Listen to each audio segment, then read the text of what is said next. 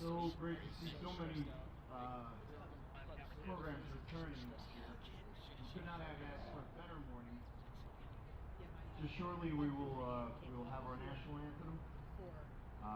We encourage you, if there's anything lost and found, if anyone has any announcements, please meet us here over the booth. Pretty sure we'll be here all weekend. We thank you again for everything. Thank you for all your time putting in, getting here, rigging, de-rigging, driving, parking. This could not be done without the volunteer efforts of so many people, and we're grateful because it would not be such a great event without your effort. So thank you.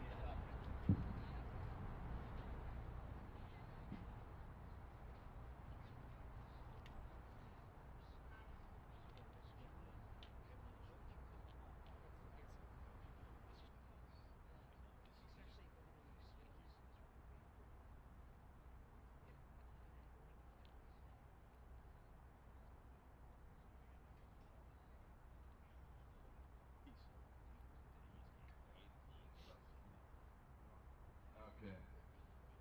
All right, everybody. We're having the national anthem performed by Eli Eckert from Springside Chestnut Hill Academy. Eli Eckert is the captain of his rowing team. He's a senior, and he just got accepted to Wake Forest University, which is his #1 first choice school. So congratulations. Go Deacons. And I'm going to hand it off now.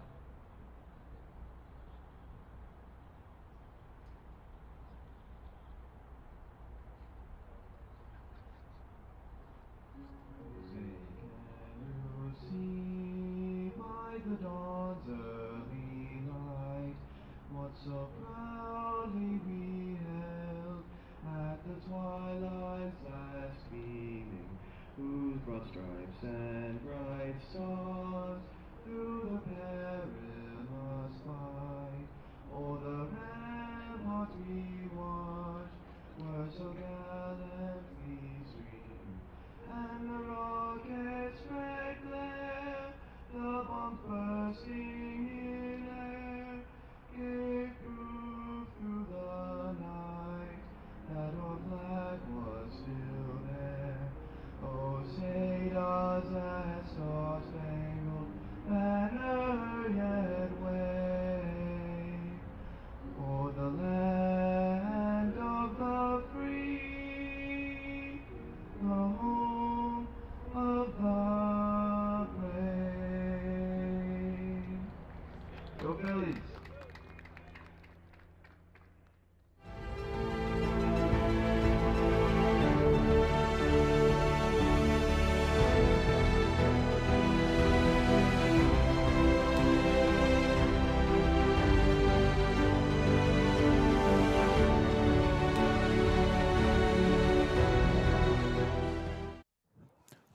Whoa, there I am. Good morning, folks. Welcome to the 52nd head of the Schuylkill Regatta. I'm Tom Toland, announcing from the Five Tribes Digital Operations Center high above the Schuylkill River, looking down on the race course about 6 feet away. That was a really nice rendition for the national anthem. I really enjoyed that. Waiting for my partners to show up. They are racing first thing this morning. So you're going to have to tolerate me. And if I can do it, you can do it. As we look out on the water, it is perfect conditions. A little chilly, about 38 degrees right here. And the course is set up. The water's pretty flat, no wind. And hopefully it'll remain this way pretty much the whole day.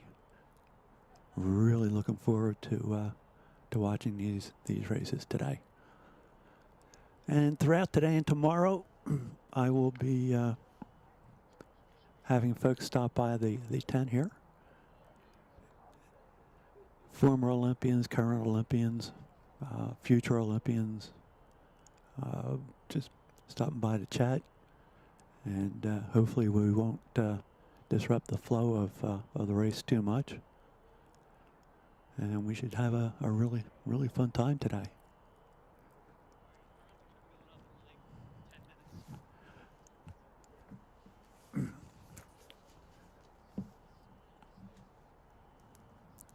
And the first race starts 8 o'clock, event number 3.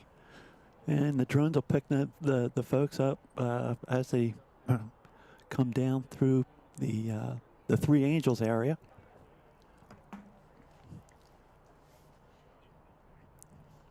And the first event is the para-occlusion doubles. And as they come through, we'll try to identify people, crews, by their bow numbers. And we'll just take it from there, see what happens.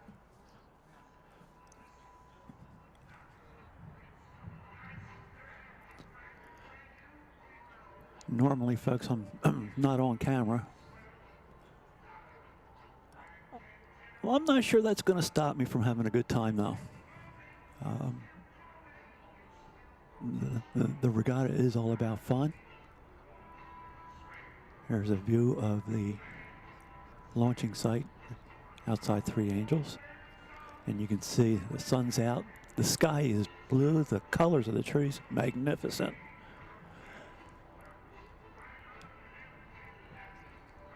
And we're looking forward to a lot of really good racing today.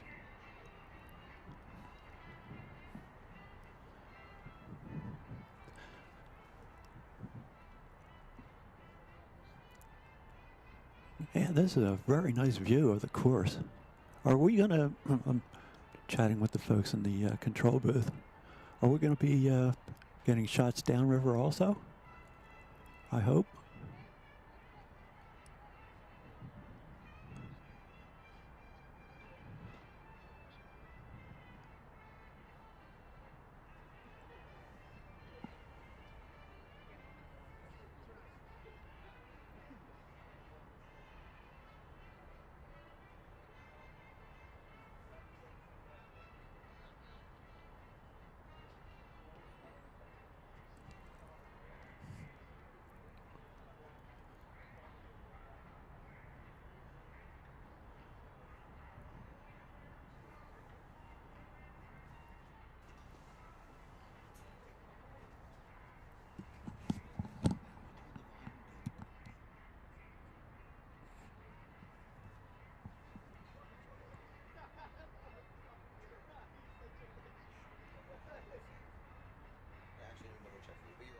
Okay, is this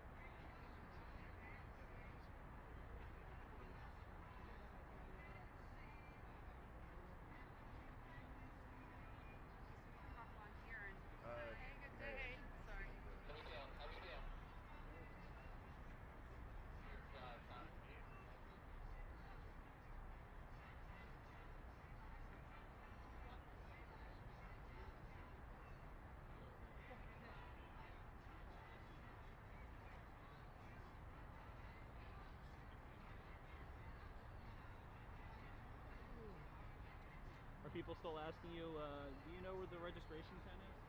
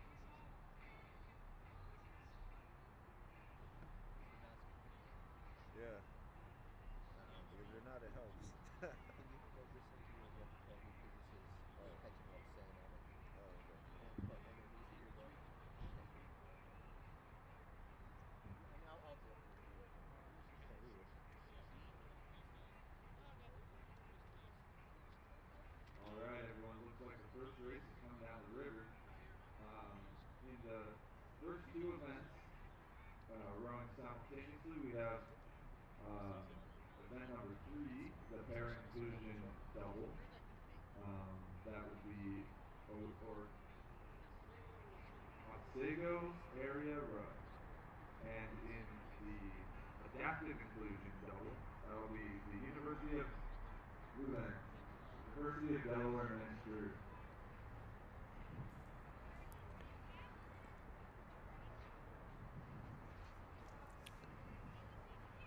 Okay, folks, are we on?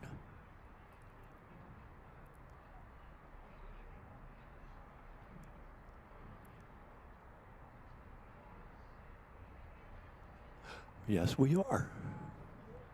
So the first event is coming down. It's the para inclusion double. This is here's bow number 1 from Otsego Area Rowing Club.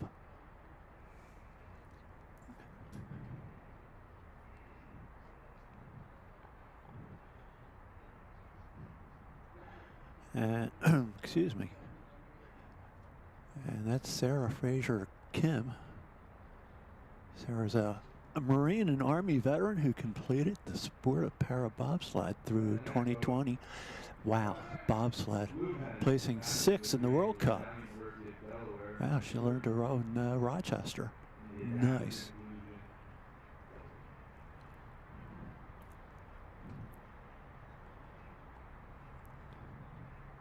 And they were rowing very, very well. And here's bow number 3 coming through in the adaptive inclusion double. University of Delaware men's crew. Am I reading this correctly?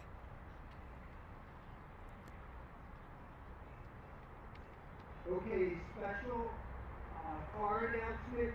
There is a white loading passenger van. And once again, license plate LZJ. rowing very well, very smooth. There is a white loading passenger van. Square blade in stroke seat. Please come over to your van. Again, Wow, this is nice. This is fun to watch. Behind the vendor tent, license plate LZJ 7908. Your lights are flashing and your Rowing along, rowing strong. Thank you. And we see the singles coming up river, warming up for their events. A little far out on the course for my taste, but hey, I'm not out there this year. What do I know?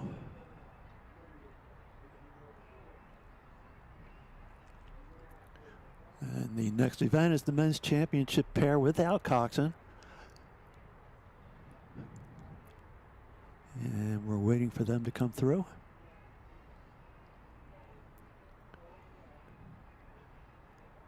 And as they do, we will do our best to say a little bit about something about everybody.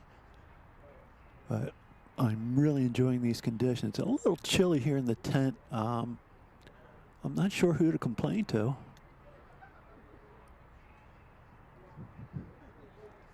But I'll find somebody. Like I say, it's yeah. Apparently, it's my fault. It's 38 degrees, folks, and I did not dress appropriately. That's all right. I think I'll live.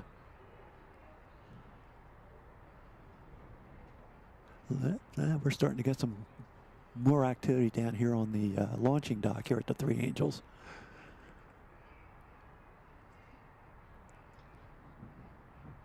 I enjoy this regatta. I enjoy competing, though I'm not competing this year. I do enjoy competing. What I don't like is they switched the traffic pattern on the course. Well, they did it yesterday, Friday at 10 a.m., which means now the competitors have to go up the wrong side of the river to race down the other wrong side. And I just find, I always found that just a little bit intimidating. I just kind of never liked it, but that's my issue. A lot of folks here. Well, they're not from here, so they don't have a problem with it, which is good. So I'm going to sign off here for a couple minutes, and we'll wait for the. Well, I'm glad I got my hair done yesterday. But, jeez. So I'm going to sign off. We'll wait for the next event to come down, and I'll come back in. Thanks.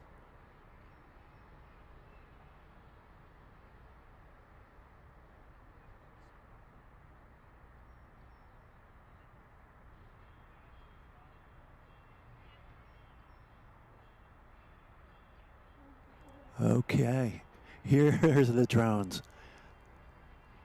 Oh, this is awesome. Look at the scullers out here on the water.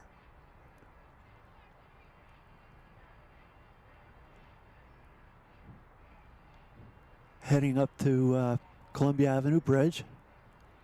Kelly Drive shut down there on the right-hand side, all the cars parked. But the foliage here is just magnificent. You can tell I'm old. I'm talking about foliage.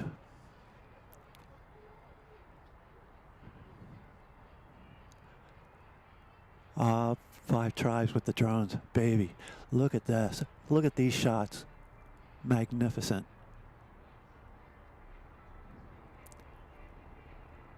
Peters Island. Look how flat the water. Us Philly people. Look how flat the water is. The water for everybody else in the world. All the way up through Strawberry Mansion Bridge.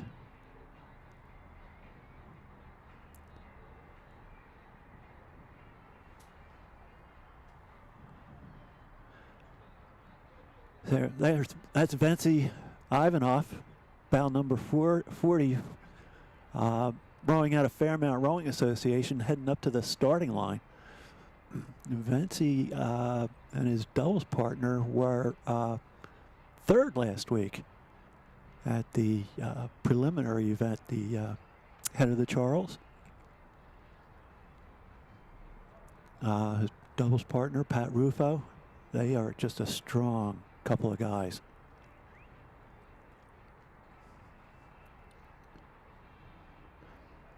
Wow. And there's Center City, Philadelphia. Gorgeous. What a day.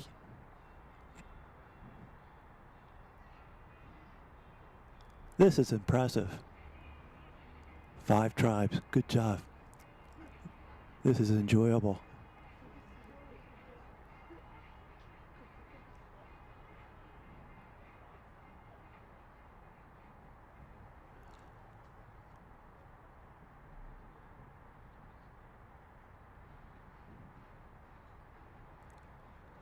A little bit of sunlight on the water there. It's just so pretty. Who knew? Go Philadelphia, go Phillies.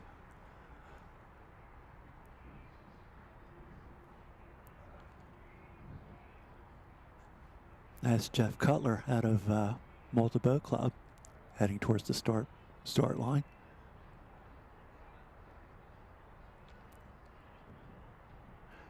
Jeff is a very strong competitor. Talk much. Yeah. Know how to do it.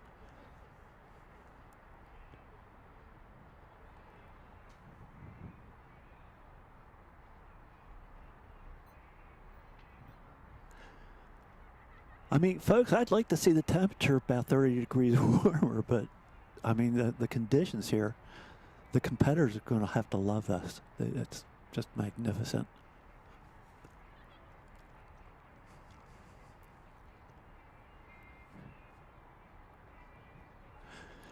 And if you're going into Philly, you can see that there's no traffic, no heavy traffic on the Schuylkill Expressway.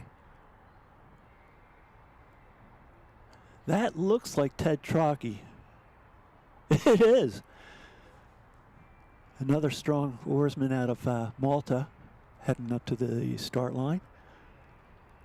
Ted is Park Gazelle. Ted's a runner, bicyclist. He's just a fit person.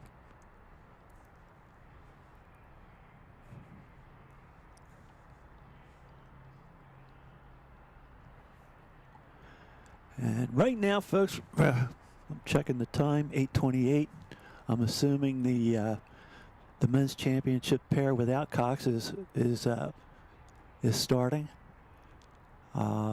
They are maybe close to 3,000 meters away. The starting line, north of us. So it's going to take a little bit of time for them to start popping through.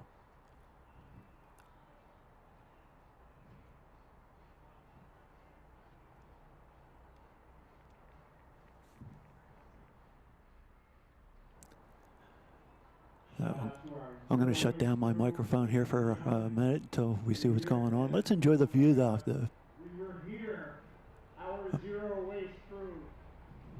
Thank you. Thank you for keeping our beautiful Schuylkill River clean. And if you see trash on the floor, feel free to pick it up and put it in one of the many disposal bins.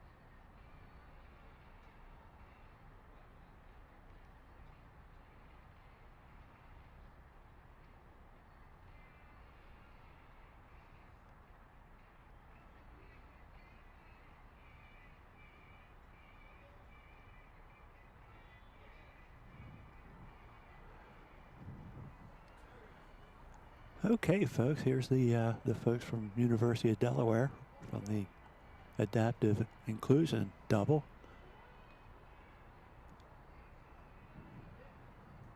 Coming into the docks at the Three Angels, right outside my window.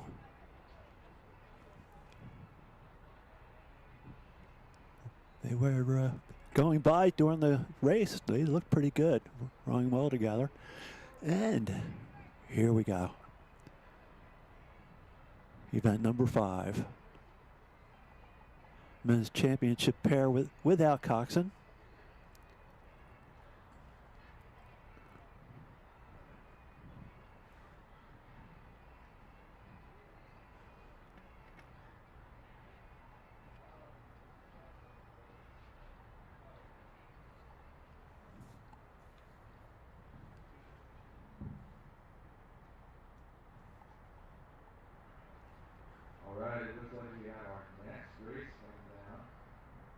coming across the angles. This will be race number 5, the men's championship pair.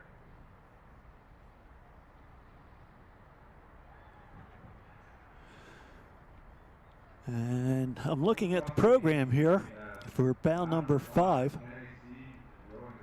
And I don't see them in the program, but, or is it 15?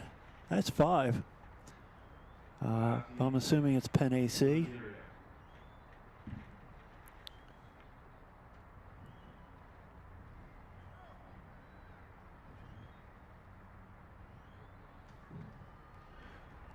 These guys are rowing nice and strong, sculling the boat nicely,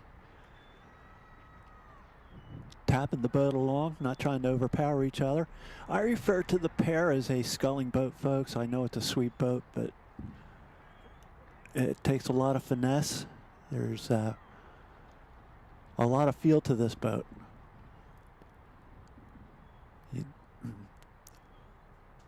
You can see the stern not checking. The boat's going straight, which tells me that both the oarsmen are tapping the boat along nicely. Nice reach.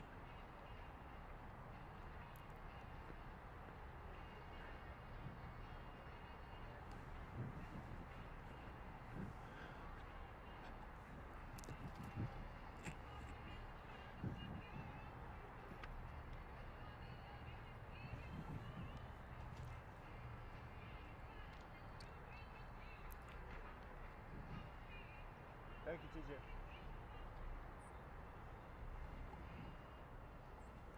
TJ. And here comes our next competitors in the men's straight pair.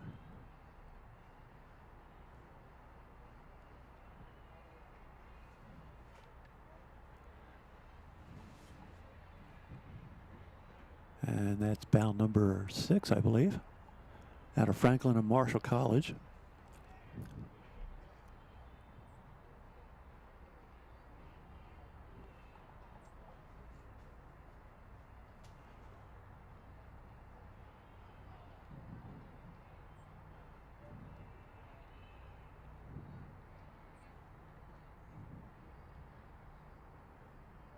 Rowing pretty well. Reaching out, gripping the water. A little bit of course direction there, course change. All right, coming across the angles now. Bow number 8, that's Buffalo State College, bowed by Williams. So that may not have been bow 6. Inside lane, we have Franklin and Marshall College, and that would be last name Grove. Well, it was. Sorry, folks. The Diplomats. Here's bow number 8, Buffalo State.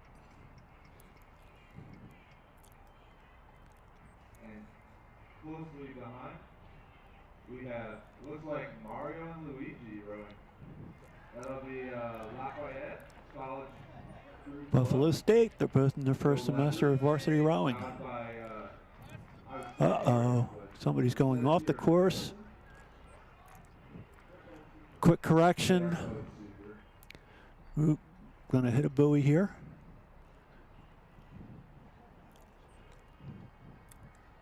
If anyone needs any plumbing afterwards, you can go to Mario and Luigi.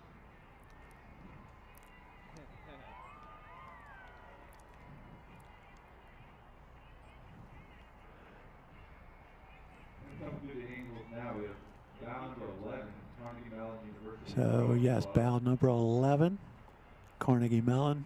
Little bit of problem with the steering. Bit of quick correction.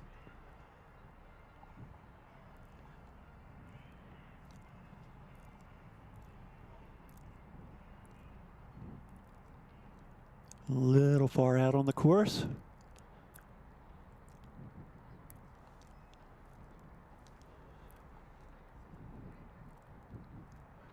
But rowing nicely.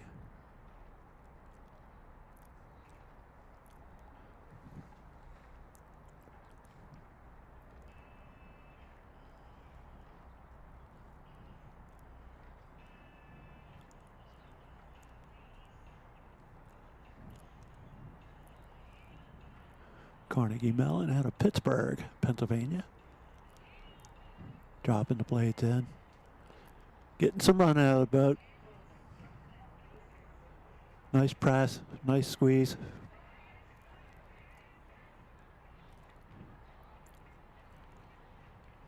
Heading down to Girard Avenue.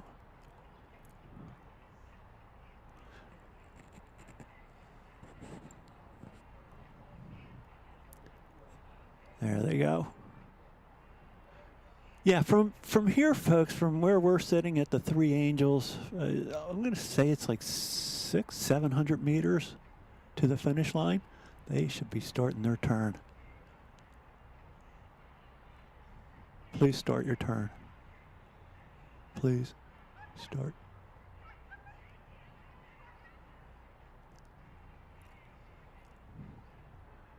Ooh.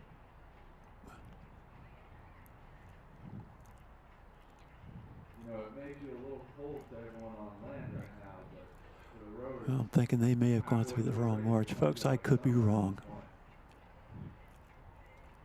How quickly your body heats up when you're rowing your hardest.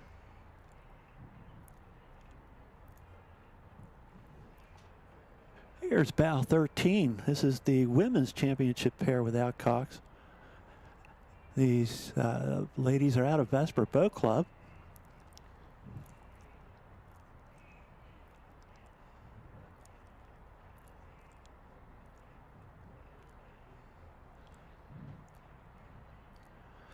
That's Laney Tierney.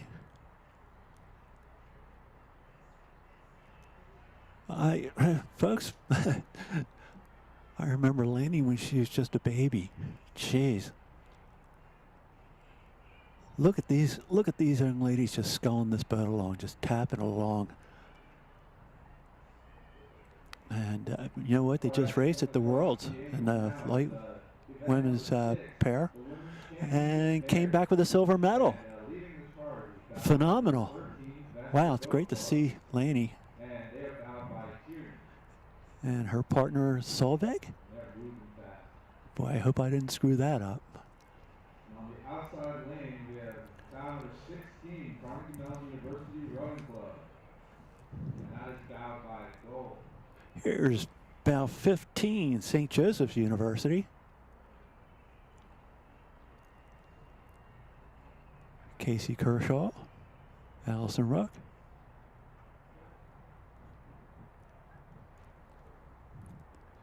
Once again, sculling the boat nicely. Yeah. The hawk will never die. All right, we were mistaken. The boat coming Wow. now is They're St. pressing that boat nicely. Timing's good. Bowed by McDade. Go. Nice line on the course, too. Really, really nice. Well, it's the home course. That helps.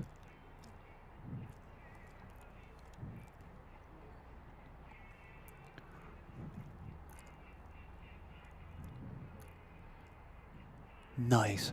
Tap that boat along. Here we go.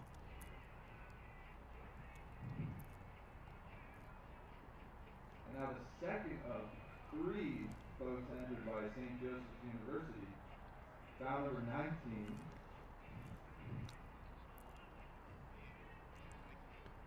Bowed by Ian Erie.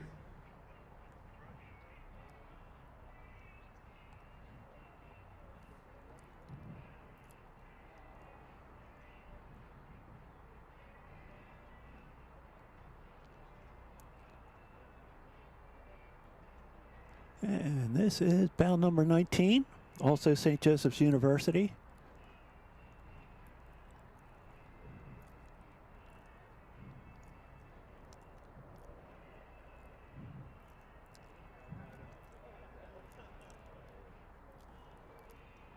And also sculling the boat. Nice. Nice reach. Dropping the blades in cleanly. Releasing cleanly. And on the screen now is Carnegie Mellon, bow 16.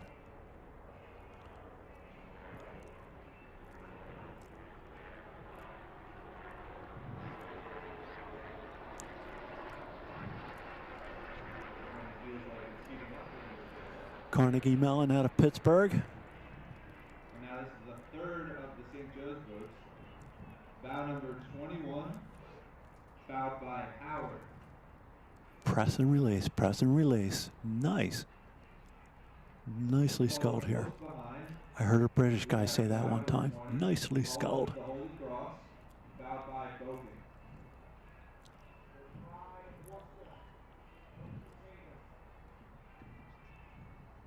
Wow. I am really impressed by the sculling here, the sweep rowing in the pair.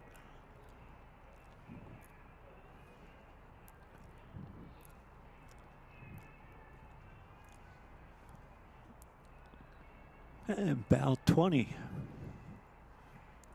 College of the Holy Cross.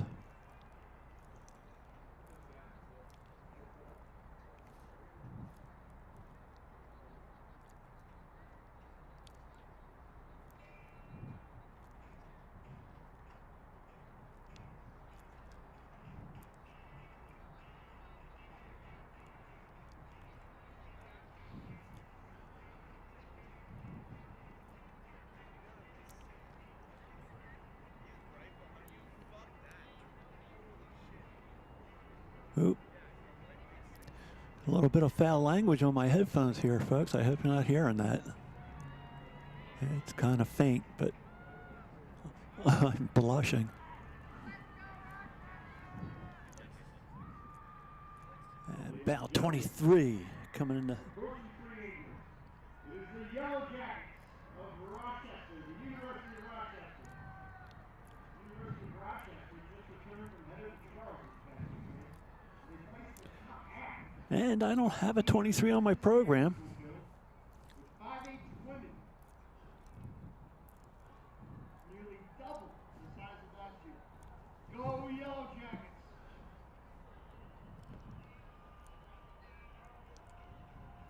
Rumor has it, the Yellow Jackets sting their competitors before every race. Gives them an advantage on the water. I'm not, folks, I apologize. I don't know who these folks are. Oh, this is Holy Cross again. Holy Cross. I do know who they are. Press and release. Bow seat, looking around, see where the bridge is. Don't hit the bridge.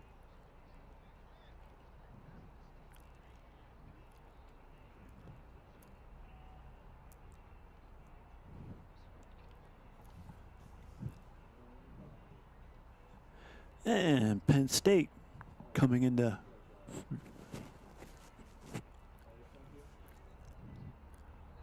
All right, coming across the Three Angels now.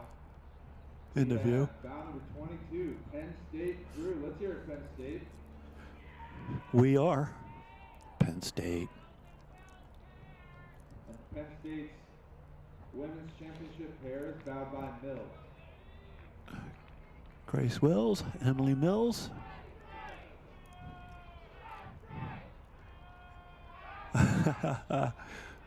You can hear you may or may not be able to hear the folks cheering for them. That kind of energy from Penn State definitely drops and splits. Let's go, Once again, Penn folks, State. I don't know who 23 is. But boy, they are moving the boat nicely, aren't they? Bow seat looking around. Looking for her arch in the Girard Avenue Bridge. And, oh.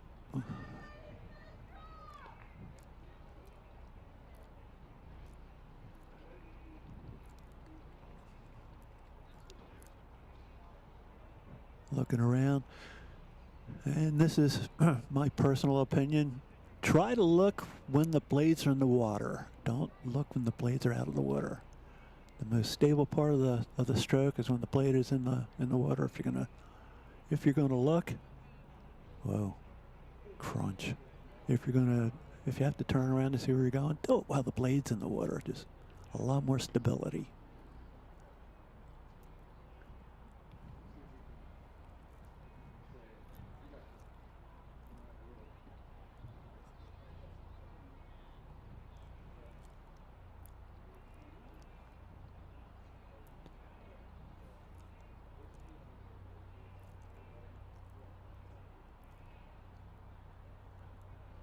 Nice shot of the dock masters helping out on the dock here at the Three Angels. Beautiful day in Philadelphia. Head of the Schuylkill Regatta, 52nd head of the Schuylkill. And I got to hand it to all the volunteers here. I mean, it's just the help that these folks have. It's Penn State again. Penn State still. But yeah, I got to hand it to all the volunteers here, where they've the help is just magnificent. There you go. There, now they're driving the boat, driving the pair.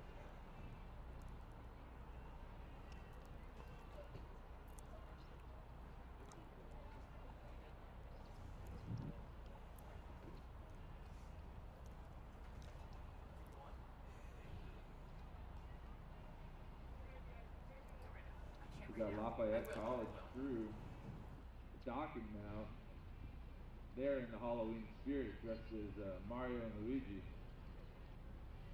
Little do people know, those are the actual Mario and Luigi. They went to Lafayette.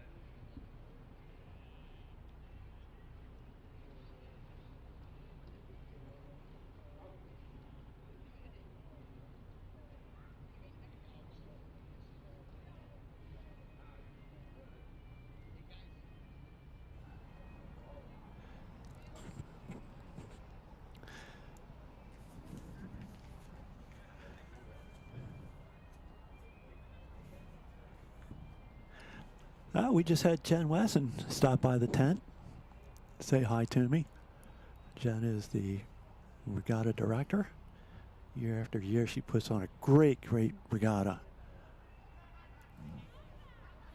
with a lot of help.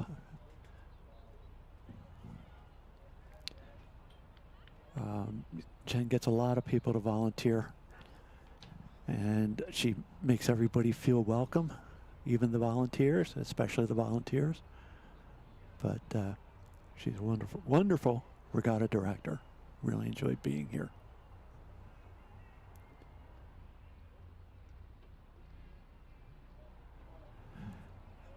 So at this point, the looks like the the women's championship pair without event is finished, and we're waiting on the men's masters singles, 27 to 39 years old.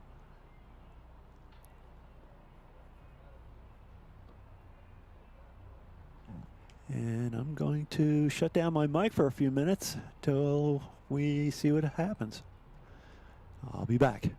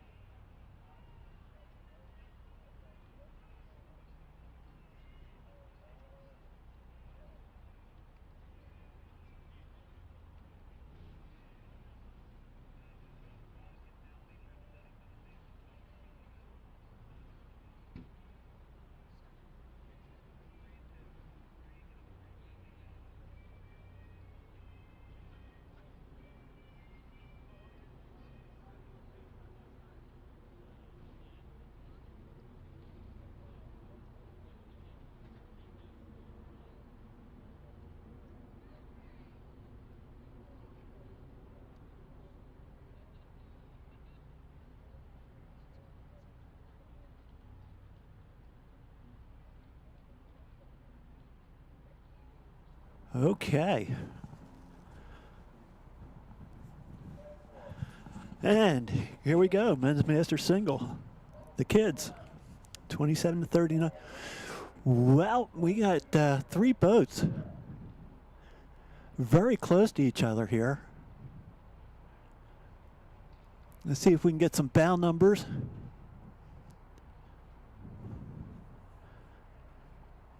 All right, it looks like our next event has begun. Coming through the Angels now is the men's Masters singles, 27 to 39-year-old. And out in front here is bow number 25 out of Fairmount Rowing Association, Ross Anderson. All right, coming through the Angels now. Ross joined us at Fairmount. I am a member of Fairmount.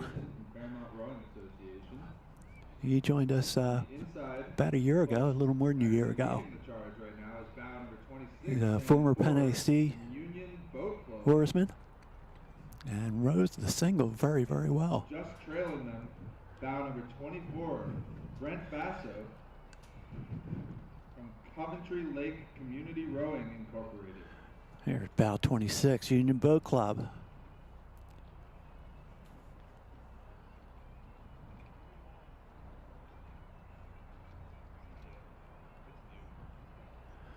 Sam Ford.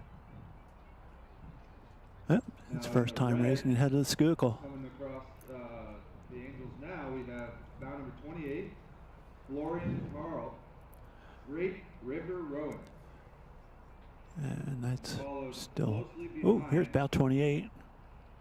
Great River. we have bow number 30, which is Lee Greathouse from Union Boat Club. Lots of Union Boat Club here today.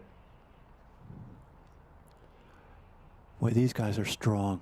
Look at the finish. Look at the squeeze on the finish on the back end here. Rowing singles is one of the single hardest things you can do in rowing for a head race. Unlike when you're in an 8 and you have 7 other people rowing. Bow 30, Union Boat Club. When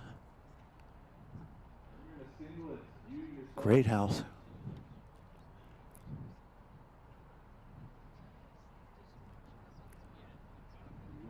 Don't be offended, folks, but I'm pulling for Ross Anderson out of Fairmount. Teammate, clubmate. Coming across the Angels, we have bow number 32, which is Ante Usurin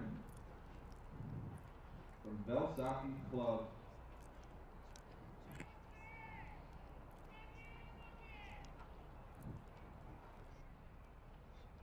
And then followed closely behind is bow number 33. I don't have a 32. I don't on my program, folks. I apologize, but this guy is strong.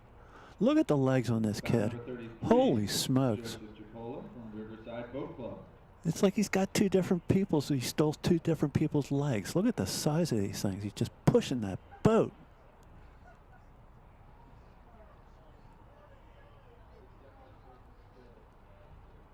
Look at the boat pop. Wow.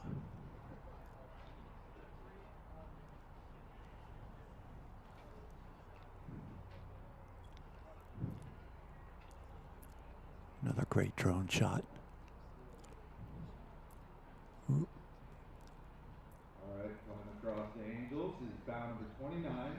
And the men's Here's bow singles, 29 making a course correction from Malta Boat Club. Go Patrick.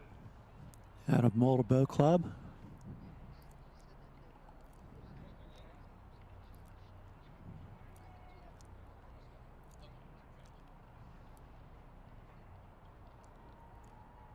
Patrick Buckley. Says on here, a man who moves boats. I'm not going to doubt that.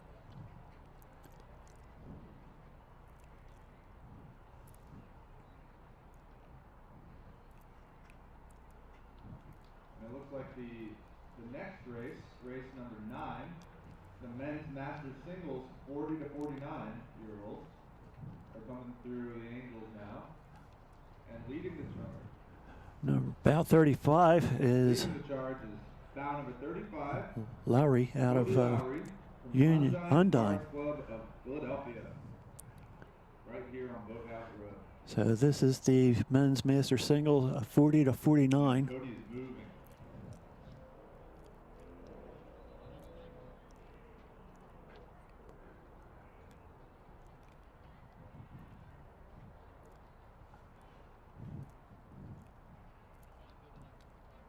coming through the Angels. Following Cody, we have bow number 38. Cody rowing the boat very, very well, very smooth. Center Incorporated, Maritime Rowing Club.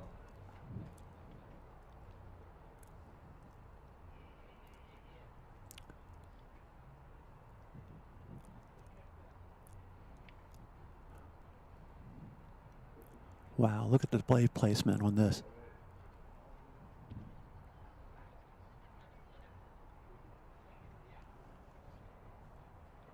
I'm going to say that's bow 38.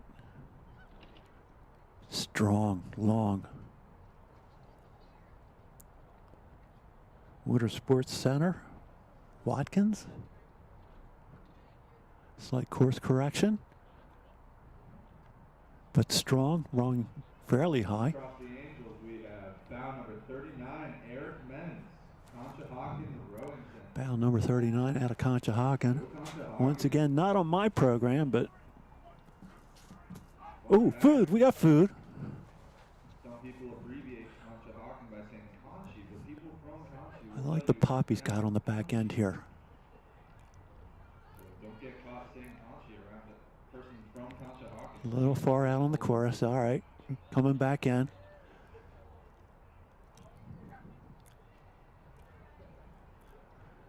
Follow that buoy line right through the bridge.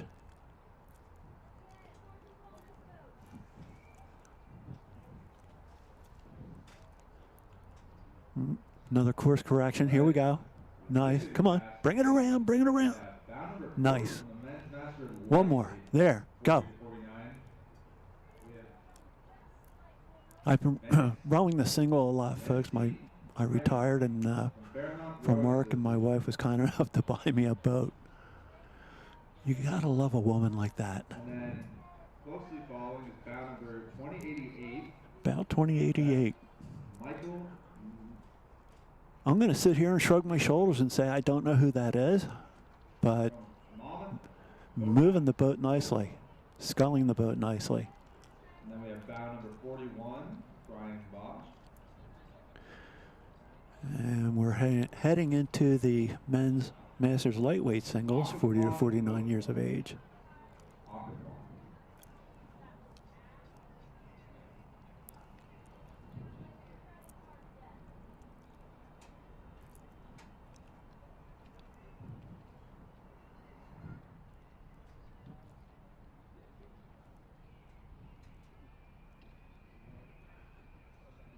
Yeah, bow 41. Boy, he's moving. That's Occoquan.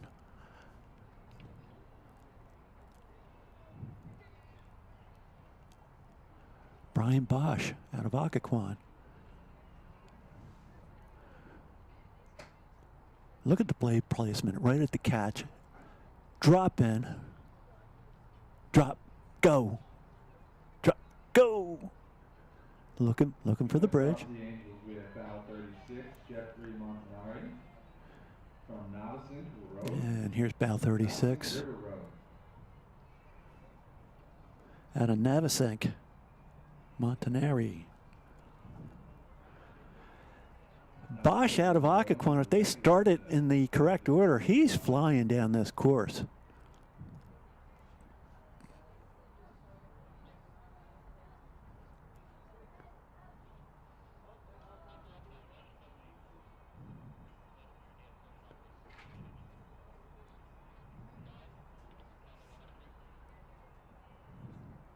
Go ahead, squeeze the back end of the blade.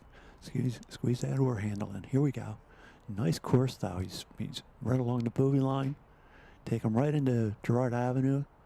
I'm sorry, right in the railroad bridge, then through Girard, and to the finish.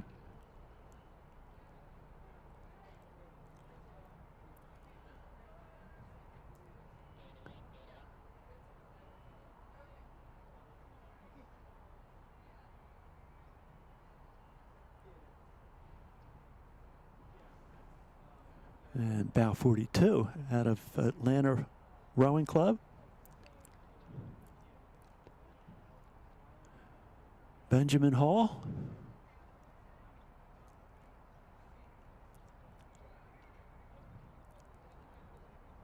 He's been rowing for 3 years. Come across the Angels with bound number 42. He's an inline speed skater. From Atlanta Road Distances. Club, a really great And red. a former collegiate Bill, distance runner. Does that red remind you of anything? He is strong. Bills. Go Titans, go Bills. Yesterday was a big day for the Phillies. 6-5 in the 10th. Yeah, I like the way he turns his head while the blades are in the water to steer.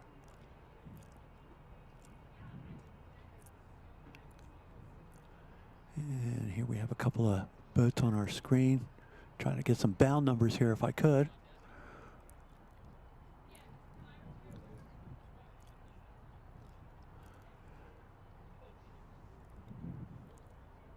Coming across the Angels, we have the men's Masters single, 50 years to 59 years.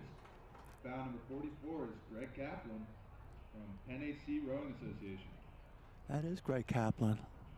Rowing And well. we have closely following is bow 686. Bow 686 looks like he's walking on Greg. Greg's a tough competitor. I've known Greg for about 100 years, roughly. I mean, he's out here every day. Every day. He and his wife Shannon, who is also a magnificent competitor. I know how to speak. Bow 686 was Brian Jameson, who was originally bow number 45. And now we have bow 46 coming through. And that's So now we're into the men's masters, 50 to 59-year-old. Sounds like Here's bow 47 pretty solid cheer. out of Undine. Or as they say now, Undine. I actually learned how to row at Undine. I don't know when they changed the pronunciation. Then we have bow number 47, Ransom Weaver from Undine Barge Club. This is, yep, Ransom Weaver. Closely followed by bow number 48, which is Kevin Mosh from White Bow Marsh. 48 out of White Marsh. White Marsh is also a regular at Regatta.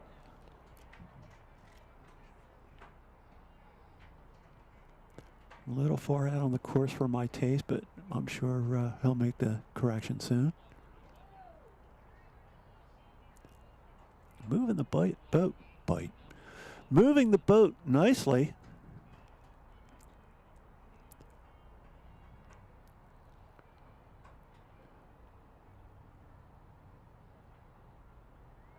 I like the drone shots here. I like the way he turned his head while the blades were in the water. Most stable part of the stroke.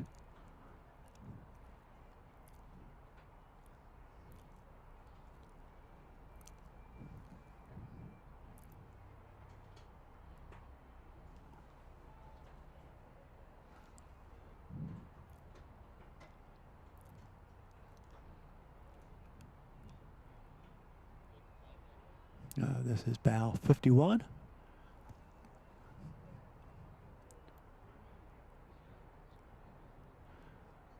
This looks like somebody out of Penn AC. Who is this? Undine. Looks like Undine. I know what I'm talking about sometimes. Coming across the Angels, we have bow number 51, Eric Nainaber Occoquan. Nice. from Occoquan Boat Club. That's another rower from Occoquan Boat Club. And here's bow 50. University of Pennsylvania alumni. Eric, supporter out by the awards tent. Go Eric. And then we have 50 coming across the Angels. Bow number 50, that's Ryan Seeger from University of Pennsylvania alumni. Nice layback. You don't see that kind of layback in sculling anymore. This is kind of old school. The theory being that the longer the blade is in the water, the more the boat's going to go forward. Coming across the Angels in the red, we have bow number 52, James Freese from And on the right-hand side of the screen here, you can see the some of the results.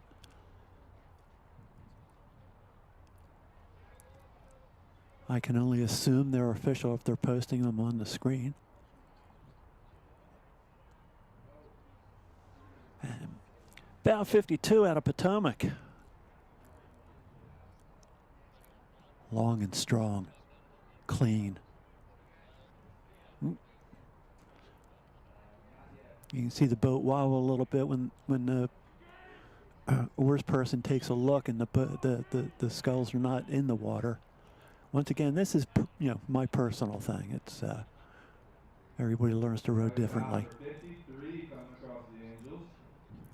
That's James Capel, Alexandria Community Rowing. And we have bow 50. And we have bow number 55. That's 54, unaffiliated. William Browder from Penn AC Rowing Association. Whoa, don't stop. You're going to get run over. In the blue shell, closely followed by 58. 58 is now passing. 58 is Bow 58, Hanlon. Eric Stoney Boat Club. from Allen Boat Club. And Boy, he's rowing really strong. Whoa, we got a lot of folks here. Rowing Association. Yeah, then we have bow number 57, Patrick Riordan from Water Sports Center Incorporated, Maritime Rowing Club.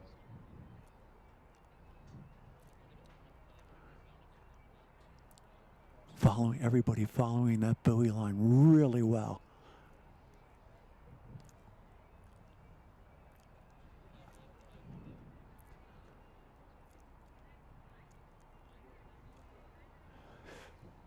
Bow 57, Water Sports Center. Maritime Rowing Club, Reardon.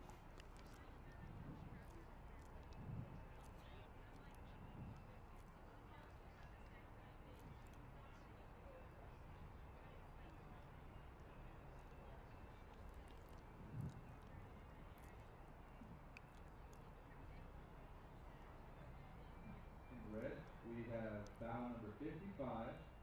That's Harold Garing from Potomac Boat Club. Look at the press. Look at the press. Trying to hold off. And closely followed, we have 62, bow number 62, that's Peter Close, Rockland Rowing Association. On the outside, Bow 56, bow number Mid-Hudson Rowing Association. Sculling the boat nicely. Stephen Kelly from University of Pennsylvania, 1980s lightweight alumni. And on the inside, we have bow number 50.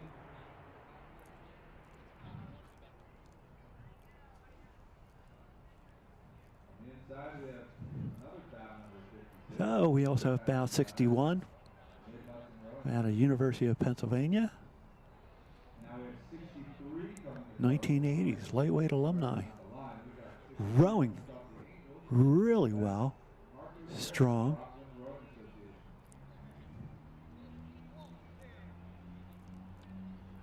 Association. Well, let's make a move. Somebody's got to get through that bridge first. Marco Sharif. Great Kaplan. Look at that. Second place. Nice.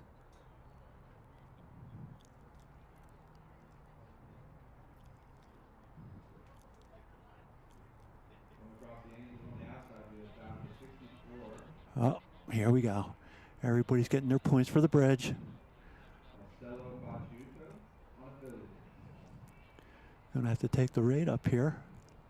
Closely followed on the There you inside go. by bow number 67 Oh, this is exciting.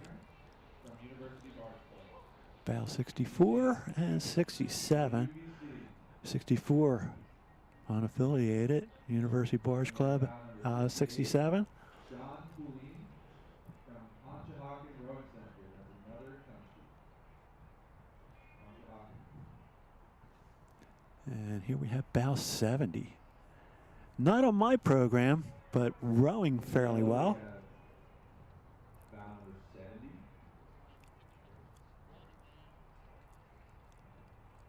Harry Sonderat from Twin Sigmund Rowing Club.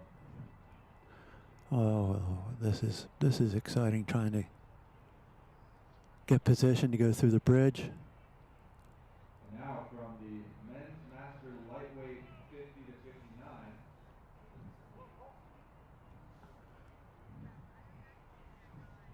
Bout number 74, Paul Canestraro from Riverside Boat Club. And that is bow 74 out of Riverside. 71, closely following, that's Jeff Cutler, Malta Boat Club. And Now the blue shell on the outside is bout number 69. That's bow 75 out of Potomac. Ariel Blumenspike. Oh, look at this shot. Shot. Tap.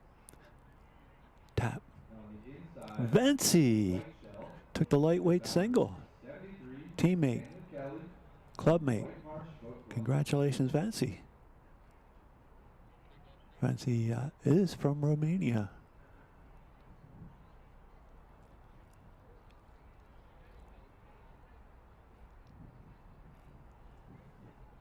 And bow 73 out of White Marsh. Bow number 75 with the red oars, Jerome Sokolowski, Rolling through Potomac Boat Club. teammate. Also bow 63 or 69 teammate.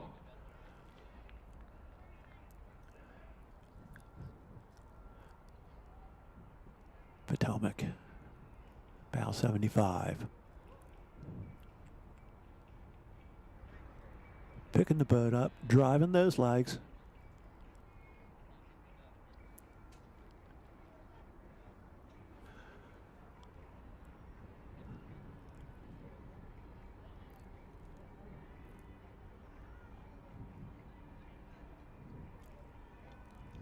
Bow number 76 with the red oars coming across the Angels, Ian Muir, St. Catherine's Rowing Club. And bow 76 out of St. Catherine's. Closely following the Muir. red and black stripe beauty, we have bow number 77, Michael Essler from Swan Creek Rowing Club. And now from the men's veteran singles, that's A lifelong oarsman from St. Bow Catherine's. number 79 leading the charge,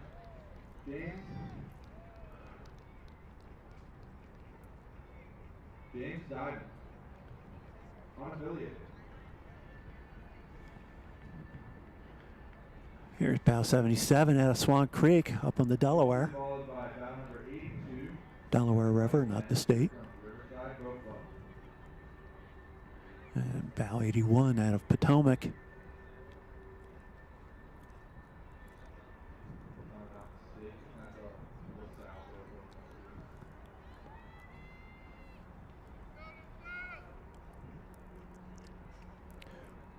Rowing strong. Now rowing Taking a down look around. bright red oars and red uni. We have bow number 81, John Froman from Potomac Boat Club. John rowing very Far strong. side of the river is yellow. Well, I'm looking out the window here, not at the screen. He is rowing strong, isn't he? Schuylkill Rowing Club.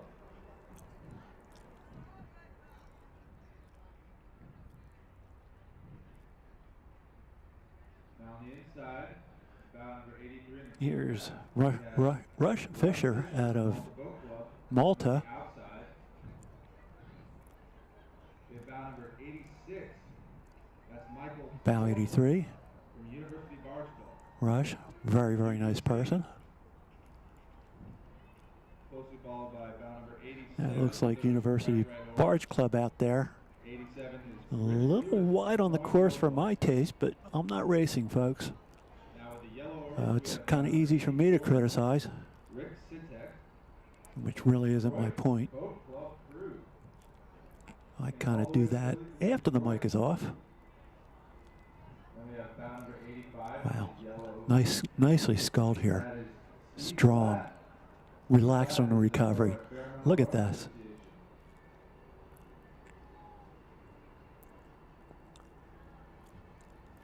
Bow number Steve Platt out of Fairmount.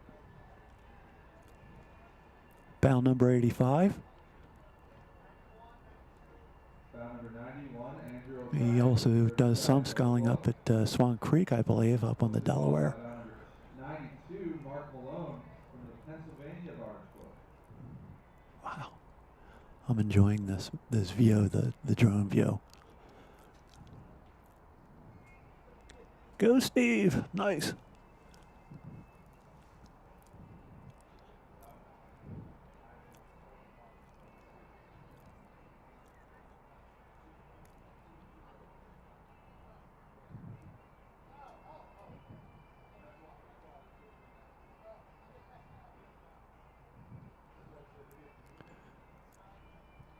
On the inside, come to the end, we have bow number 94, which is Daniel Day from Susquehanna Rowing Association. And on the outside is 90, that's Jurgen Link. Saugatuck Rowing Club. Bow number 88, closely following the white, that's Brian Colgan from Vesper Boat Club. There is Brian Colgan. Once again, folks, I apologize. I'm looking out the window here. I should be looking at the screen. These folks are all really close together. And 96 is Ray Hill from Swan Creek Rowing Club. And as they approach the railroad bridge, The Angels with the blue oars, we have bow number 99. That's Ted Trockey from Malta Boat Club. 94, Susquehanna. And that is the beginning of the men's master lightweight 60 plus. That's a strong stroke there, folks.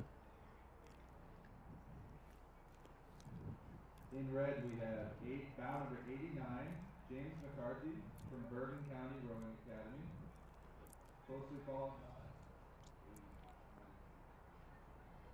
Bow number 93, that's Paul Anderson from Bachelor's Bar. Bow 98. Don't have them on my program. I apologize. With the white oars, bow But number who? He just took his stroke rate up. from Alexandria Community Rowing. And now we have the first of our men's veterans. That's 70 plus. Bow number 103. Here comes my friend Jim Dietz, bow 103. He'll be here announcing with me when the race is over. 97. You want to hear some stories? He's got them. 3 Olympic teams. Monmouth Boat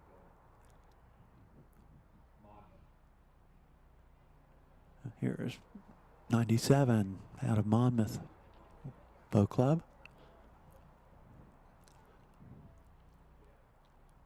Then we have bow number 100, Mark Craig from Swan Creek Rowing Club.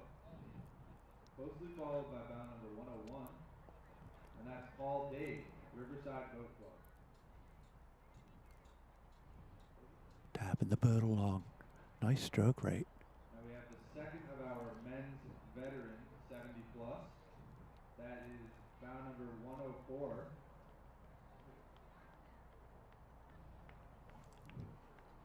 Ooh, a little buoy issue. Daryl Brudenhill. Those will slow you down, folks. You don't want to hit them. Here's 104 out of Vesper.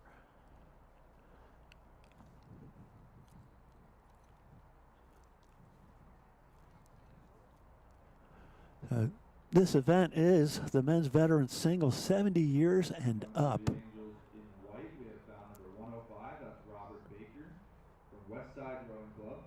Closely followed in the yellow by bow 106, Chuck Selden, Baltimore Rowing Club. Go Chucky.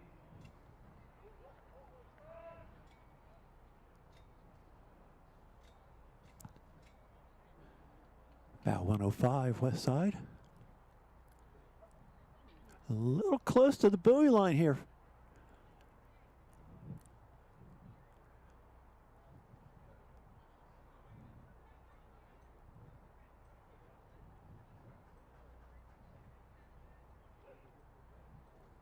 This is fun. I really enjoy watching the singles.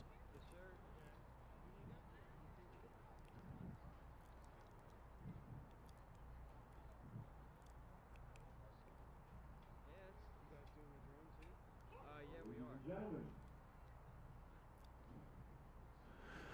Folks, these are not your typical 70-year-olds, you know? Terry Ahern, Corvallis Rowing Club. I'm actually, so my friend, I know my friend is running the streaming service. Followed closely by bow 111. Bow 108, Corvallis Rowing Club. Designer from Sag Harbor Community Rowing. He's in one of the tents behind me. Sorry. On the inside, we have bow number 109. That's Bart Pasternak Yeah, sorry, it's hard from to hear. Saugatuck Rowing Club. Go Bart. Following Bart, number 112. 112, that is Alan Robinson from Cape Cod Rowing.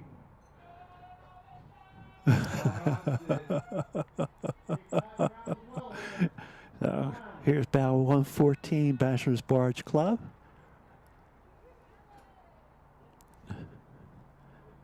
Bow 112, Al Robinson. I row with he and Jim Dietz up in Cape Cod quite a bit. He's Al is actually rowing as Cape Cod Rowing. His boat is a Jim Dietz autograph model Vespoli. 114, that's Michael Levy from Bachelor's Barge. We have a lot of fun up in Cape Cod, folks. And we have two bows coming through at the same time. We have bow number 113. That's Raleigh Steiner from University of Pennsylvania alumni. Closely followed with Michael Lance and Romer Greener.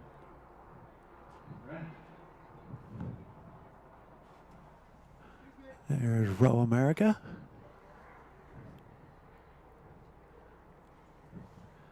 Bow 115. Passing through Bachelor's Barge Club. Levy.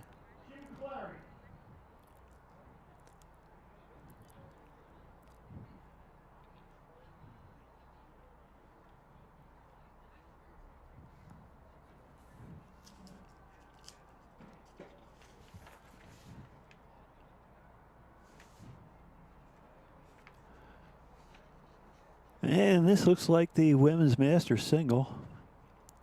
Bow 118 out of Whitemarsh. Roberts.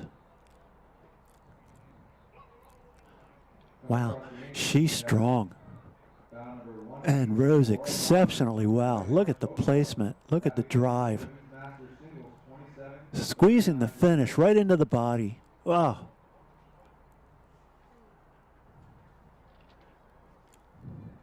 I want to row like that when I grow up. Looking around when the blades are in the water. Followed by University Barge Club. Bow number 119. I wouldn't mind rowing like that. Jeez.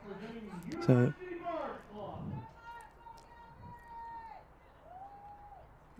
that's Gabby Cutler, I believe.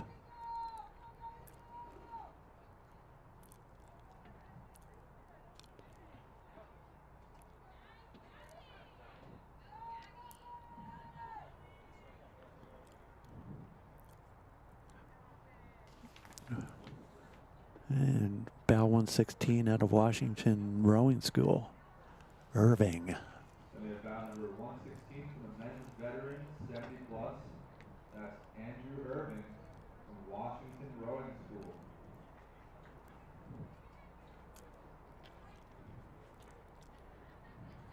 Closely following, bow number 122 from the women's master singles 40 to 49 age group.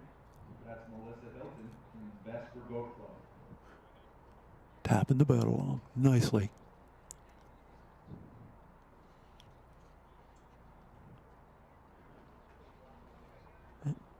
That's bow 122, I believe, right in front of us, out of Vesper.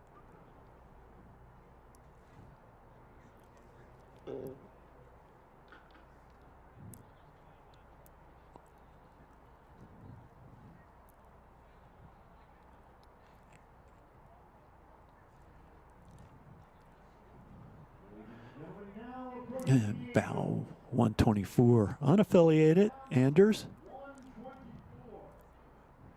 124 Rowing hard. Leg drive. Here we look at that. Nice compression.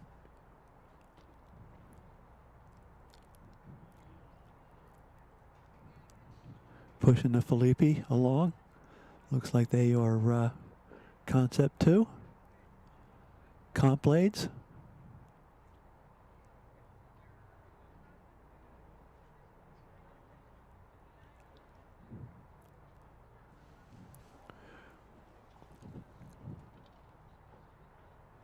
Nice. Nice squeeze on the back end. Right into the body. Holding onto the water. Water. That's a translation for the Philly folks. We're down here in the Schuylkill River. Looking at the water.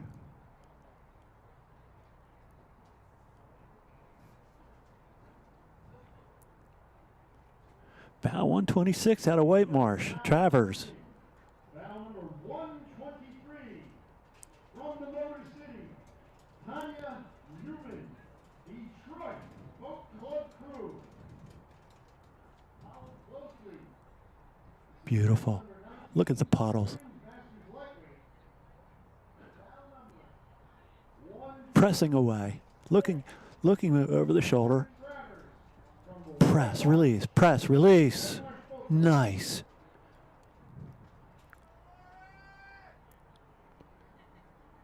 Yep, we got a Viking here.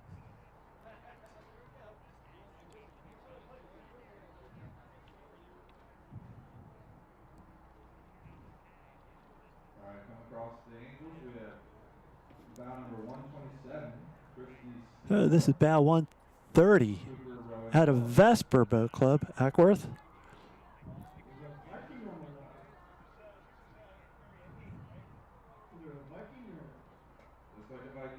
A Viking. Bow number 130. Eleanor Ackworth from Vesper.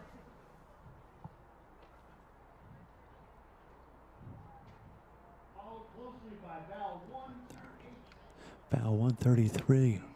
Walking nicely. Steering you right. Gil Martin. Steering you right.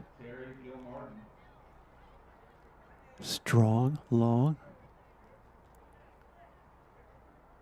Wow. Look at the blade placement here.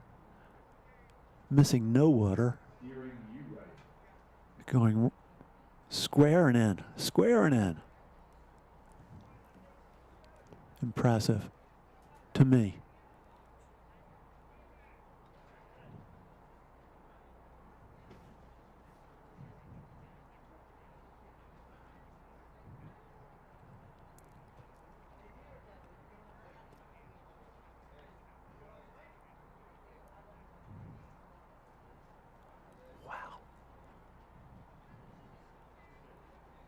Ooh, little hesitation, looking around. Got to get the boat speed back after doing that. Got to get it back.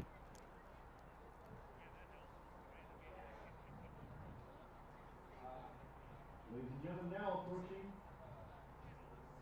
bow number 136. Candace Fuchs from Old Line Rowing Association, the Blood Street Skull. Followed closely by bow 135. Anna Marie McCullough from Sutton. Well, that's a pretty picture there. Race 21, Women's Masters Lightweight. Ladies and gentlemen, now approaching the end of bow number 132. Going back to race 20. Okay, here's bow 132. Great River Rowing. Get the boat speed back. With bow 141 out of Element St. Clair out of Vesper. She is a fit person and one of the nicest people I've ever met in my life. Just a really wonderful scholar.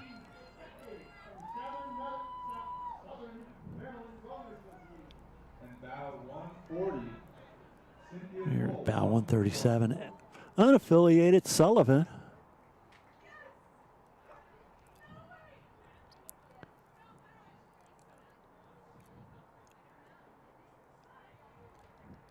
Tapping the boat along. Tapping the boat along. Approaching bow number 137, 137. Amy Sullivan. Amy Sullivan, bow number 137. You can see the course change on the boat on the right. You can see the trail. As loud as you can so the rowers can hear you. That will encourage them to row just a little bit faster, just because of you. Ladies and gentlemen, if we mispronounce the name, please come over and correct us. That room trains really hard and we travel really far. And there are a lot of difficult names. Yeah, you might be able to hear over my microphone here the live announcers and the next 10 over apologizing for mispronouncing names. Folks, there's a lot of times I won't even try because I know I'm going to mispronounce it and it's just not right. Jenny Kaufman out of Vesper, bow number 42. Jenny puts a lot of miles in. I row with her husband Kurt quite often out of Fairmount. Virginia Kaufman. Virginia Kaufman, Vesper Boat Club.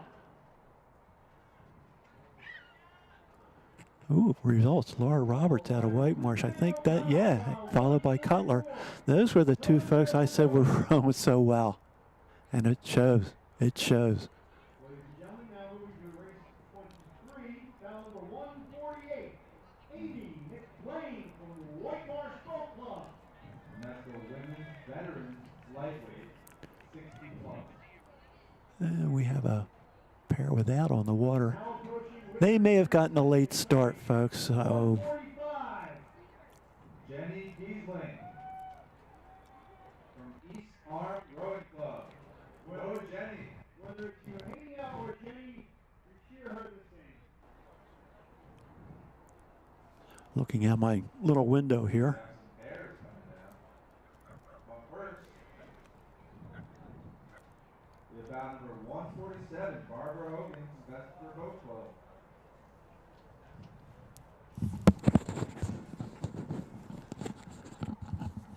Well, that's good. I'm sitting here with the headphones on, sitting, and I just tripped over the wire. So bout number 151 in the yellow. That's Patrice Glover from the It looks like East Arm Rowing out there. Rowing Club. And Keisling. down the river. Bout number 156. Here's Dante out of Cooper River Club, just across the Delaware River, Pensauken, New Jersey. On the inside, going back to race 23. Karen Dante, bow number 149, Cooper Rowing Club. And there's a pair. Outside is bow number 155. That'll be Riverside Boat Club. That's the men's master pair. By Keesler.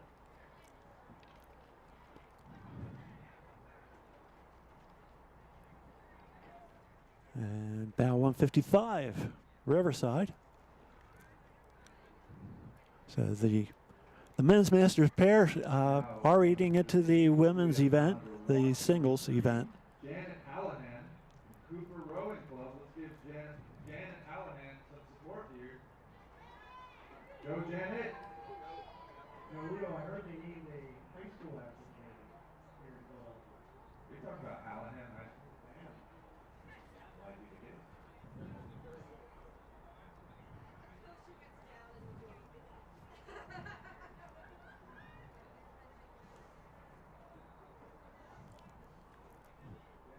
Oh, these guys are sculling the pair along really nicely. Men's masters pair.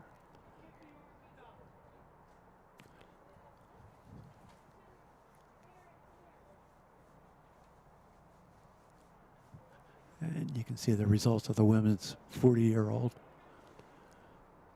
single.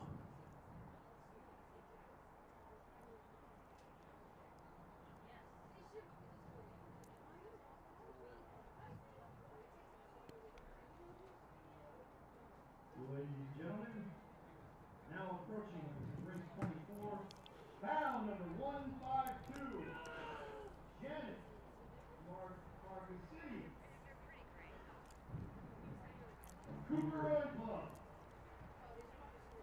looking at the Event 25 Men's Masters pair without Cox, I know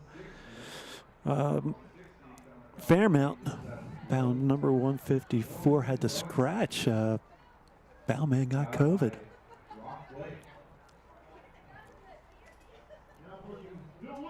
There's Duluth, stopping for a couple minutes. Looks like they're letting the other crew go by them. Passing them on the outside, foul number 159, Saugatuck Rowing Club, foul by Dodd.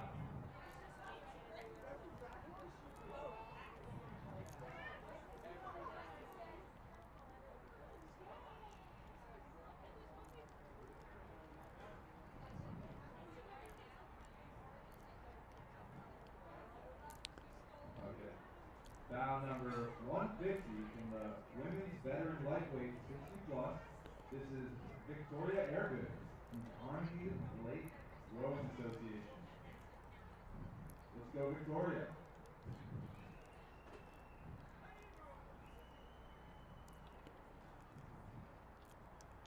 Wow. I like this. Oh, singles going, heading towards the being off course. Change. Come on. Come around. Don't hit the buoy. That's a boat stopper. Bang.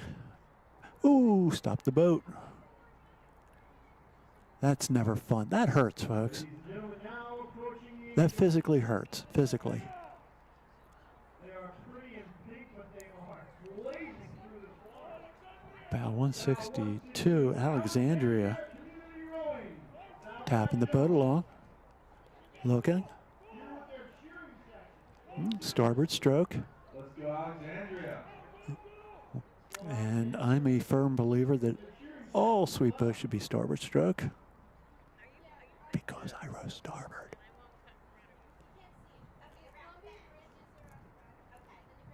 Foul number 161. And we're looking at the women's masters pair without Cox.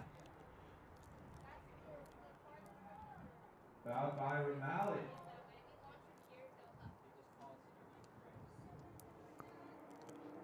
About 161, Three Rivers. Out of Pittsburgh. Race will be the men's college brush novice fours with Cox. And you see the results of the women's masters lightweight single. 50 and up.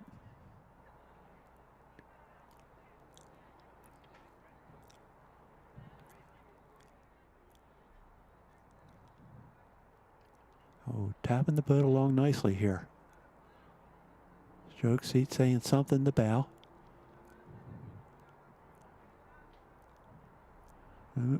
Looking around.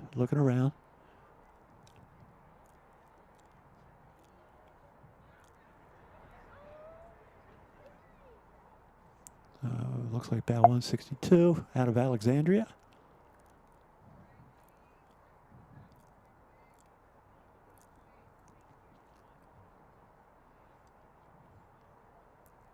There we go. Tap the boat. Here we go.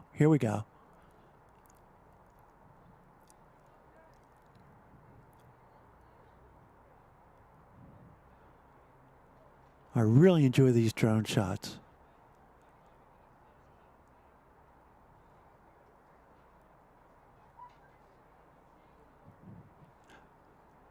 The folks here at Five Tribes starting to get the hang of it. Here we go. Railroad Bridge, followed by Girard Avenue with the traffic on it.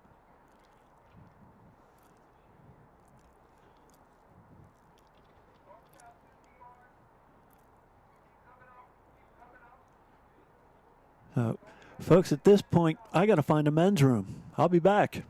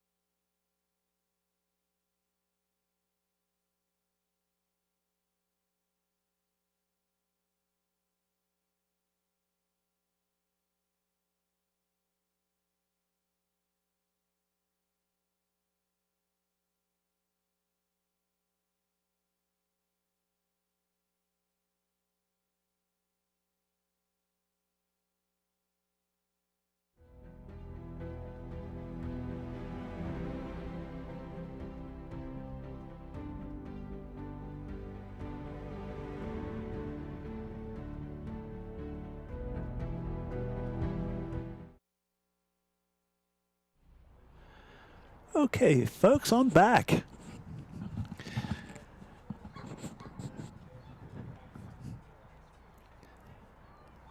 And we have the men's college frosh novice 4 with Coxon. Approaching the Three Angels. Now event number 27, men's college freshman novice fours. Leading the charge, we have bout number 164, that's Marietta College. Wow, these guys are pretty rung really nicely. Closely behind them, we have bout number 165. They are, their timing's excellent. And I can't see the bow number, but I'm going to say it's 164 Marist. Moving the boat really, really well.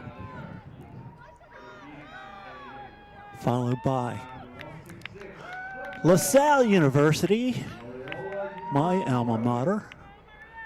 LaSalle's program has come a long way the past few years. Heck, they had a men's 4 win the Vales. A little partial to LaSalle. My mother's brother, Tom Conville, who ran the Dad Vale Regatta for several years, stroked LaSalle to 3 straight Dad Vales back in the 1950s, late 1950s.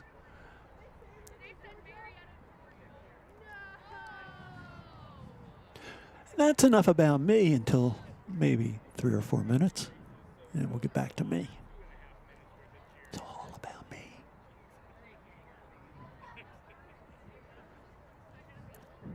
Yeah, LaSalle's was looking very, very well.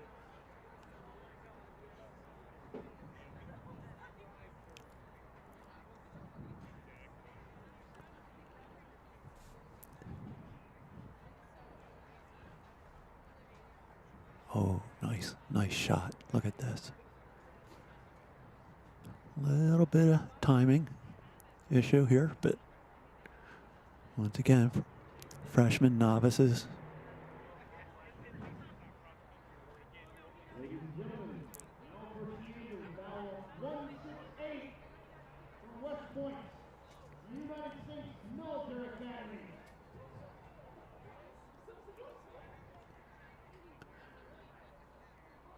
There we go, tapping that boat along.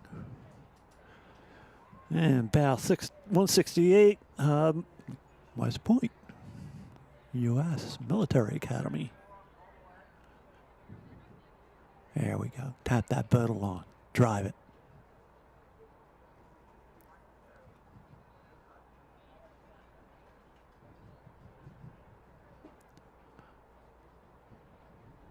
And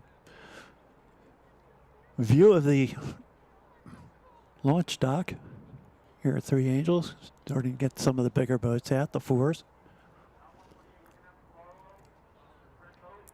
And they're in the distance coming around the bend after Columbia Avenue,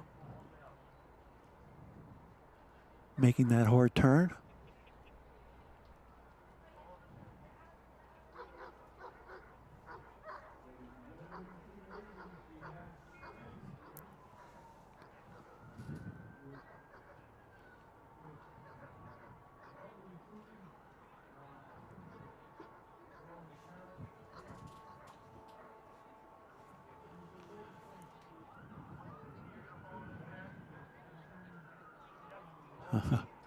Look at this view. Look at the water. The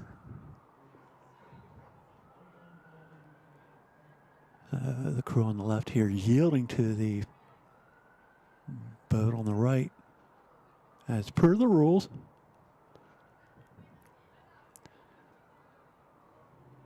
The boat on the right has a very good line to the next bridge.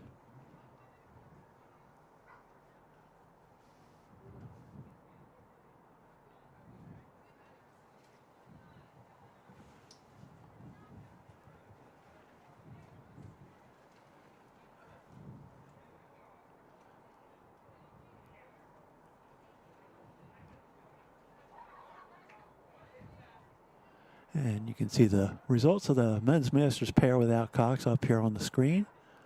Riverside Boat Club, followed by Duluth and Riverside again. Schuylkill in the winning boat. For those of you listening in and not able to see the live stream.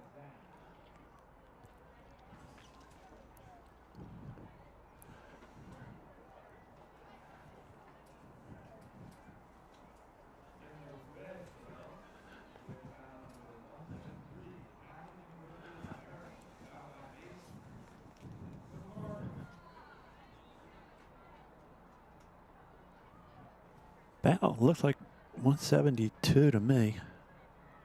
Buffalo State. I'm sorry, 173. Catholic University. Rowing through.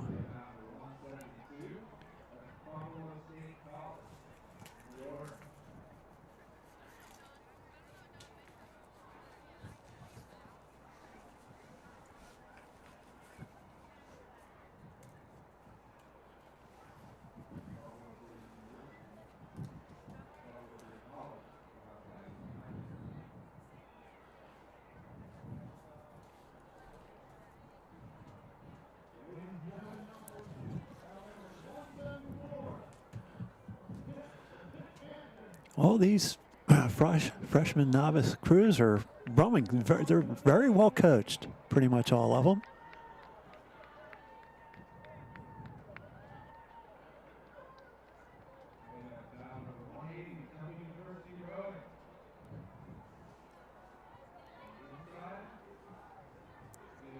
Ooh, steering correction real hard here. Boat 174, University of Pittsburgh.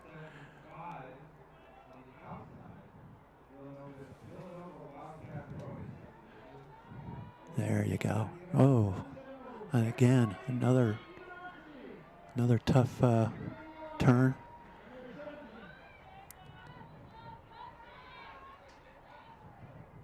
And Coxon looking around, the Pittsburgh Coxon looking around, see what's going on. See if she has to yield. Coming back, ooh. I'm wondering if she's got leaves or something stuck on her rudder.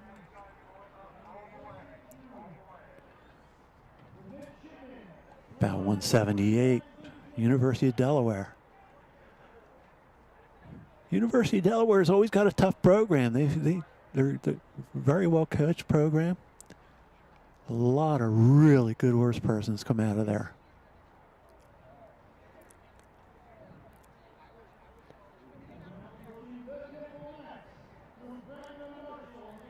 Bow 175, Villanova Wildcat Rowing Association. Oh, yeah, I think the Villanova men's program is a club program. The women's is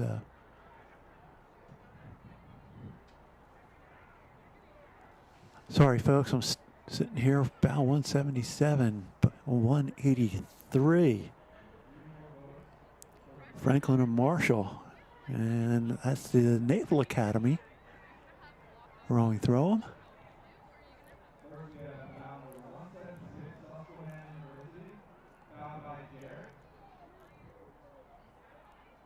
And bow 179, Carnegie Mellon out of Pittsburgh.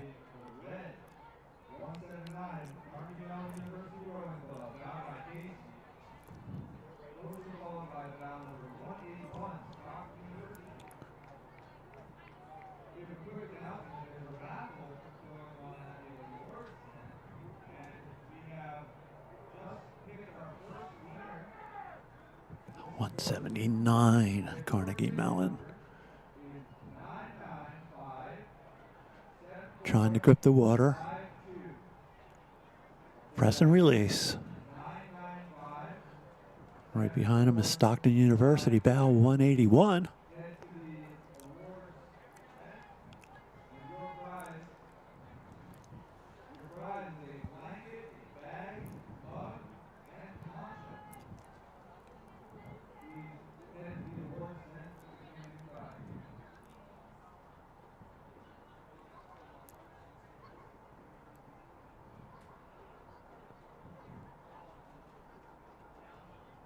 I'm really enjoying the conditions here today, although it's a little chilly in the tent here.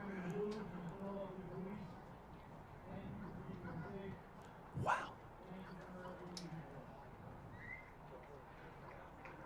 Look at this view. Right at the railroad bridge.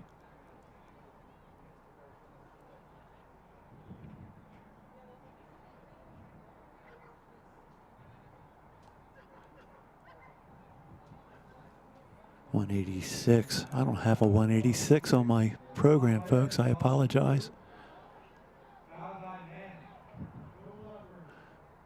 And the results.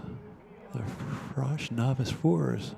Loyola, LaSalle, Marietta, U.S. Military Academy, and Catholic University. Loyola and LaSalle and Marietta, remember, we said they all look pretty good.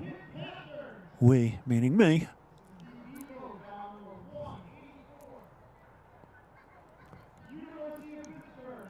Whoa.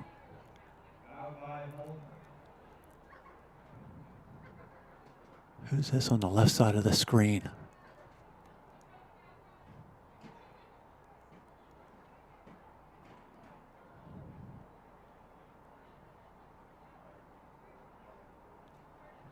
Going right under the bridge. Here we go. Here we go. Press.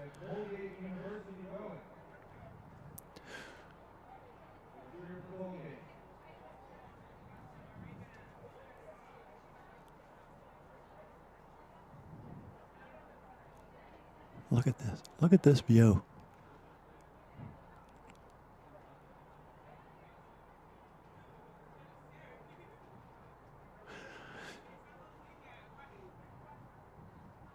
Okay, folks, remember back at the beginning of my speaking, I think it was the men's pair. I was concerned about the one men's pair hitting the bridge abutment, but I had them going through the wrong arch. That was my fault. So here's the, I like this, right across Girard Avenue. So it's got to be what, 25, 30 strokes to the finish line. Sit up and go. Here we go. Drive it.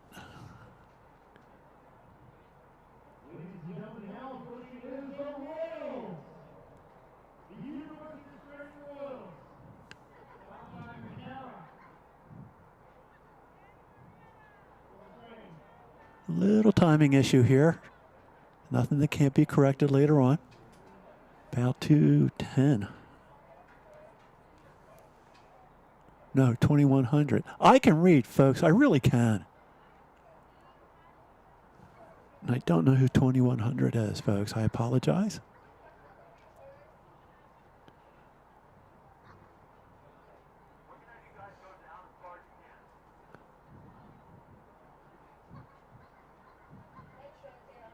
There you go.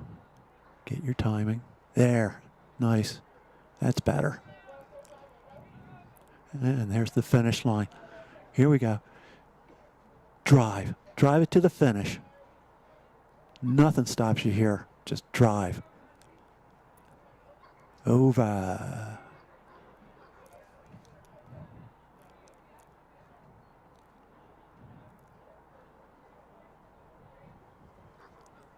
Well rode. Well rode. Drone shots are magnificent. Thank you, Five Tribes.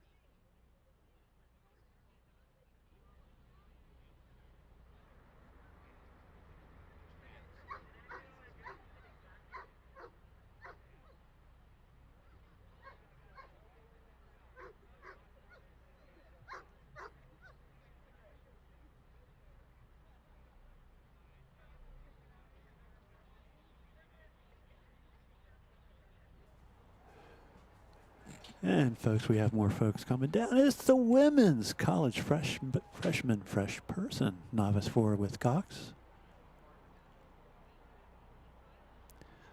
These first 2 crews are really well coached. Timing's good.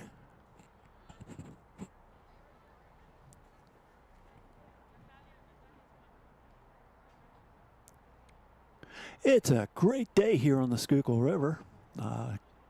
Quick shout out to Colin Stewart. I am by far the worst.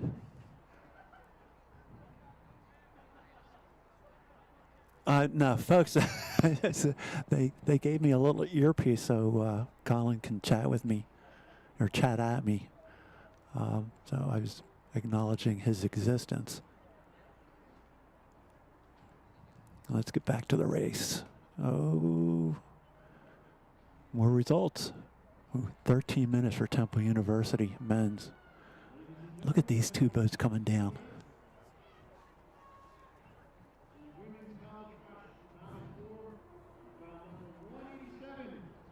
From the Potomac, Georgetown University. Closely followed by about 188. Temple University. Let's see who we have here, folks. That looks like Temple, about 188. Walking on Georgetown. Nice. 188. I was right. Temple. 187. Georgetown. Wow. Both crews rowing well. Temple really powering through here. Look at the drive. Look at the drive.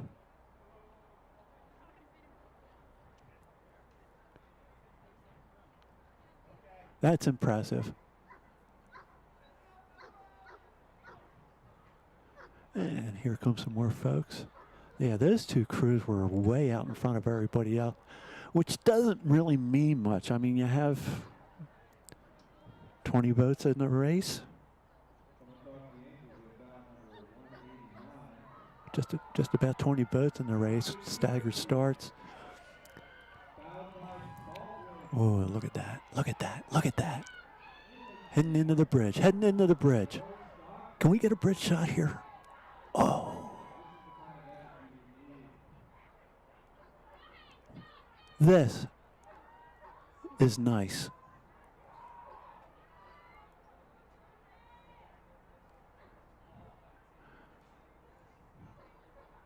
Coming into the railroad bridge, neck and neck. Georgetown just doesn't want to. They're not letting Temple take it. Temple's really earning this.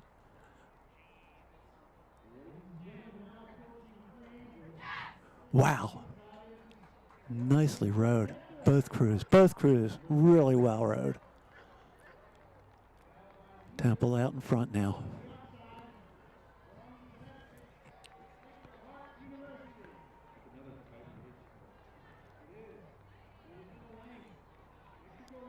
And Georgetown taking the inside there. Shorter course, but the way they're situated, it's not that much shorter. Making the turn for Temple. Here we go. Turn that boat and go. Look at Georgetown. Really well coached. Temple, exceptionally well coached. And I don't really have favorites here.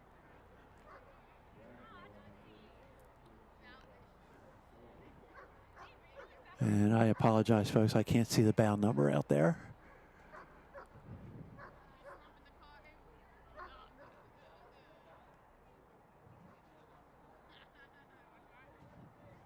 That's a nice long sweeping turn.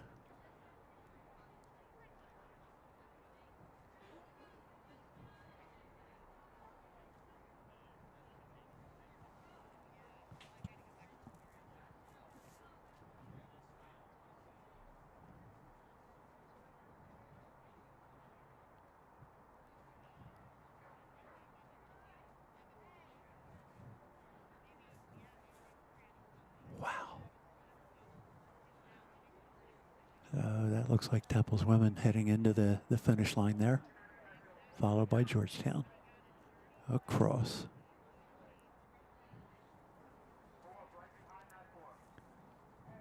And who do we have here?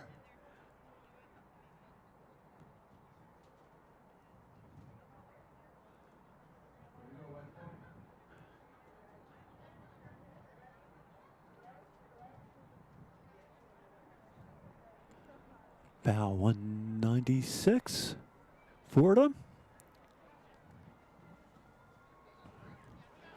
Tapping the boat along. Nice compression. Nice drive. Once again, it's women's college freshman. Oh, here's a tight one.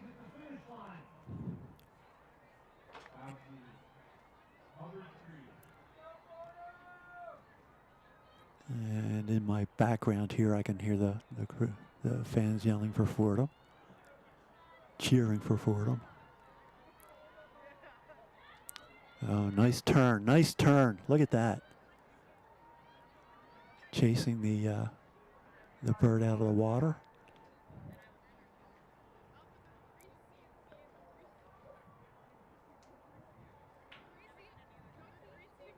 Here we go. Starboard stroke.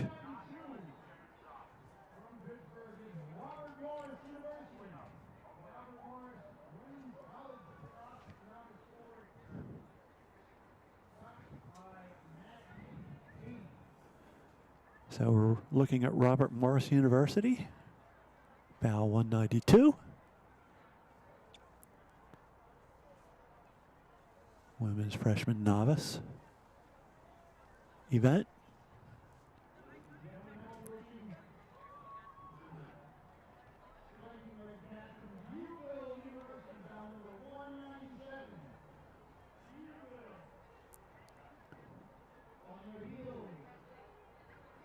Look at these white oars. You don't see that very often. Those are croakers. You can tell by the pink collars.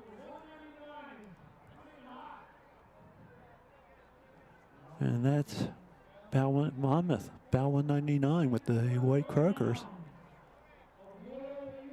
Nice, nice.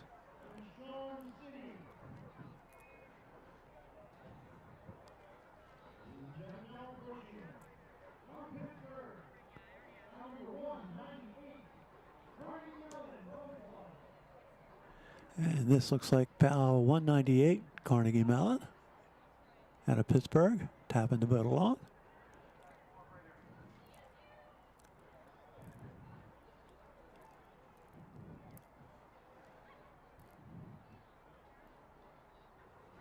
And that looks like bow 193, Franklin and Marshall.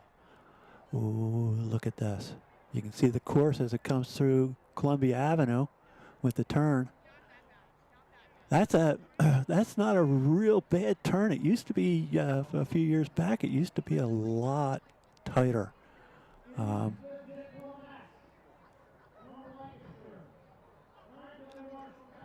like this. I like this course today.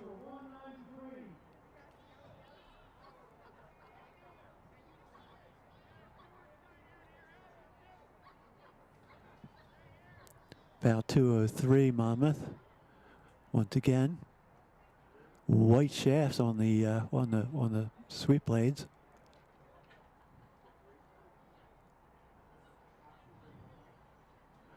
Picking the boat up, driving it out.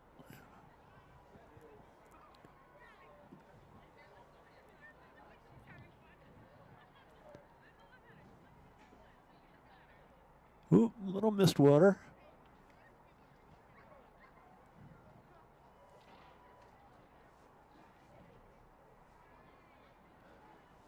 That may actually be the coxswain trying to steer the boat and asking the two-seat not to row, and it could be trying to make the turn. So two-seat on port side, making it a little easier for the coxswain to turn the boat.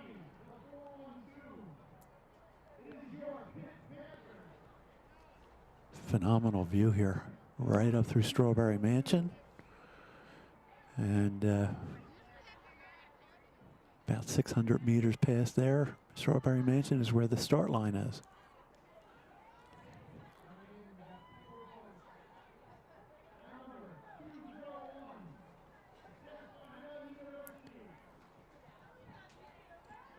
And here we go. A little bit of a race, a little bit of a race.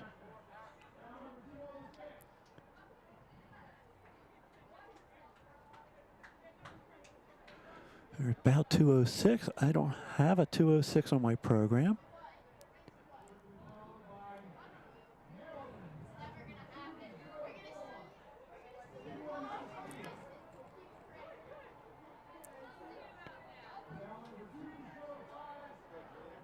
And that looks like 2:01, Susquehanna University.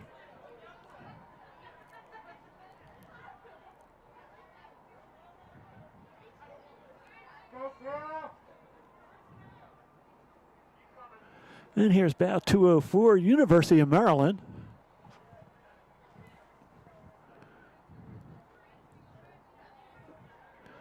Let's keep in mind, you know, this may be the first race for a lot of these kids. You know, you have to be proud of them. They're out here. They're giving it all they have.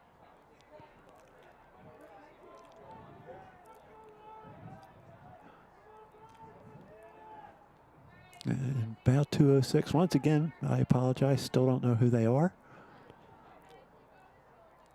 But they are strong. Some minor timing issues, but once again, this is stuff that can be remedied. Come springtime.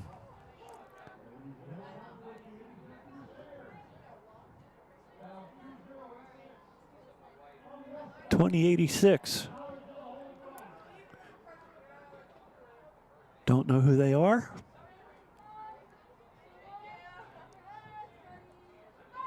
Their timing's not real bad. I mean, you know, they're in and out. They're pressing the boat.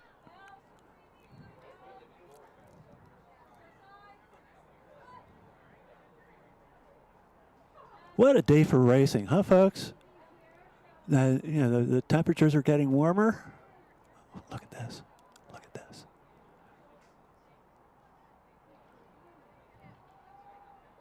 Is this the crew I just said I didn't know who they were?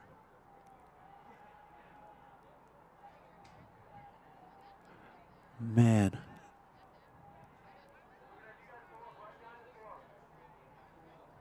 I like the timing. I like the pop of the boat. Start your turn. Start your turn.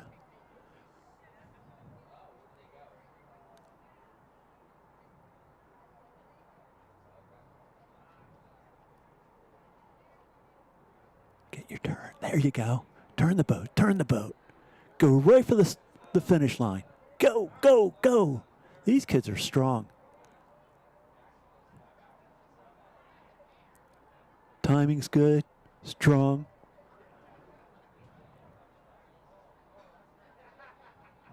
Coming into the railroad bridge. 3 boats across. This is tough. Center boat, make your turn. Make your turn, center boat. There you go. Nice. Nice. And go. Go.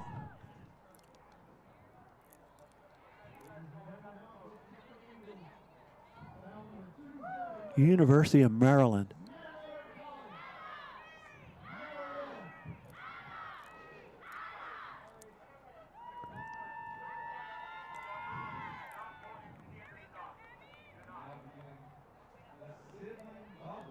And here we go with the sibling doubles. And out of Lake Washington, about 2:08.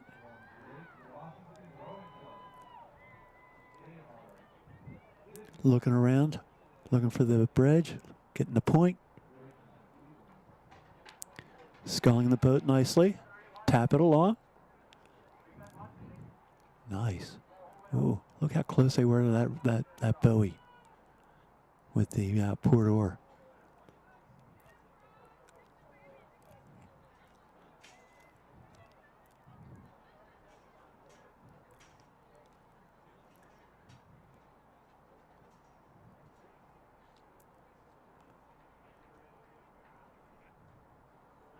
A little bit of timing here.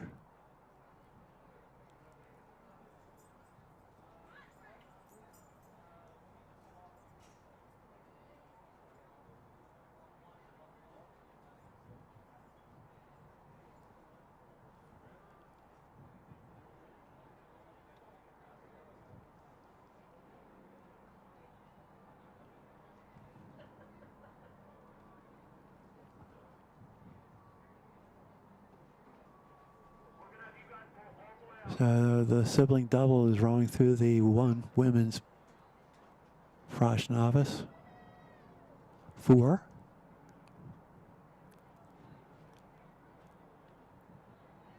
Turning around, looking to see where they're going. This looks like Lake Washington.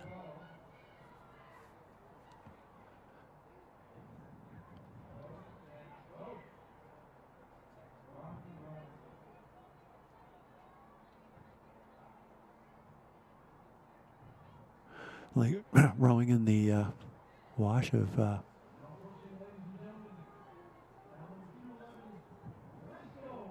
here's about 2:12 in the father-son Rockland Rowing Association. Bowen. 2:12 making it look effortless.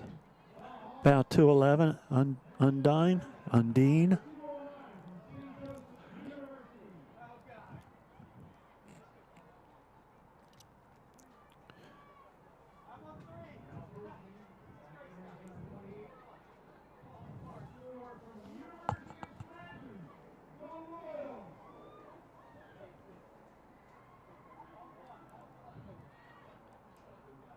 And that looks like a sibling double out there. Stopped.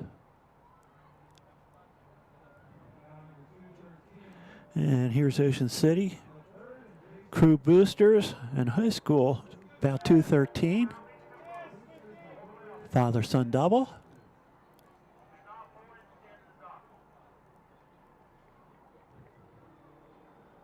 Looking around, looking around.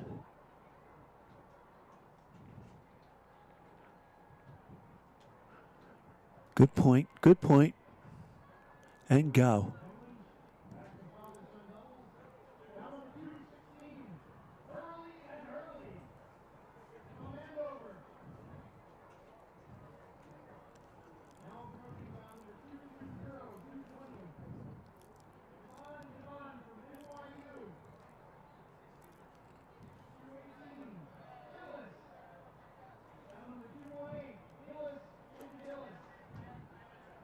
Here's about 2:19, unaffiliated, Flynn.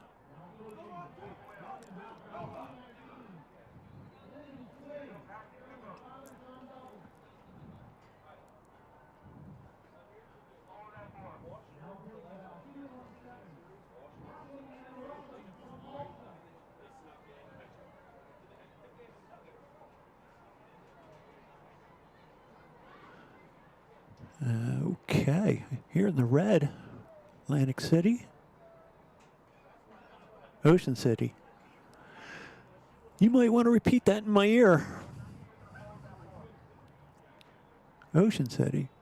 Ocean City, father-son.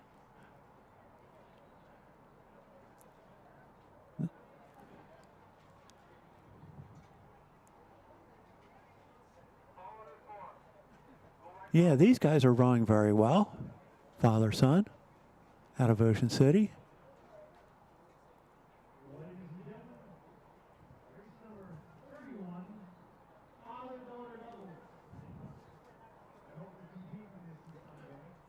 Oh, they are rowing well. Strong.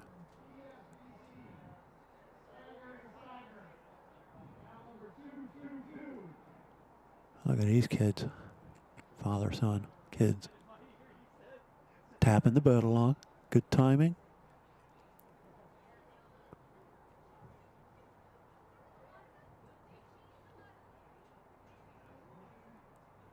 What a way to hang out with your kids, huh? Nice, nice.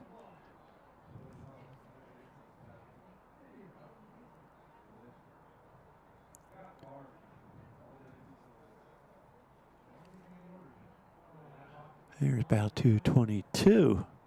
PSBC. Looking for about 223. Mike Hurley and his daughter. And that's Ocean City going into the railroad bridge.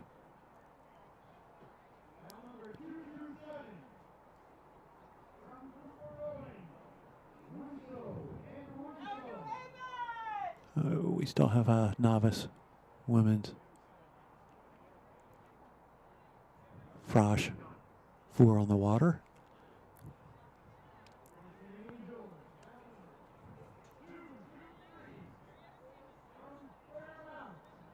Here's about 227. Don't have them. We are looking for Fairmount. Mike Hurley, teammate. I rode a few races with him, won a couple. Really super guy. Does a lot for the up in the Princeton area coaching. That looks like him. There he is.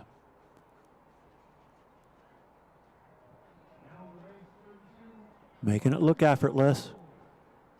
Go Hurleys. Nice.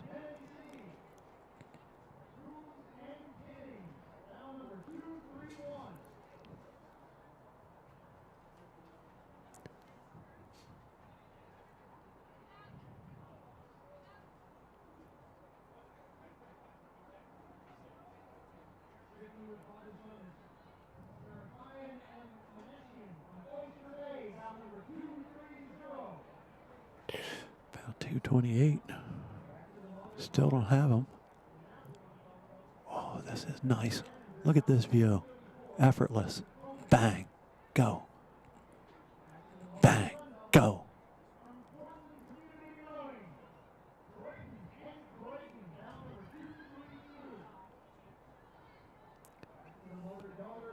.234 out of Potomac. And the mother-daughter.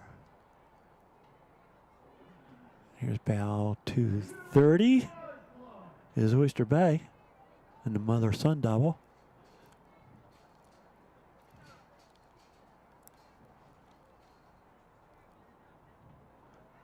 Getting a close-up of that bow. Thank you. 236. I don't have them on my program, folks. I apologize. It looks like University Barge from the Blades.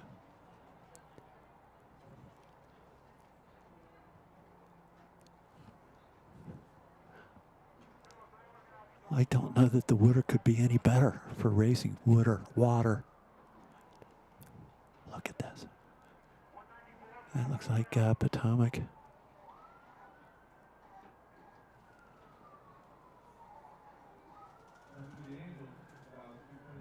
I'm going to say these folks practiced. Nice. Look at this. Effortless. Effortless. Bang. Go.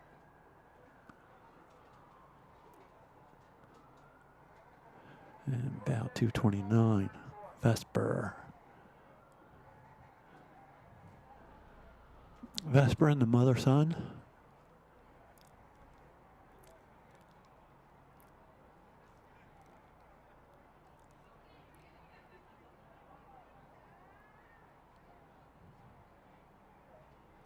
Nice.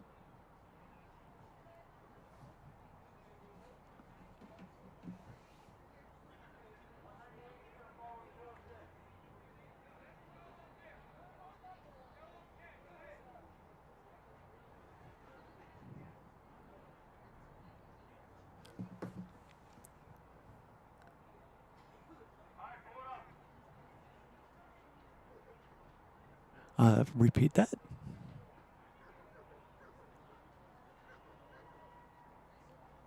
Oh. Okay.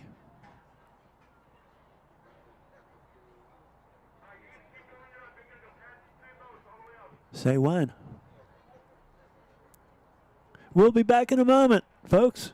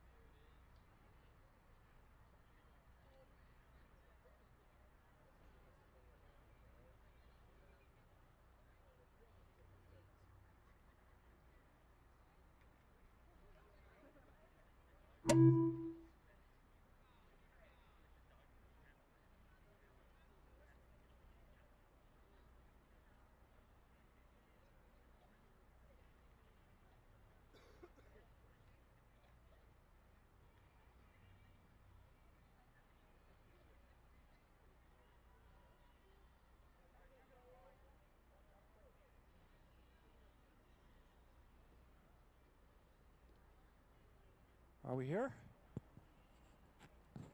Hello. Anybody home?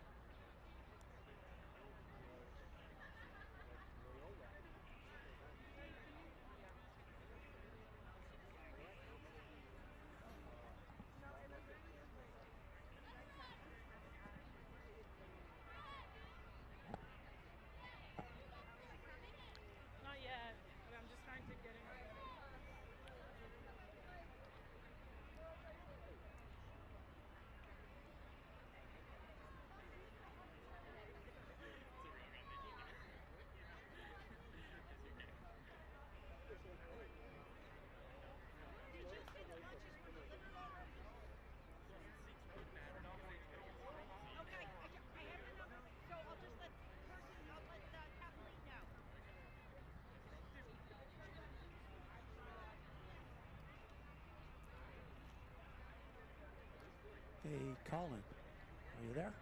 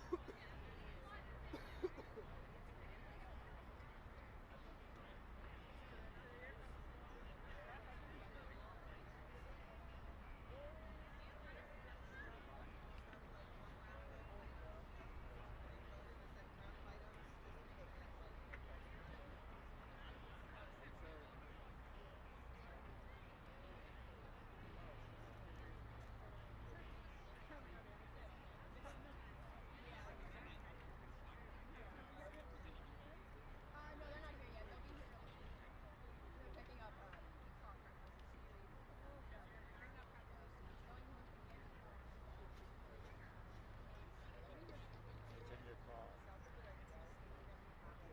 It's in your car.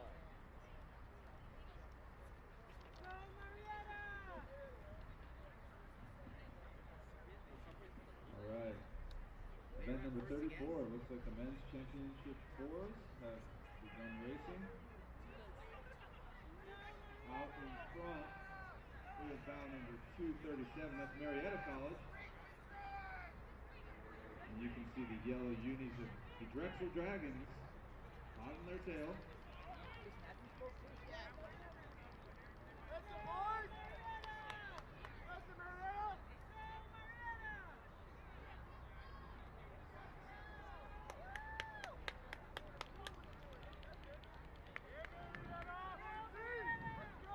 Drexel Dragons.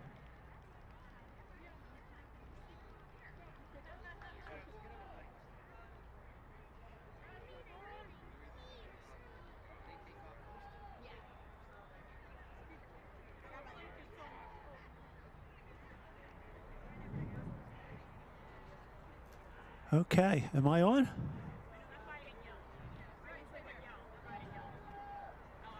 Dragons.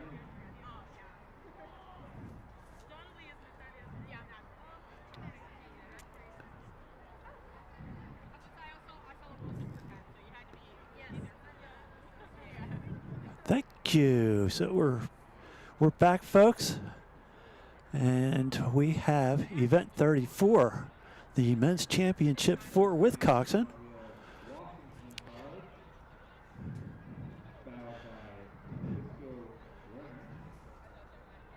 And on our screen now,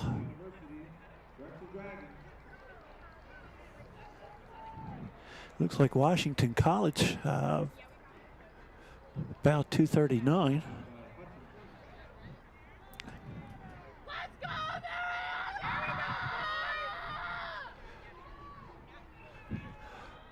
And here's Drexel. Drexel's program has grown the past 15 or so years tremendously. Paul Seville, head coach, knows how to teach the stroke. Great technician. All his oars persons, all his oarsmen are just tremendous athletes.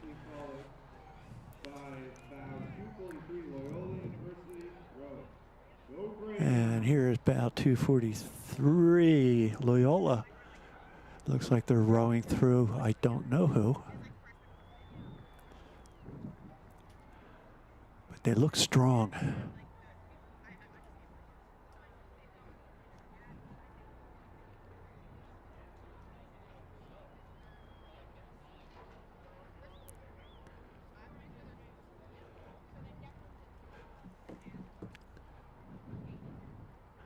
Once again, look at this crew.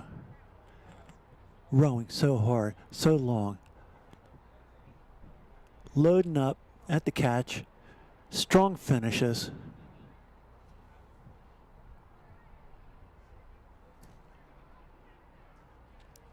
Not missing a drop of water at the catch. Strong legs. Look at that.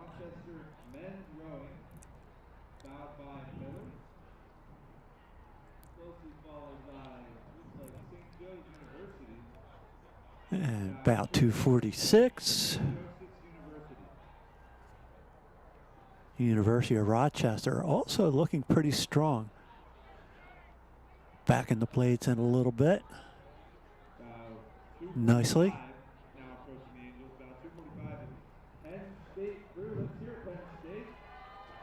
Nice. Look how strong they are. Finishing the strokes well. About 247. St. Joseph's University. Yes, I am partial to St. Joe's. My dad coached there for 13 years. Has his picture up on the wall with the 1970 Dad Vale men's varsity 8 crew that won. That was a heck of a crew. Missing Paul Laskow, God bless him. Heck of an oarsman, great guy. Passed away. Just a really super human being. Miss him.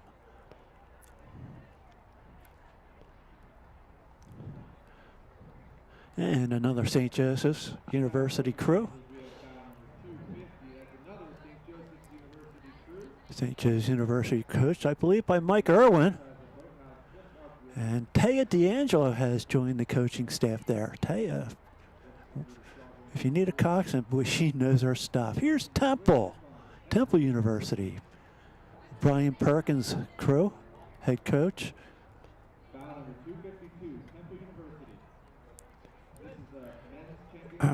Along with Drexel and St. Joe's, Temple. Well, Temple's been known to win the Vales. If it's not Drexel, it's Temple. If it's not Temple, it's Drexel. Oh, here's trouble walking into the tent as we speak with coffee, I might add. We've got Jim Dietz, winner of today's Masters single, I understand. That's what it happened, yeah. That's phenomenal. Congratulations. Good. So we're watching the men's championship 4 with Cox, Jim. And Jim is a 3-time Olympian, 72 in the single, 76 in the single. That's and correct. 1980 team in the double. That's correct, yeah. Other than that, Jim knows pretty much nothing about the sport. It's amazing how little you can learn in like 58 years. Jim is All-American rowing, runs rowing camps throughout the year. That's a beautiful picture there. The drone shots and this 5 Tribes team doing the videos, the live stream is just phenomenal. Really a pleasure to be here with these guys.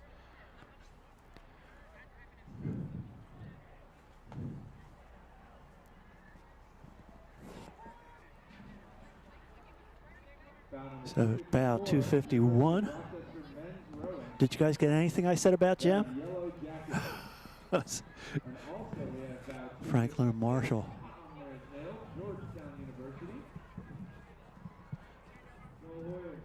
254, University of Rochester men's rowing. Yeah, down from upstate New York. Boys look like they're working. Yeah. Moving along at a 32.5. That's aggressive. 259, George Washington University. Jim brought his stroke watch, his stroke watch to help us play here. Number 258 in the green boat. In the early 60s, you know, there was no speed coaches. You know, there was a wrist watch that you might win at the Independence Day Regatta that might have a second hand on it, and you would glance down on your foot stretcher and watch the second hand go by and count how many strokes you took in 15 seconds, did the math, and you figured out how fast you're rowing or the stroke rate you were at. You know, today with all of the technology in the boats, it's just fabulous, and you know, and the boats are fabulous. You know, Well, back in the '60s, every boat out there would have been wood. yeah, yeah. There were a few wooden boats out there in my race this morning. You know, some of the 70-year-old guys still have them. Well, the boats were wood, the oars were wood, Mm-hmm. but technology, faster boats, faster equipment, and yeah, heart rates. Everybody knows what stroke rate they're rowing. I mean, what are you, 72, Jim? 73. 73. Yeah. What was your heart rate approaching Girard Avenue? Do you know? This morning, I think I was something like 165, 168. Yeah. You know, it's a little harder to get it up in your 70s. Yeah. The stroke rating, that is. Well, yeah, but still, it's you know, for somebody, I'm 67, Mm-hmm. and yeah, 166 heart rate. That I don't know that I could hold a 166 for the whole course, but Mm-hmm. you know, maybe 160. But at the end, I'm bouncing out at 166, Yep. just going for broke. I was just talking to one old timer that was in my race, and you know, within a year he's had Ooh. open heart surgery, you know, and he's back on the water, and that's the best thing for you. You know, long, slow distance, you know, is what develops your heart. It gets your heart stronger, and you know, the longer we stay in the boat, the healthier we're going to be for the longer period of time. Yeah. No, we have a lot of fun where we're rowing, and we have like I say, we have a great bunch of people up there. Al Robinson, Steve, and Harry was just outside the tent here. Mm-hmm. And the ladies, Owen, Huxley, Siobhan, I just everybody's training hard, and you know we're all up there pushing each other, Yeah. and we just have fun. Look at the picture we got outside this tent, Tom. The leaves are just bright as can be. The water's perfect. Everybody's going to be happy today. The athletes will be happy. The vendors will be happy. I don't know why, Jim. It sounds like you're not on.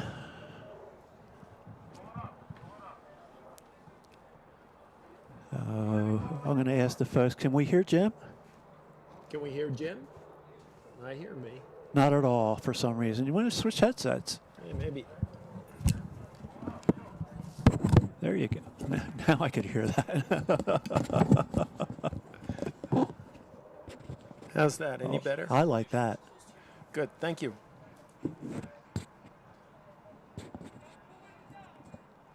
Yeah. So we're back, folks. You know that this is a great shot you're seeing now. The boats coming in and out of the dock. You know, you think about the logistics that goes on in a regatta like this. Without the volunteers, these events can't happen. And you have the same volunteers coming in year after year. This is equivalent of moving an army around. I mean, if you could have seen late last night, the boat trailers coming into the park, the volunteers backing these boat trailers in between the trees and stuff, you know, and the cooperation it takes to get, you know, I don't know how many thousand athletes are here this weekend. Close to racing. 2,000, from what I understand. It's close to 2,000 athletes. That's a lot of boats. Yeah. But the coaches are you know, they're helpful. The volunteers are, you know, the coaches will listen to the volunteers. Mm-hmm. And it's just, like you said, without the volunteers, you wouldn't have a regatta. You know, I driving in this morning at 6:30, coming down to Kelly Drive. You know, the typical stop at the top, and you know, you got to show your credentials to get in. Well, that guy had to get out of bed this morning and get himself a cup of coffee, and God bless him for doing it. You know, back when I was coaching UMass, you know, I used to come in and I used to give the guy a box of donuts when I'd come in the morning, you know, just to keep them all going. Yeah. Yeah. No, that's the folks here really take care of the volunteers. Mm-hmm. And well, you have to, you know, in order to keep it. And you know, the nice thing is, a lot of these volunteers will man the same spot every year. And what's good about that is they know exactly what's going on. You know, when you see Cleet Graham pushing people off the dock at the canoe club, you know you have a professional that's been doing that job for 30, 40 years. Yeah, Cleet's a heck of a guy. Mm-hmm. Former Commodore of the Schuylkill Navy. Mm-hmm. Ran a tight ship. I think he did a heck of a job. But yeah, it's just fun to be here, Jim. Yeah. You're volunteering. I'm volunteering. I'm just surprised they let me back after last year. Boy, it's yeah. But I promised I'd drag you along. Mm-hmm. You know, look at these docks that the kids are coming into right here by the Angels. You know, I mean, these are great docks, but they just didn't miraculously show up there. Somebody this week had to bring these docks up, get them in place. You know, set everything straight. You know. It's a lot. You know, the current executive director of the Schuylkill, Jen Weston, you know, she wears the biggest hat of all, trying to coordinate all these people and keep them together and keep everybody happy, getting the course set prior to the race. All good stuff. Yeah, no, Jen does a really, and Ellen, her Regatta co-director, also making sure, walking around up here, making sure that all the volunteers have what they need, was kind enough to get us some programs with bow numbers, so we can try to do our best to follow along with the races. So what do we got coming up here? Event 35 is next? Yes, sir. The Women's Championship 4 with Cox. Yep. That should be a great one. Yep. Folks, we're going to drop out of here just for a second, and we'll be back shortly.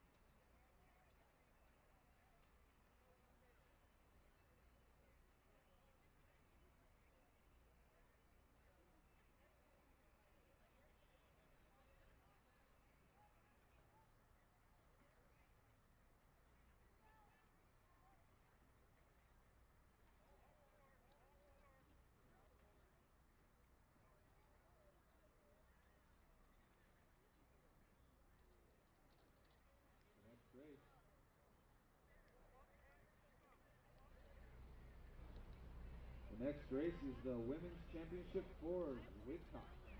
That's event number 35.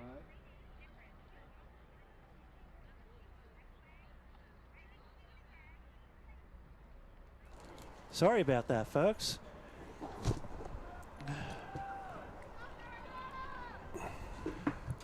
And here we have the Event 35 Women's Championship 4 with Coxon. And bow 283 And is that is Georgetown. Georgetown. Can't Nice. miss that chevron on the end of the oar. That's Georgetown's right. been rowing for years. Nice looking crew there. Georgetown, well coached. Is Tony Johnson? I guess he's retired by now. Tony's retired, but Tony came back last year. They had an emergency. Tony came in, coached the men's forward to a pretty high finish at the men's IRA, Collegiate Championship. So Tony's still out there doing it. All right, that's a very good-looking crew. Yeah, there. they're tough. For those Look of you how watching us smooth. on TV here, you'll see that the coxswain is actually in the bow laying down. You can only see the head of the coxswain, and that's changed in the past 50 years, where the coxswains always used to be sitting up in the stern section as tall as the athletes. So now they have that low profile in the back. It's a much safer boat because they can see where they're going. This Georgetown coxswain is hanging right on the buoys. Very nice look. Very nice entry into the water with these ladies. Smooth. Like we said earlier, the more effortless it looks, that's boat speed, folks. Yeah. They're catching the speed of the boat.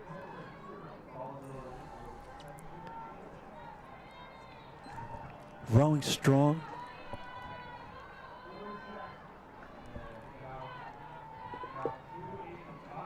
Nice. This is so much fun to watch this, Jim. I really wish I was competing, but this is not in this event, though. I'd get crushed. It looks like they've, from our perspective here, it looks like they've moved out on the second place crew, which is Delaware. Delaware women, 284, and then followed closely Thomas by Jefferson. Thomas Jefferson, yeah. That's another program that's coming a long way. Yeah. Nice walk and throw. Yeah, they're up there, 33.5, 34. They're taking this serious. That's a nice stroke rate for. Yeah, nice hang out of the ladies.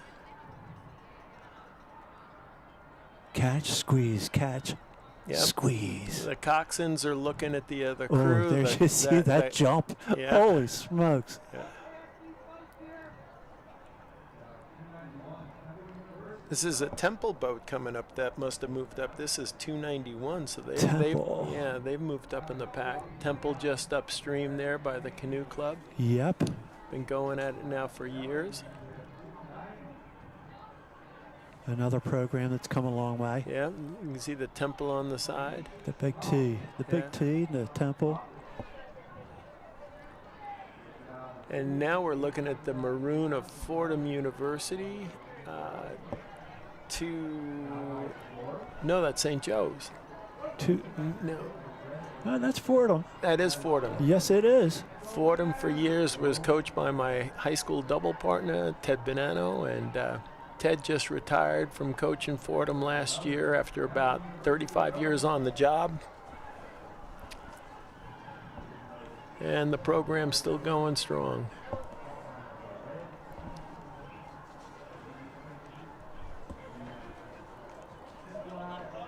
And we got 294 now. That's Duquesne, and another A10 school. So these schools all are in the Atlantic 10 conference. So they're figuring out now who their competition's going to be for the conference championship next fall. All these A10 crews will be testing themselves against each other. Yeah. A little lower stroke rate. Yeah. We have company in the tent. Looks like the Miss Universe contest just dropped the bus off. That means our wives just showed up. Yep. Holy smokes. Talk about beautiful women. Yeah. Our wives. We're not going to mention the hi, I love you. She loves me back. Yeah. Hi, Pam. Jim's wife, Pam. My wife, Denise.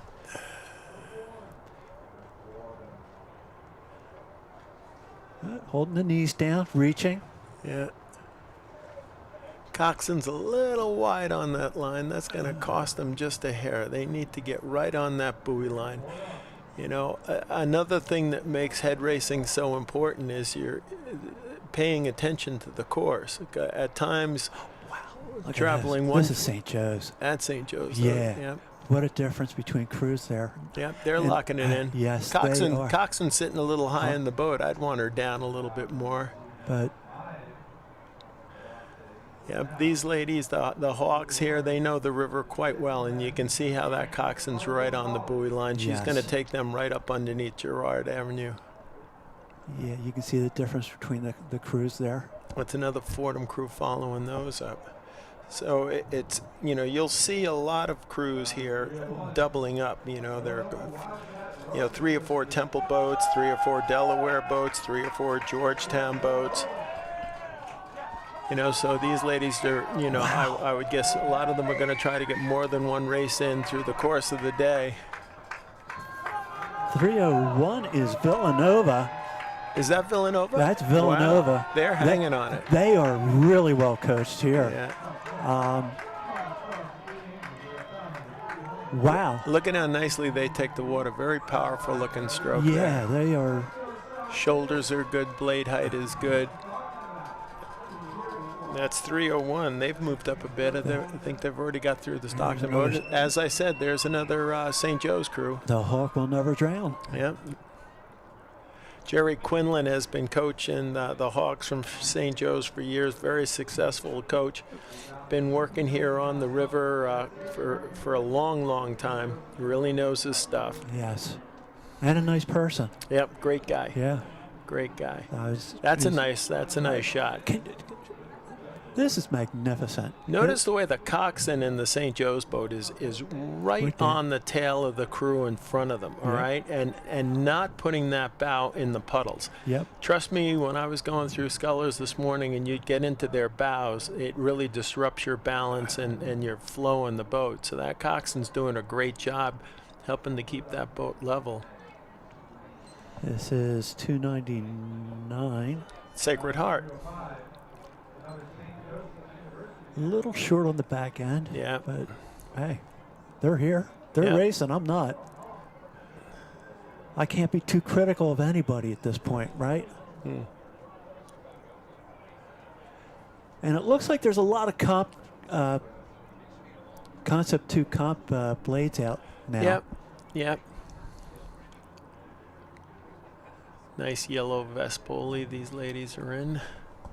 What is that, 308? Is University of Pittsburgh. Look at that view. From the Three Rivers. With the Center City in the background, the Comcast buildings. Yep. Oh, look at this. That's St. Joe's again. Yep. And here's Pittsburgh. Now we have about 307. That's the University. Wow, another University of Pittsburgh. Oh. This is exciting when you start to get that passing in there. You know, your coxswain is feeding off of the other boat. The coxswain's probably taking the stroke rating of the crew next to him, telling her crew what their opposition is rowing at. This is Catholic University rowing through. Yeah. How fast the crew is going, whether they're maintaining.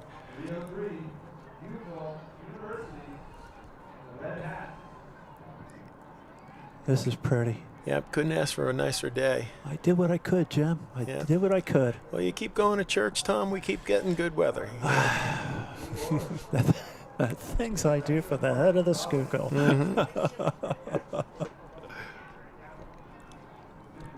There's another Potomac boat coming up, I think. They are, yes, Potomac blades. 313. These, you know, Potomac is a serious program over there on the Potomac in D.C. Many great athletes have come out of that club. Owen Huxley, a young lady that we train with out on Cape Cod.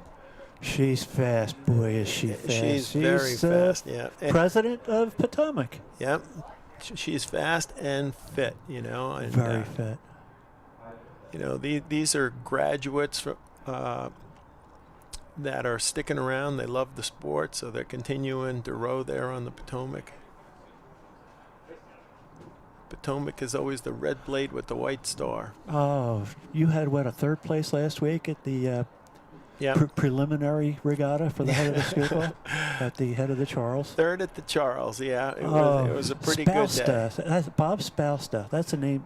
Yeah. I haven't seen Bob Rowe in a while, but I saw his name in the program last week. Yeah. Heck of an oarsman. Yeah.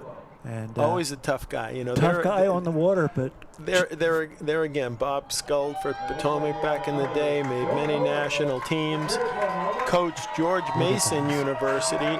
Yes. For years and years, and coached one of the high schools on the Potomac as well. Look at this. Yeah. These ladies are very well coached. Yeah, they're working it there. Yeah, once Bob was off the water, he's very, very nice, a gentleman. Yeah.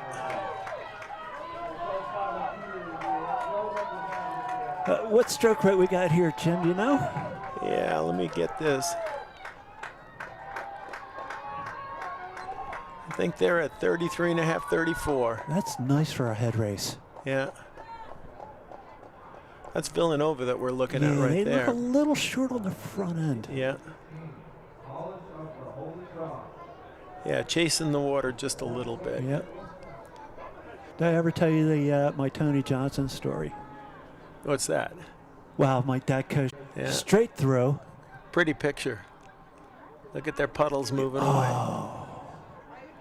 Right up, right through. Right through the other crews. There's Cox in here on the right, Should on have started the starboard turn. side. She's got to start to swing now really hard to catch the edge Here we of the go. bridge. Yeah. Uh-oh. This is as close as you get to NASCAR.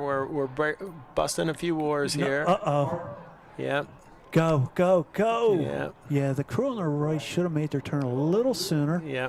What are the rules here, Jim, going through the bridge? You can go, well, there's only one arch. You have to take that arch. But if you're being passed, right, you're supposed to move to starboard. But, you know, you have that situation where you have three boats coming up. You have the crew in the middle, Yukon. They're the faster crew on the course at that point. The other boat should have tried to yield it to either side. But it's very difficult because there isn't much room under that arch for three crews. Yeah, everybody's so trying to hit the bridge at the same time. They want to, Yep. you know, we get to the bridge, it's our bridge. Mm-hmm.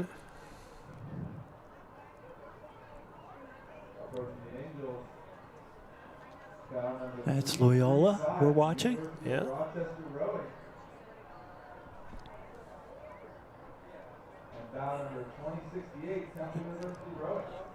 Oh.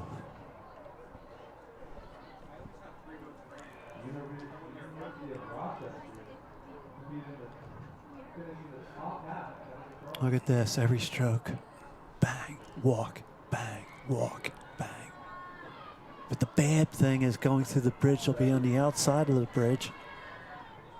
But the other, like you said, the other crew has to yield to starboard, which gives the crew walking away.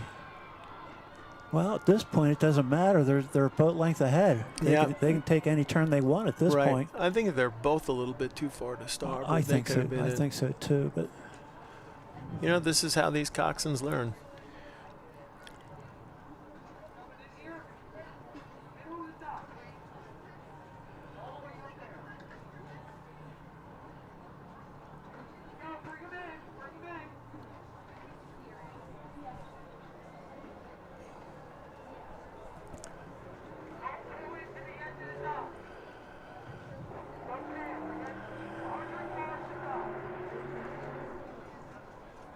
this is exciting, Jim. Mm-hmm. I'm so glad our wives showed up. That makes me happy too.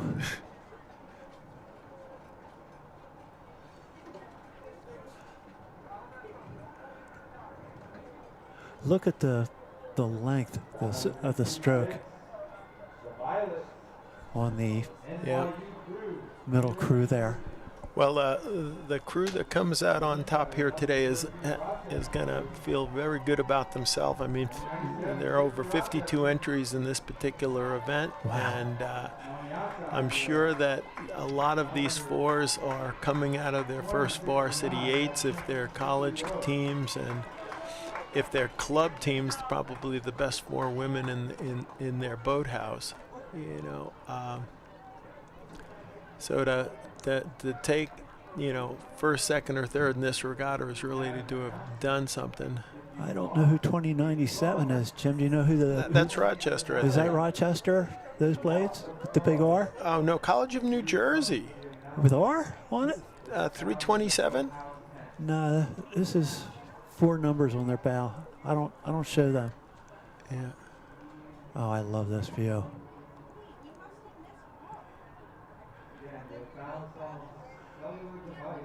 And long and strong. Look at this.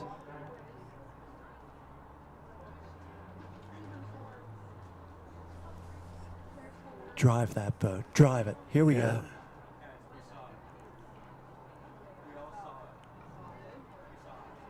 It's time. If you're going to go now.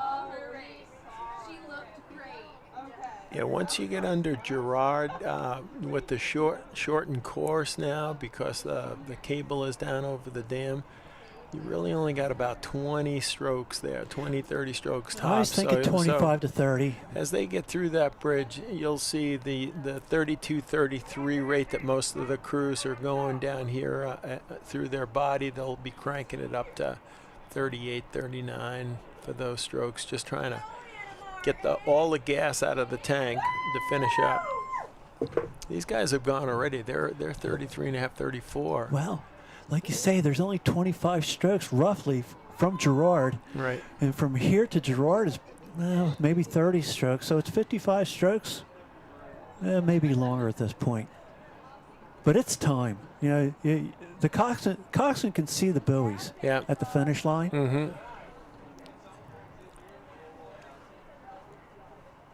And yeah, you can see the one crew is overstroking the other quite well.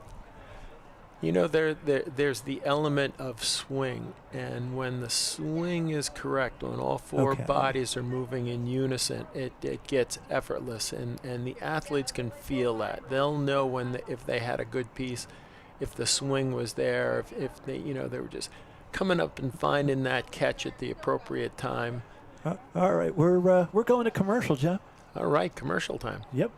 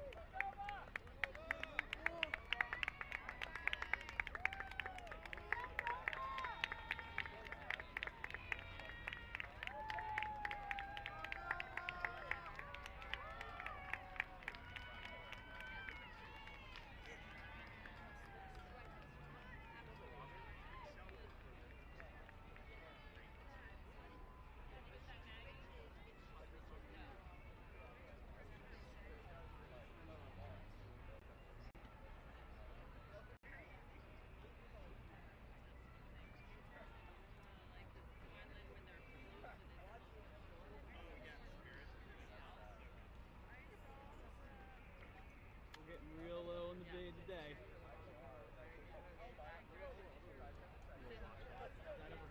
Now that we're kind of in the later day, and I said a little darker, adjust the DV. We got -10 is like the lowest. Actually, -10, sorry. And then you can open up from there. Pretty, because it's dark sunlight.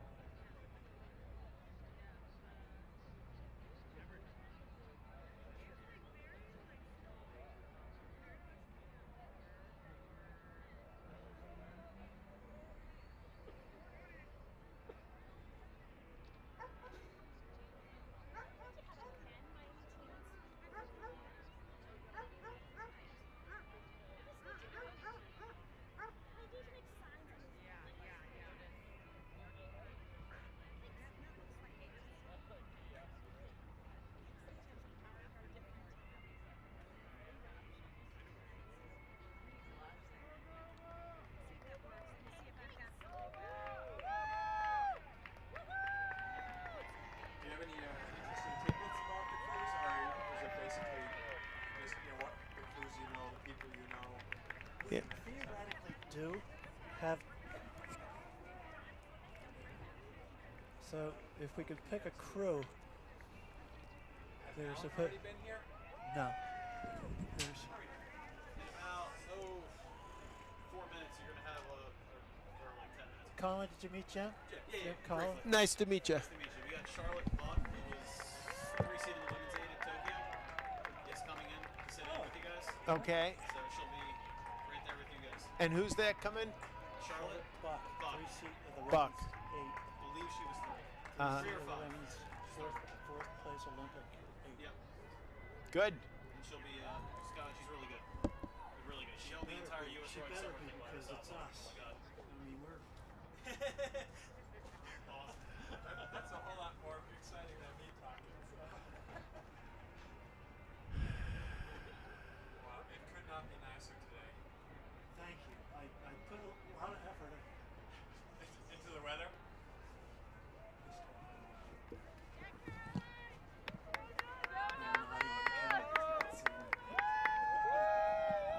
Yeah, bring that closer so we can pick up who might be in these boats.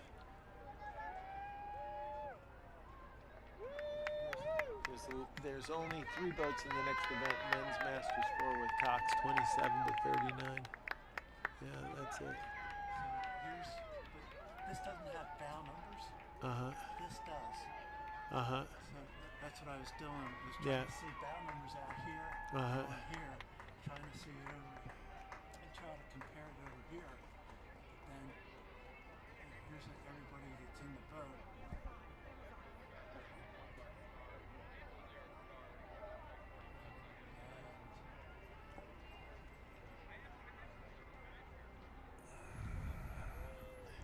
A little bit of something about the boat. Mr. Farley's had a Riverside. Put this nice fort put together with a mix of from the first year. So there's a little something. Yeah, yeah. I can't do it all, you know? Yeah. Uh, Here, drink your coffee. we're gonna have fun. Let me get this over here a little. Go ahead. It's mine. So I It's can- mine. It's actually Denise's computer. So. Uh-huh. Okay, and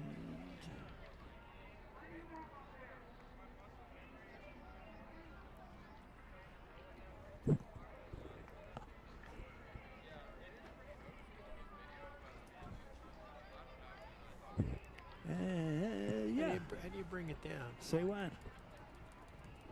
How do you bring this down?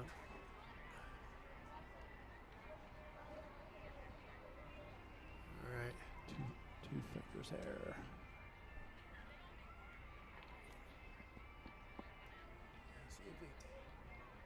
Yes.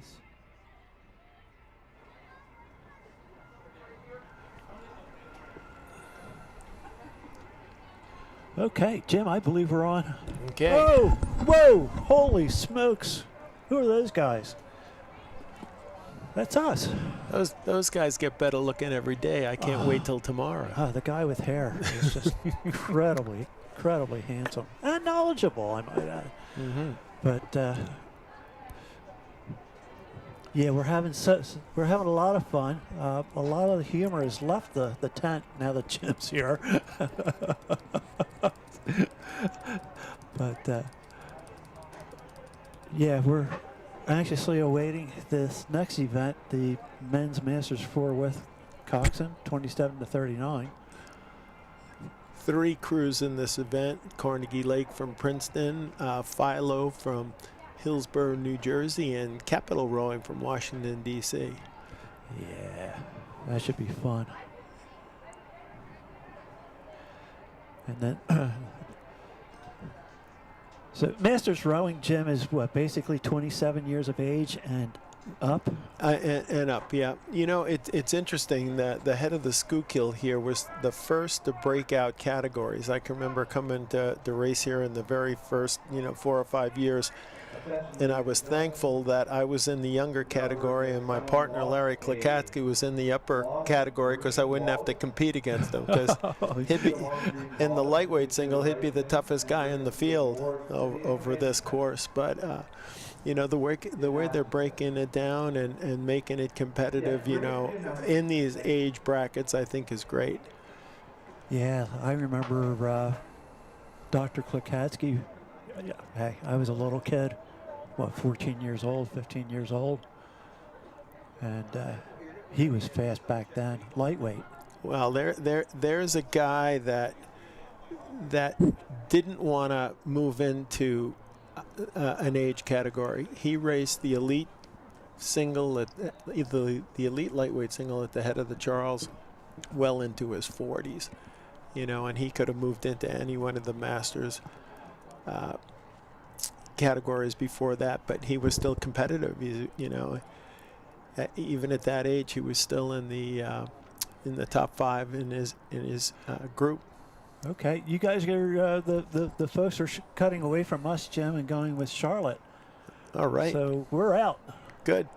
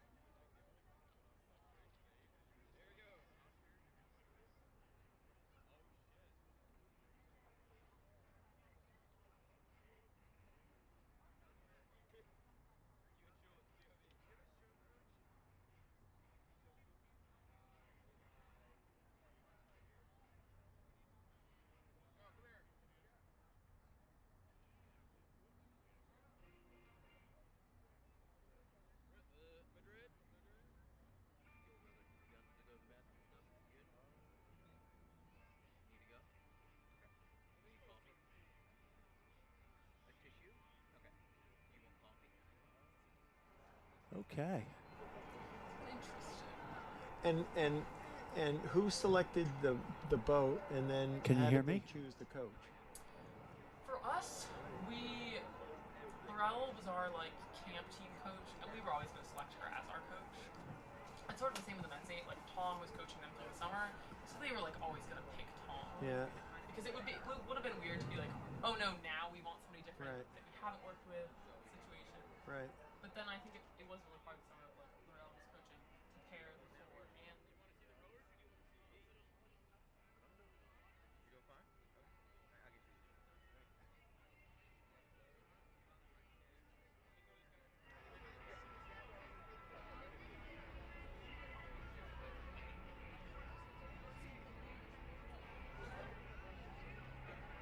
Okay. We getting back on? I guess we'll Okay, I'm waiting for the camera to Signal. turn on.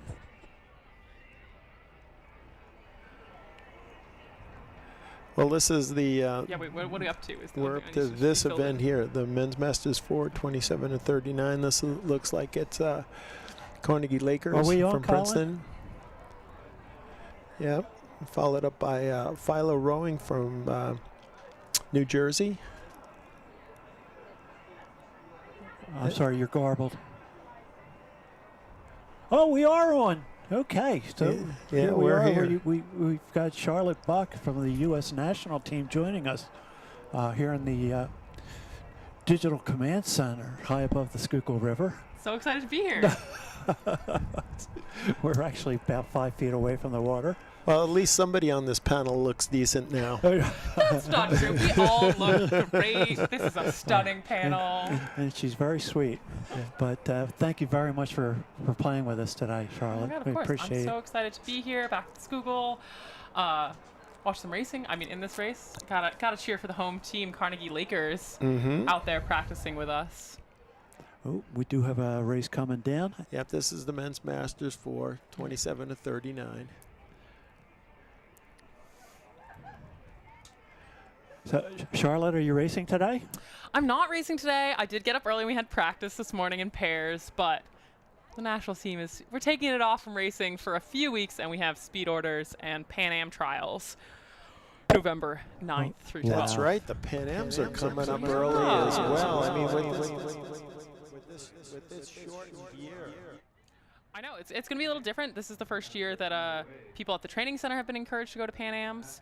So I saw there's a lot of Pen AC entries in the women's pairs, so we'll be against them in a few weeks. Yeah, we always viewed the Pan Ams as a dress rehearsal for the Olympics, and that's what the U.S. Olympic Committee wanted to happen. And getting out on a race course with the rest of North and South America was a good test. So we do got have the Carnegie men's Lakers master. coming on right by us. Yeah. Rowing long, strong. Now, you think these are Princeton guys or just people that are I in feel the like area? they look Carnegie- like they could be some ex-Princeton rowers. They Yeah. look pretty young. Mhm. More on Kids. that the early Masters 27 side of things. Yeah.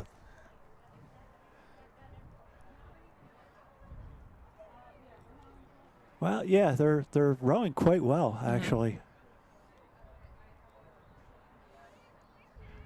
And we If you never give it up, you just keep going straight after college. That's what you look like. You still look great. That's it. Motion's the lotion, Charlotte. You Yeah. keep it going, and it's all good. exactly. No, masters rowing is huge, and it's only getting bigger. And there's Potomac going by us right now in red with the Ooh, white maybe star. we're getting some passing with Yep. That's from the next 342 coming up on the inside. age category. So, Charlotte, you trained on a small river like this, rowing at Columbia on I the did Harlem. on the Harlem. In some ways, very similar to the Oh, Schuylkill. Potomac, A look how lot of strong they debris are. some of the time. Yep. Weird currents. Not so busy with other rowing traffic, which is one of the best things about Philadelphia. It's pretty much it was just us. Fordham was on the Harlem when I rode there, Right. but now they row out in the Bronx. They're over. No, they're. Oh, that's right. They've They're moved. they're over Yeah. by Orchard Beach now. Yes. Right. Orchard Beach. But you know, there's no police boats and Circle line tours on the Schuylkill. It's a little different. And actually, Columbia now predominantly trains on Overpeck, which is a lake in northern New Jersey, right over the GW Bridge, which does have beautiful water. But you can't complain with the Schuylkill today. No. This is a beautiful drone shot. The weather, the foliage, old people foliage.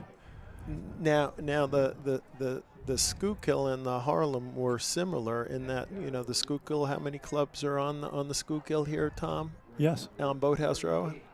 I'm sorry, I got somebody talking in my ear.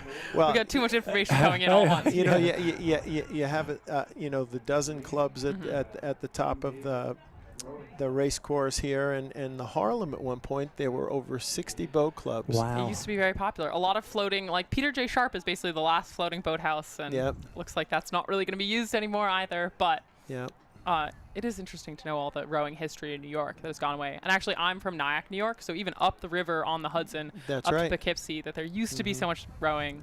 Poughkeepsie not that much. Poughkeepsie and Newburgh. Up in Newburgh, you had the Ward brothers in the late 1800s that were champions of the world.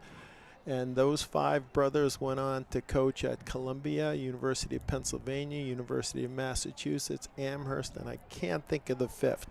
That's a pretty good takeover, though, for a family. But all of those guys were professionals back in the day that went on to coach college teams, and that was really the birth of college rowing in the United States. And, you know, that was all in the 1870s. Yeah.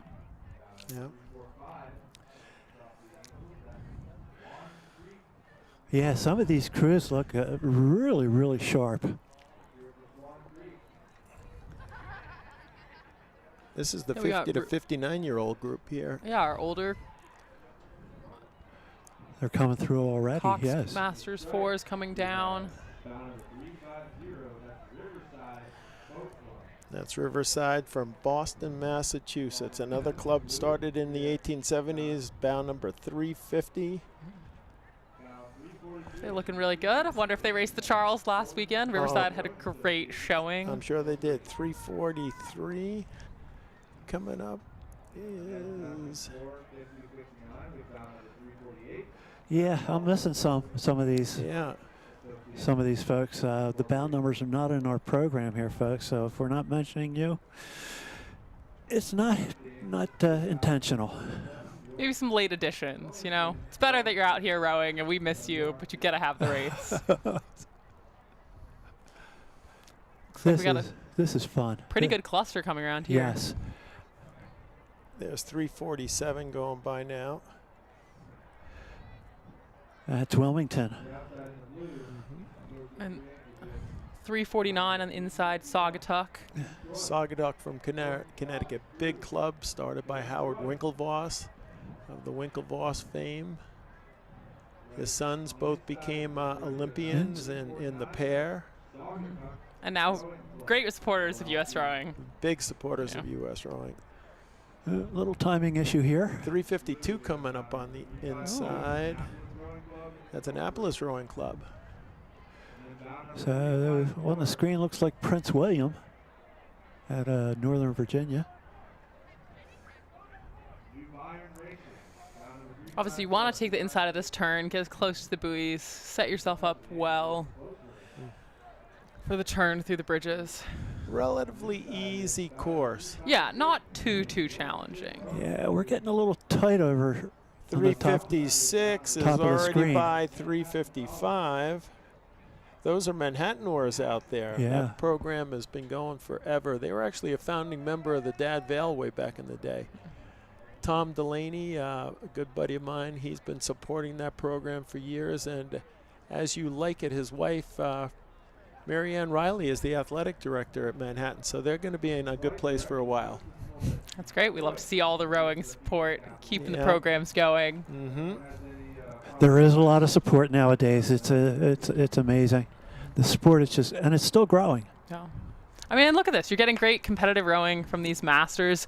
Look pretty at that much 4 across. shot. Like, that is a great race for all those. I felt a little stressful for the coxswains there trying to get their oarsmen out of the puddles of the crews in front of them. Bang. We were talking about that earlier, Charlotte. The good coxswains don't want to be driving up on that puddle. It's like you have a flat tire. Yeah. It's no fun to feel other people swirl behind you. And there's the green Jaspers again. No, that's not. That's White Marsh Boat Club. Big cheers to the crowd from White This Marsh. looks Their like tent is Fairmount right out next here. to ours. No, it's White Marsh.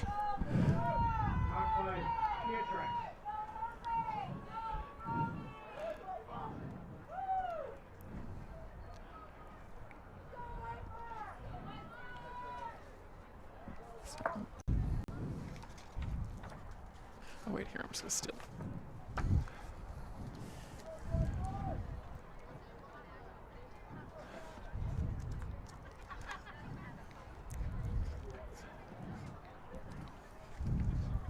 Wow. Ooh, getting a little tired, getting a little tired. Down number 361, Prince William Rowing Club. Cops by Rodriguez. This is race 39. And then veteran forward with Coxton. 361, Prince William Rowing.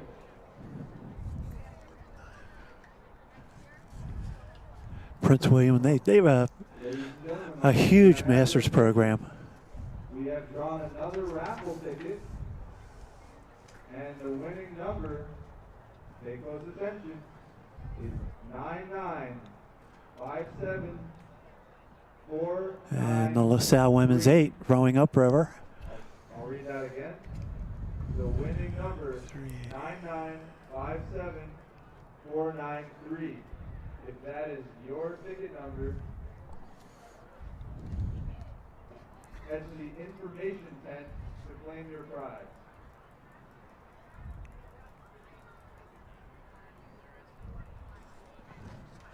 Oh, look at this shot going through Girard Avenue. Yeah. That Coxon taking a nice line. Yes. Finish.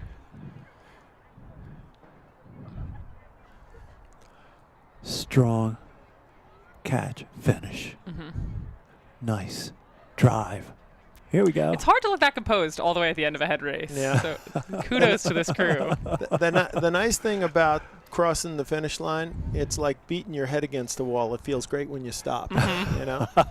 That is when you know where the finish line is. Yeah. My friends on the men's national team just raced the Canal Cup in Germany this summer. They won that. They didn't did win. Yeah. But I have to give a little shout out to Jimmy, who I don't think exactly knew where the finish line was. And we were watching the live stream. We were like, Jimmy, you could tell them to stop. They've been going for 12K. And they were sort of like, the announcers, everybody's speaking German. They don't speak any German. Yeah. They were like, is this the end? We're all delirious. They won the race in 37 minutes. Nobody wants a race that long. Like, Yeah. that is a slog.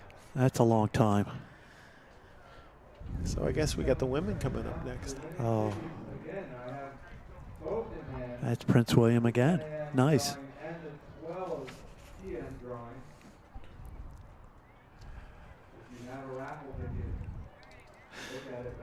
So, Charlotte, you were saying you have a little time off coming up? Well, I just took a little time off. So after World Championships, they give us a few weeks off. And I went on some vacation with a few of my teammates, which was very fun. But then Head of the Charles was sort of the end of our vacation. So we all went and raced, had a great time last weekend.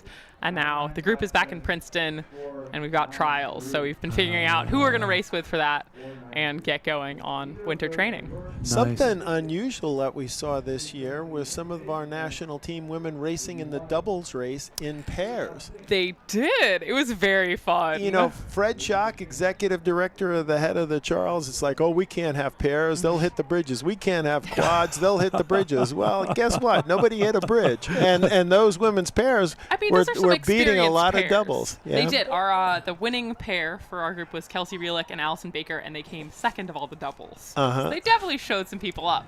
But I declined. I have raced Head of the Charles in a single, and I was like, I don't want to do those turns in a pair. That's not very fun. But they had a great time, and I know that, like, the men enjoyed it too. Some people have said they've been waiting their whole lives to race Head of the Charles in a pair. I can't say I agree, but I think people were very thankful to get the chance. And hopefully it continues. And I know a few other people in high performance rowing were pretty jealous that that wasn't an option offered to them. Yeah. Well, what I'm thankful for is that our national team athletes are actually participating in these regattas. I think the greatest thing in the world is when you have 200,000 people watching the race, many of them young kids, and they're watching the best of the best. For years, our national teams never raced in this country. They just went abroad. And I think it's great for the youth of America to see the best of the best and aspire to be that. I think having them all together, it's so special, like getting to meet junior rowers this past weekend, but also when I was sort of still in development, getting to see the people that I was aspiring to become. It was so wonderful to be like, okay, they're not so different. I can possibly get there one day and see myself in them. We had the head of the ponds 2 years ago, right the after young- Jevy came back from Tokyo. Jevy Stone comes in. And who's the name of the young kid? Tegan Farley. Farley, right. Tegan Farley had just taken up rowing. 16-year-old. No, she was 13. Oh, she was 13 then, Yeah, right? she. Way earlier than I started at 19. She wound up winning the under 16 double at the head of the Charles this year. But, you know, she, after the race, got to scull alongside Jevy. And that's what you need. Well, she came to the head of the ponds. It's the only regatta held that year. No, I'm wrong. That was the first year. And somebody asked her after the regatta, were you nervous about the race, your first head race? I was more nervous about meeting Jevy Stone. Yeah, right.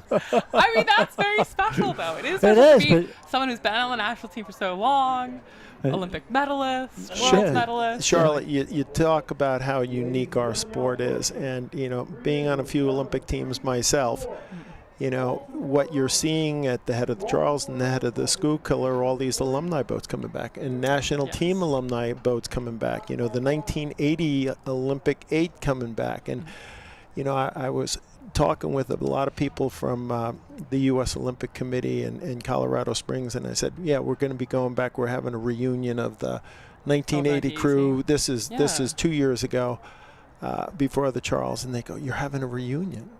Yeah, in our sport, this happens all the time, and it's unique to our sport. You never see this in, you know, a national team, soccer team or basketball team coming together for a championship like that. But especially in our to sport, get back and do their sport again, like that, they'll show up, you know, shake some hands, but get in a boat. Oh, we got some women's fours coming by. We got our Masters women's fours coming down. That was Prince William, I think, that just went by. It might have been Baltimore. This is Philo. Who's Philo?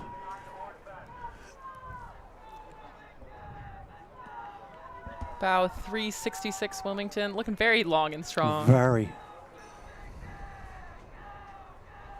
Here comes 367, which is Princeton blades I'm seeing, I guess. 367 is Philo, F-I-L-O? Yeah, they're from New Jersey, yeah. Okay. I don't know them.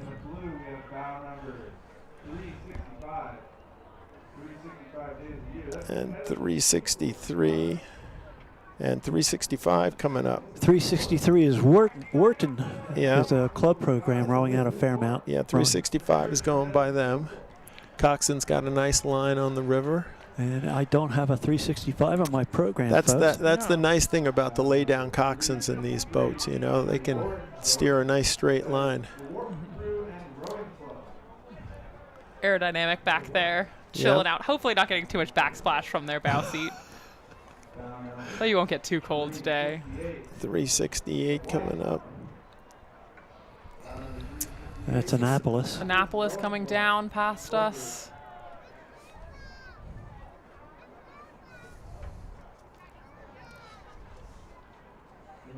Annapolis, Herb Shepard, good friend of mine, coaches down there. Yeah. You know, you talk about the growth of the sport, Charlotte. When women's rowing became an NCAA sport back in 1995, there were only a combination of 47 Division I, II, and III programs. And fast forward 30 years, there's 98 Division I programs, 26 Division II programs, I think 49 Division III programs. And for every one of those programs, there's probably 5 high school or club programs that have started.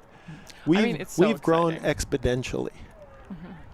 And especially like women's rowing, I think that the camaraderie you have on a team sport like rowing is so special for a teenage girl, for a collegiate woman to have, and then for these masters to keep it up and still participate in their sport is so wonderful. Prince William from the Occoquan coming by right now. I think that's the first of event 42 that we're seeing now. Yeah, it is very special, you know, and we've had this tremendous growth. I think the only thing that's going to make us grow even more is if we can convince the colleges to go into all the Olympic events, right? Instead of having the traditional all eights, to be able to row singles, doubles, pairs, quads, you know, I think that will expand the sport even more because it'll make more opportunity for more of the smaller schools to get involved. I think so. There are a lot of schools that they have a few good athletes. I know even I experienced this at Columbia. Was the amount of our team that was competitive at a high level was not that large the time I was on it. And if we had been able to pick a 4 as our top boat, perhaps, or focus on a pair or something, it would have given like individuals more chance of success and to continue. At the very first NCAAs down in Atlanta, you had that opportunity to race and compete in the 4 that won the Dad Vales, and the University of Pennsylvania, that was one of their few medals. Now they're back at the NCAAs. Now they're back up there. It's so exciting. You know, so this has been the growth of things UPenn do again. go up and down, but you know, as far as Olympic events, you know, swimming has all the Olympic events. Track and field has all the Olympic events. Gymnastics has all the Olympic events. And we're to a point now in our sport where we can have all these events and grow the sport even more. And the size of our championship at the NCAA level or the IRA level, which is based on a matrix of competing schools, would be even greater. So we could see even more growth. I also think through COVID, having so many people learn how to scull at a younger age, and in college, people got in singles more than they have in the past, continue with that impetus and get those people racing in those smaller sculling boats. There was a rumor out there that I started COVID just to get more people at the sculling boats. Here comes 371 coming up right here. That's Annapolis Rowing Okay, I'm Club. going to keep that rumor going. Yeah. Good in these neon shirts, 371. Yeah. 380's really moving up here in the pack. And look at the coxswain. She's pointing. Look Go at to this. starboard. Go to starboard. Make way. Give me the Lakers line. coming by. Yeah. And Three That was Rivers Rowing Association. That was Alexandria crew.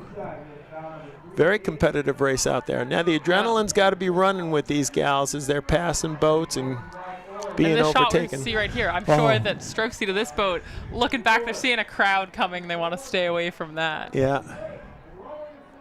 Wow, this is beautiful. You know, you see the importance of the coxswain, Charlotte, and how to cut the right line. And, you know, you look at the way that one boat is putting the puddles on the bow of the boat behind them. It's exactly what you want to do.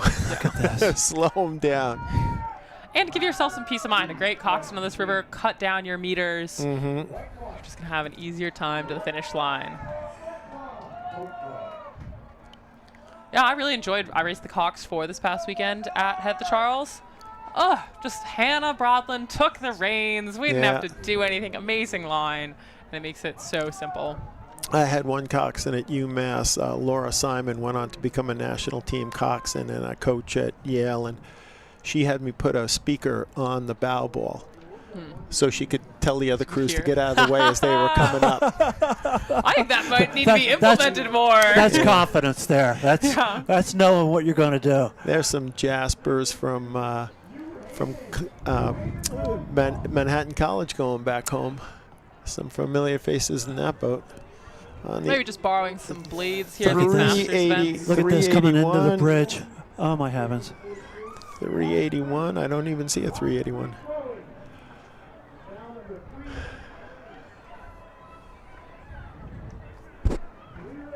Look at this. We want to pass them. You don't want to. You're not going to pass me. Look at this. Ooh, I don't know. That inside crew is really going for it. Three Rivers. I mean, nothing compares to the little spark of adrenaline you get. You feel you're passing a crew. You're just going to try to keep hammering it and get on past them. Average age 60 years old. Mm-hmm. Pretty good. Motion's the lotion. You keep moving, you're going to feel good about yourself. It's I won't out my mom's age exactly, but she started rowing when I started rowing when I was 19. And this is the event she would be in. Charlotte, I saw that happen so much when I took over the program at UMass. Gals that rowed for me, their mothers that never saw a rowing race in their lives, all of a sudden were hopping into boats. Wow. And now I'm seeing more of those parents at regattas than the kids, you know, because the parents have the kids out of the house. They've got the time to up here, Tom. That's Notre Dame. Notre Dame. Cleet Graham is coaching those guys. And Dame's Composite. Cleet told me this morning he had a couple of Notre Dame crews here, and what?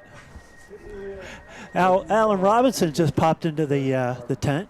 Alan finished his very first head of the Charles this morning in the 70-plus. Head of the Schuylkill. The head of the Schuylkill. What a faux pas. Yeah. The head of the Charles is the preliminary event. Yeah, that's the warm-up. If you you do that, you see how Charlotte it knows. goes. Some of us too fearful, I will say myself, to race the Schuylkill. It was enough doing the Charles last weekend. Some people rode like 2 or 3 races. Yeah. Those people are dumb. One of them won. They just want to have some more fun. One of them won his event today. Last week, Jim?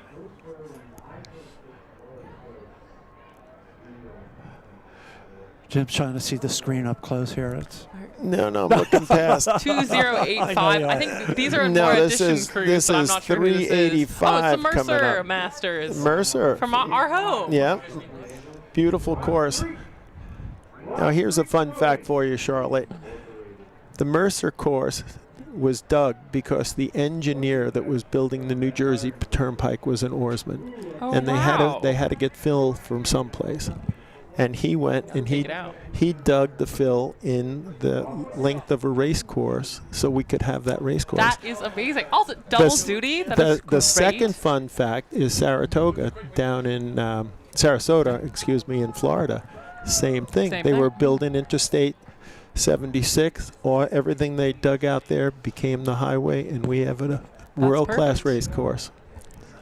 So these oarsmen, they sneak in very strange places and get things done for us. They're like, we know what we're doing. This is great engineering. We're saving fuel costs, having material transported. Look, and someone gets to row in the end of the day.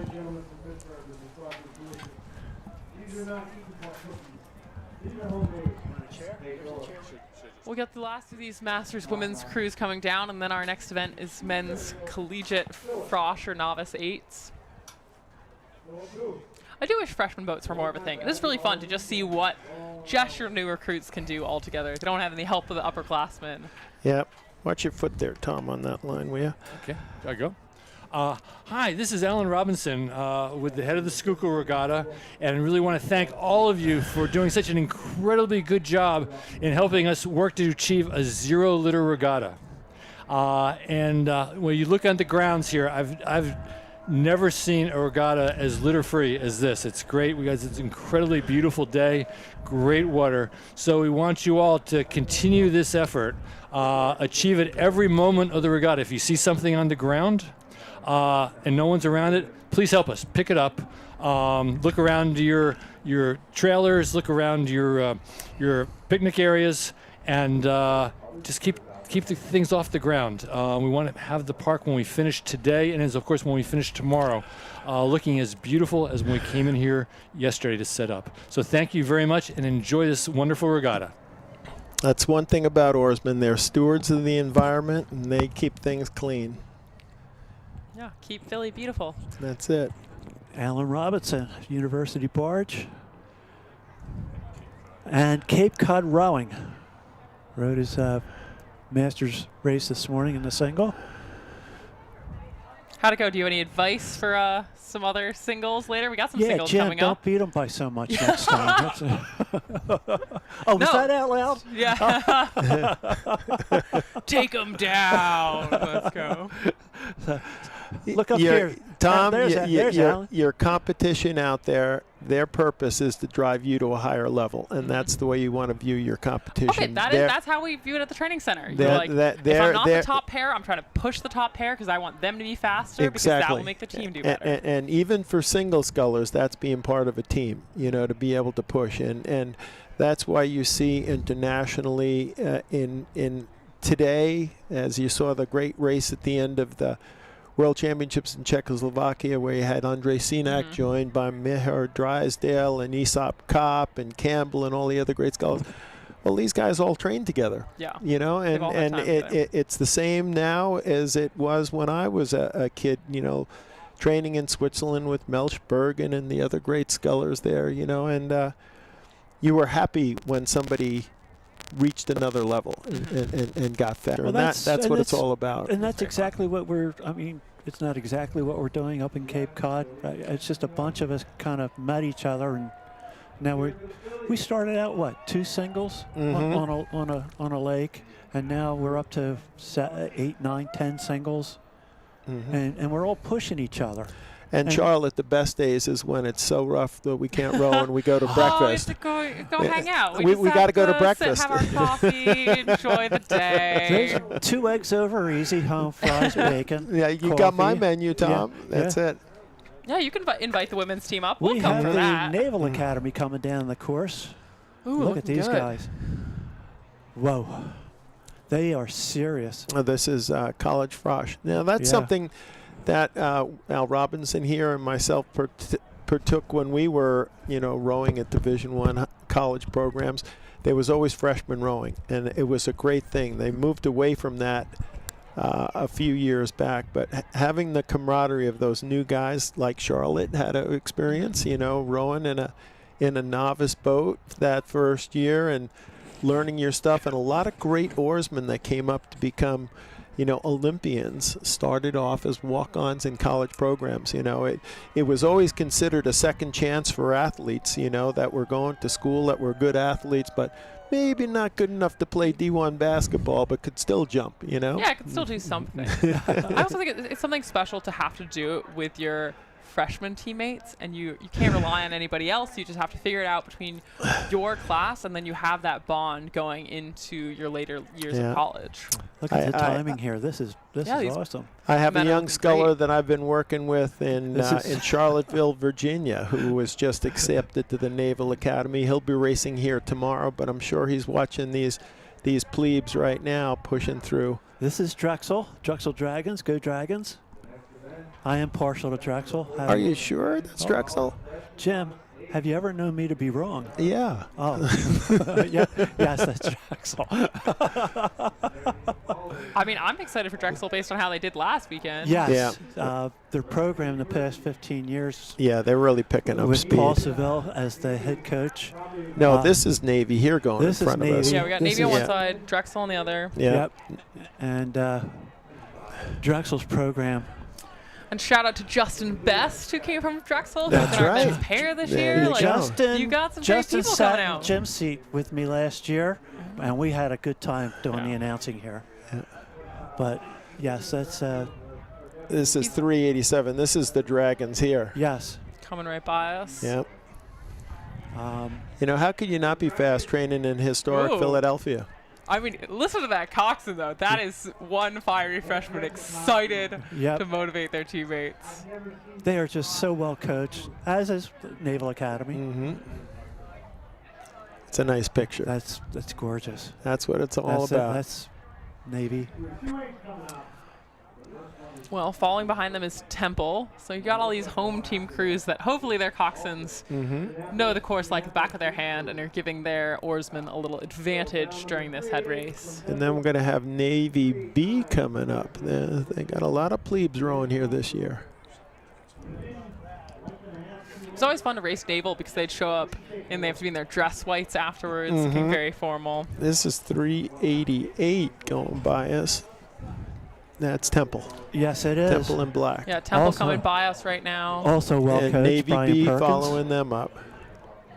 Look at this. That's strong. Rowing on the Seekonk.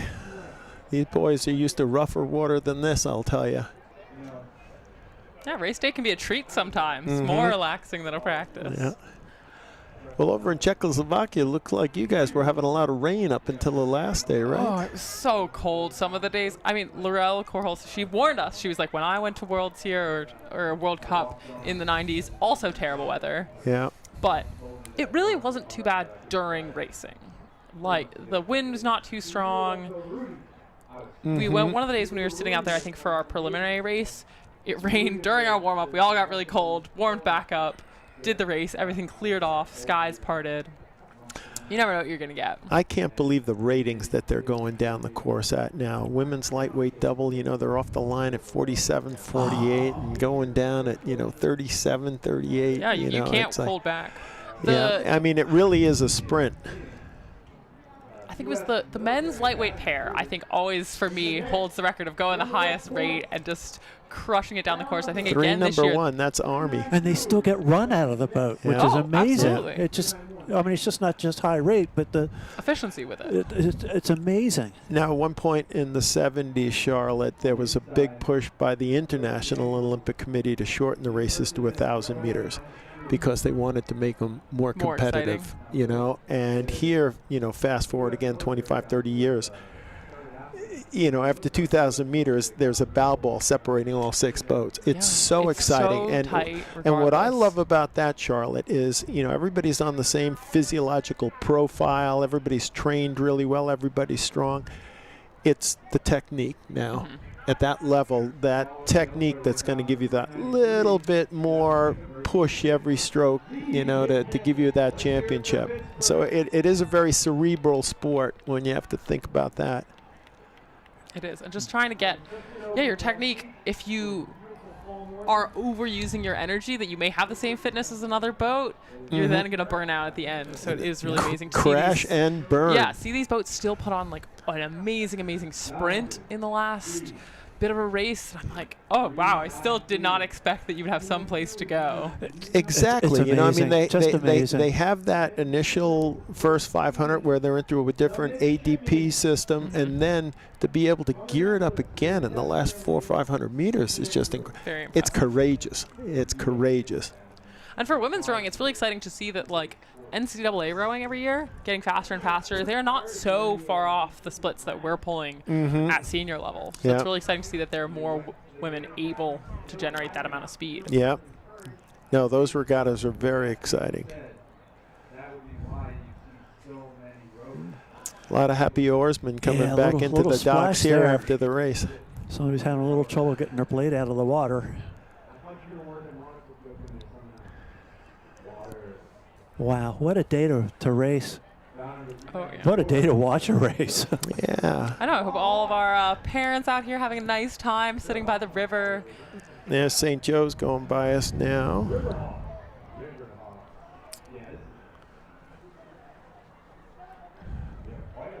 And once again, now partial to St. Joe's because my dad coached there for years and years and that's years. right. I'm partial to a lot of crews here. Look, we never said we were going to be impartial here in the Ever. commentating stand, so like we're going to cheer for the people we love. And we That's do love right. everyone, That's but it. just some more than others. Yes, novice. There's 403 Manhattan College from the Bronx. You know, the novice men and women, and you know in the springtime they're just going to be a whole lot faster. Yeah. I don't want anybody to ever see any video of me from my novice year. Yeah. It's very tough. Like these athletes this is basically the end of their second month rowing. Right. So this is pretty impressive for them to be going out and racing. Whoa. Charlotte, after you become a coach and you're coaching people and you're doing all the video analysis and stuff like that, and then they find some old footage of you. So embarrassing.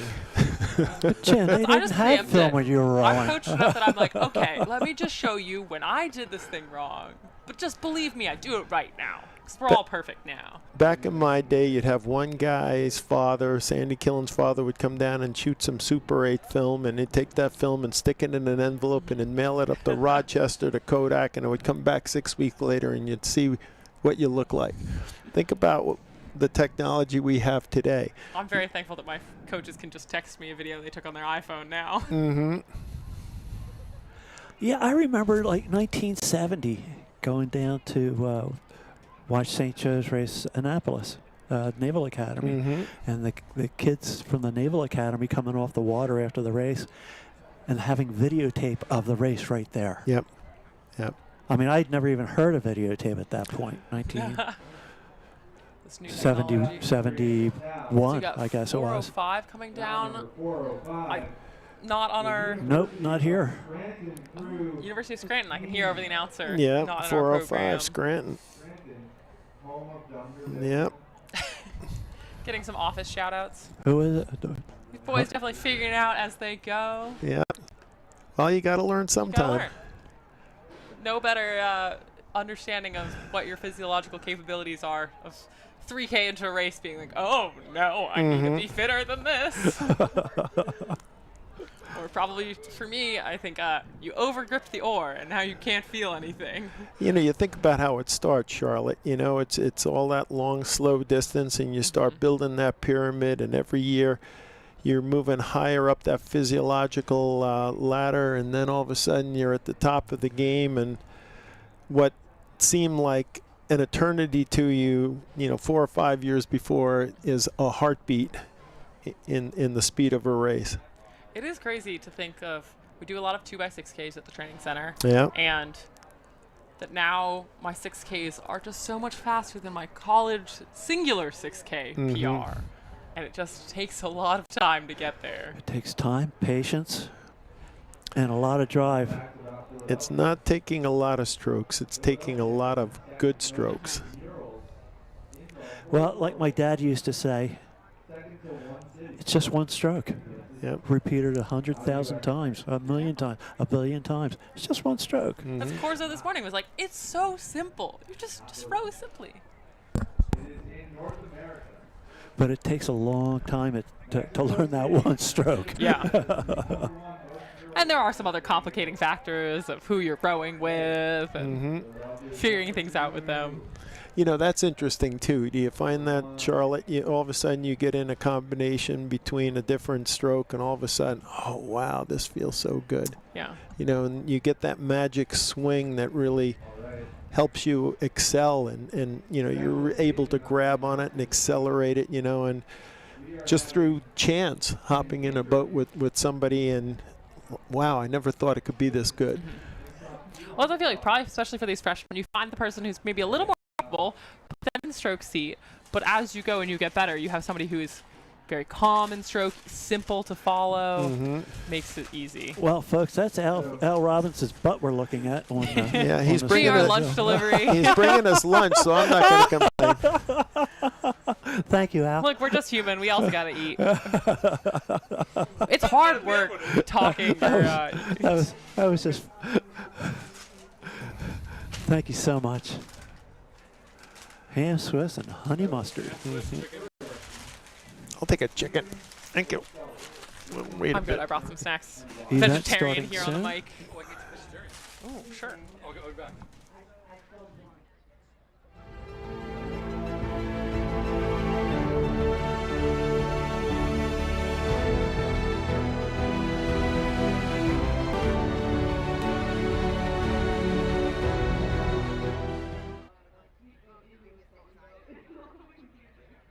And when you are sweeping, are you a port or starboard, or can you sweep both sides?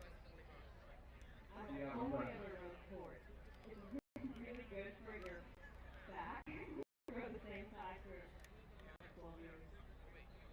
And same thing here, because I'm starboard. So we're both experiencing back issues, but of the opposite side. So theoretically, If you combine the two to like a conjoined twin, you'd be really balanced. Really good shoulder.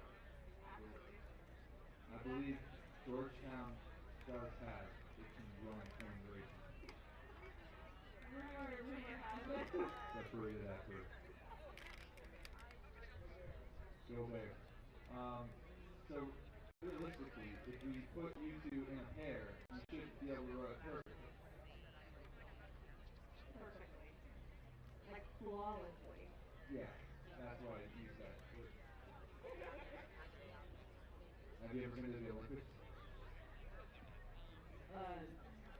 No. Have you? In spirit. Probably not, but in practice, but in spirit, yeah. I think it takes, a little bit more experience. I think my math is really good. I think I put my mind to it. About Schuylkill Regatta is that the head of the Schuylkill Regatta gold medals are second only to the Olympic gold medal. Yeah, so it's an event because of Philadelphia and New York. Right? One back.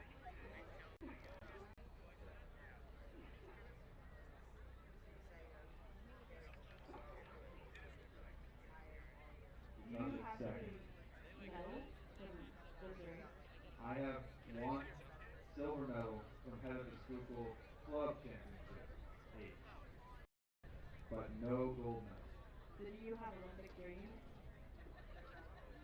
Every now and then, like when I'm sleeping, I dream about being an Olympic, but it's usually in something that's not rowing, Like what sport? like speed walking. You know, I've got long legs, so you just sway your hips a little bit, go for a long walk. It's like 35 miles, really. Whoa. It's a real Olympic sport. Don't you have to keep like 1 foot off the ground at all times? No, Like, you have to keep 1 foot on the ground at all times. And so it's kind of the opposite. Like, if you pick up both feet off the ground so you can get in the warm, Then you're like hopping. It's called. Yeah, Well, then that'd be you're rock. hopping. Right. Or like skipping. When you guys are speed walking, and I always say, Joe, you have to keep both feet on the ground at all times. And you're flipping. And you're like, and then you wouldn't use it. Because I keep forgetting that it's the 1 foot in the ground. Well, because if you're running, it's 2 feet on the ground. I don't think there's any rules with the running. Like, you could walk a marathon, it just wouldn't look very good for you.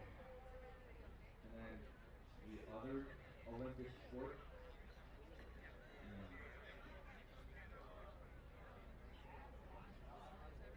oh, no. Is it the decathlon that used to exist? Is that when you just do 10 different activities? Yeah, and they're like not. Yeah, they're not related at all. Like, one of them might be knitting. Knitting, like football, soccer, WB's CrossFit machine, though. So that person's like the most well-rounded person in the world. Correct. Like a Renaissance man. So, last question. If you could race at the Olympics, and you were in rowing, what event would you want to race in, and why? Any event. Like heavyweight men's 8 for sure. Because it's so fast. Like, something like 5 minutes would be awesome. Or, actually no, I maybe like a men's heavyweight 8. I think it'd be fun. Or maybe a CrossFit into men's heavyweight 8. Because then you can use it. I think mine would be the Paralympics mixed sport. Why? Sounds cool. Yeah, it does.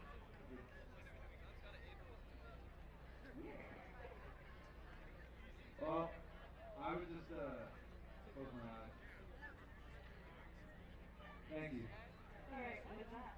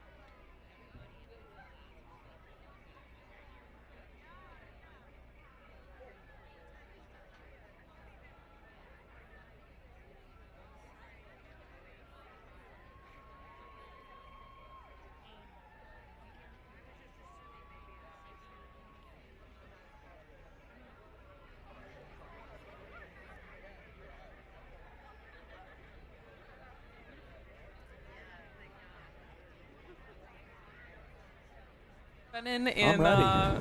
2014. How's yeah, that? that was my freshman year. On 5. Not so long ago. In 5.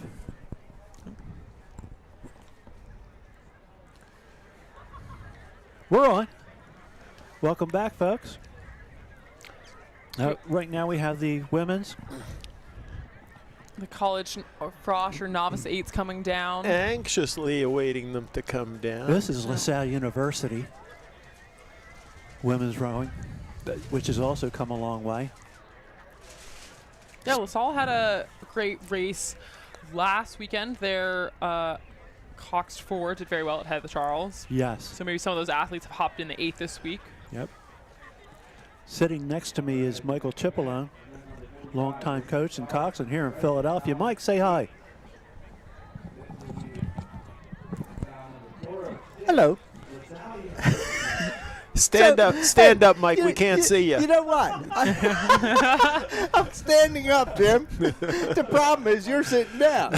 So I just stopped in here to tell everyone that I was working on the receiving dock, and everybody coming in, including a lady who came in, brought in by the police launch because she had flipped her single, but everybody else coming in was saying, I never knew the Schuylkill River was so beautiful. Yep. And I've had such a nice race. And I was talking to Al, and he was just telling me it was an out-of-body experience racing in a single, coming down the Schuylkill. And I'm thinking to myself, you know what? That's why we rode, because we like this river so much. That's it. And we're so lucky to be down here on the water every day. And like today, everybody racing is out there, and they feel like they're lucky as hell. Oh, they're too. having a great time. Yeah. We've So got anyhow, you guys, I just wanted to say that. And Jimmy, it's always good to see you. Mike, Tom, what race are you in this afternoon, Mike? I'm in the 50-plus Master 8s. Oh, you must be really bringing up the average. Now we're bringing up the rear, Jim. Okay. bringing the speed, That's it. though, you know. Thank still. you. See you later, Mike. See you later. We have 407 just went by Mike the U.S. Cipollone. Military Academy Thanks, crew. Falling up there behind them is 408 is Canisius. Canisius from Look at upstate LaSalle. New York. Yeah. LaSalle's I women should know just that as a New driving. Yorker. Yeah. Nice, LaSalle. I'm a LaSalle graduate. Oh, there you go. Another A10 school. LaSalle will be looking at other A10 schools in the race, St. Joe's and Duquesne and Temple. Here's no, Temple. Temple's not A10 anymore. They're in you're a right. different league. Yeah. No, there's been a lot of leagues switching recently. I'm actually not up to date with some of the people switching into Big Tens. Yep. Switching around. Looks like LaSalle's women are This just is walking away from everybody. 410 coming up here. St. Joe's coming down looking good on their home That's course. 410, St. Joe's, yeah. Look at LaSalle. This is impressive. Once again, LaSalle Little school well-coached. doing well. Yeah. Rowing out of Fairmount Rowing Association. 409 coming up and a big vestibule. The Vincent University of Pittsburgh. Pittsburgh. Yeah. I think that's what I look like as a novice. They're moving it. It looks like a little bit of hard work. Yeah. They're going to learn to be more efficient later. But really, every one of those women working very hard coming down Three Angels. You're absolutely right there, Charlotte. You know, working Well, at on the screen right now, that's Duquesne. But it just takes Recognize that time. Blade Does take design. time. You know, they've probably been in the boat, less than 3 months now from when school started. So Brand new to rowing. Yeah. Don't worry. 8 years later, you could become an Olympian. That's right. It's possible. It is possible. I wouldn't have thought, but it totally is. Yeah. All you got to do is dream and believe. Put in the miles. Mm-hmm. Be patient. There's be Duquesne strong. going by us right now. They look Well, nice. they must have passed quite a few crews. Yes. Duquesne from Ohio. They're looking very good. Yeah. Really. Those are some great freshmen. I was really happy to see LaSalle's. And this has changed a lot over the year, too, thanks to all of the high school programs that have started. Now we're seeing more experienced kids come in, which helps everybody. This is 441. It's 4:11. Stockton coming by. Oh, Stockton from Jersey. That is Stockton. John Bancary's coaching out there. Great coach. Has been in a number of good programs. Marietta as of late. A little timing issue. You know, that's novice rowing. You're figuring out. You're like, okay, I've got the. Once Get again, a it little could be their hang, not first. pulling with my arms right away. Could be their very first race too. Well, I think coaches wanting to get the kids hooked, want them to bring them to the races just so they can see That looks like what St. Joe's. kind of an event this is. Yeah, all the pomp and circumstance, get them excited. This is what a sport like rowing is. And this is all what about. the good guys look like. We will find out whose blades these are so we I can think get a this number. must be Carnegie Mellon, we decided, right? Yeah. So this must be the Carnegie Mellon women coming down, bout Yep. 4:17. That's it, Carnegie Mellon.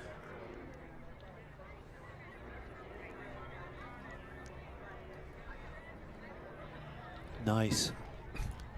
Just for the starters up at the starting line to get these boats in sequence is difficult. You know, sometimes you might see one crew and you think they've went by a few boats, but they might have started out of the sequence. There's 414. That's Bryn Mawr, coached by Carol Bauer for years. Great Olympian there and gold medalist.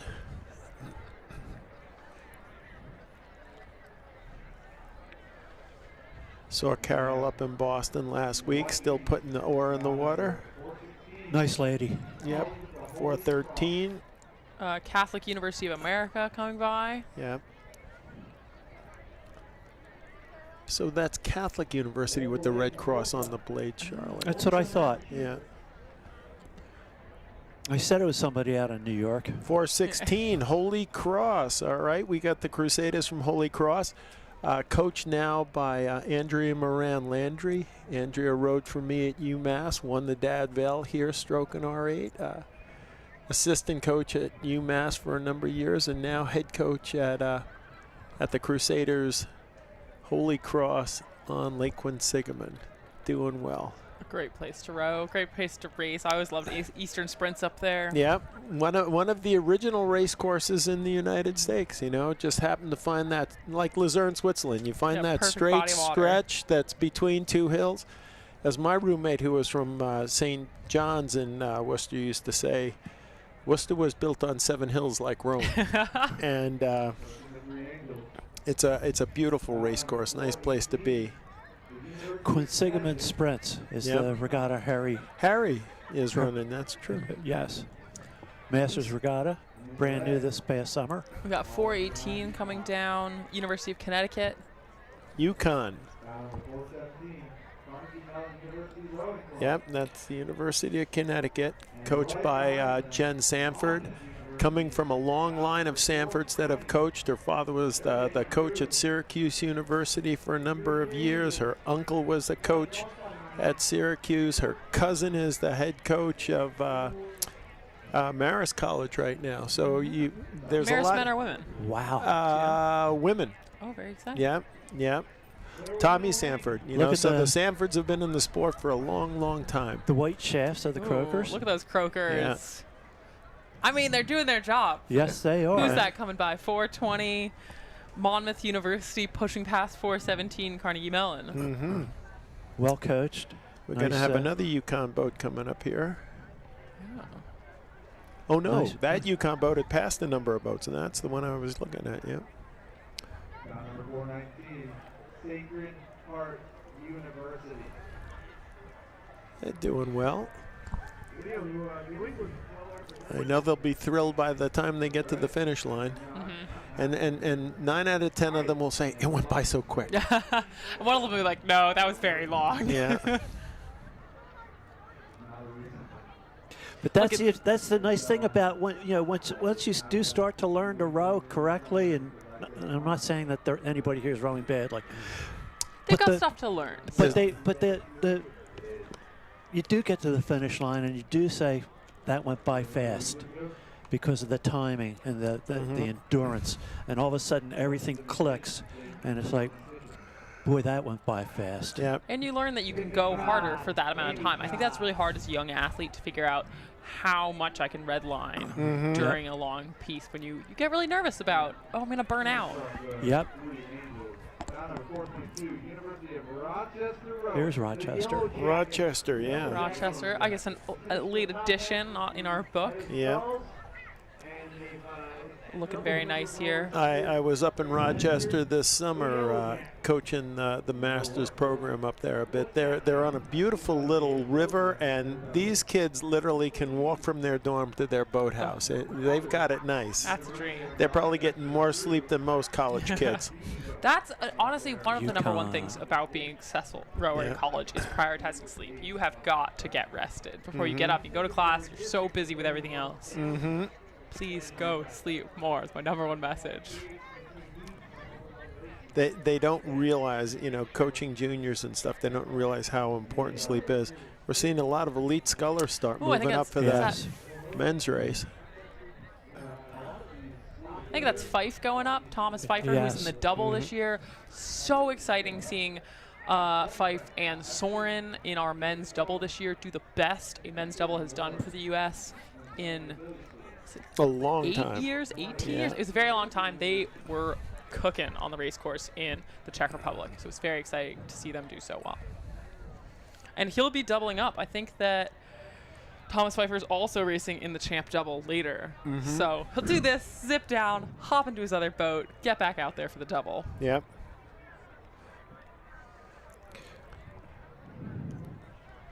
Wow, there's a great shot.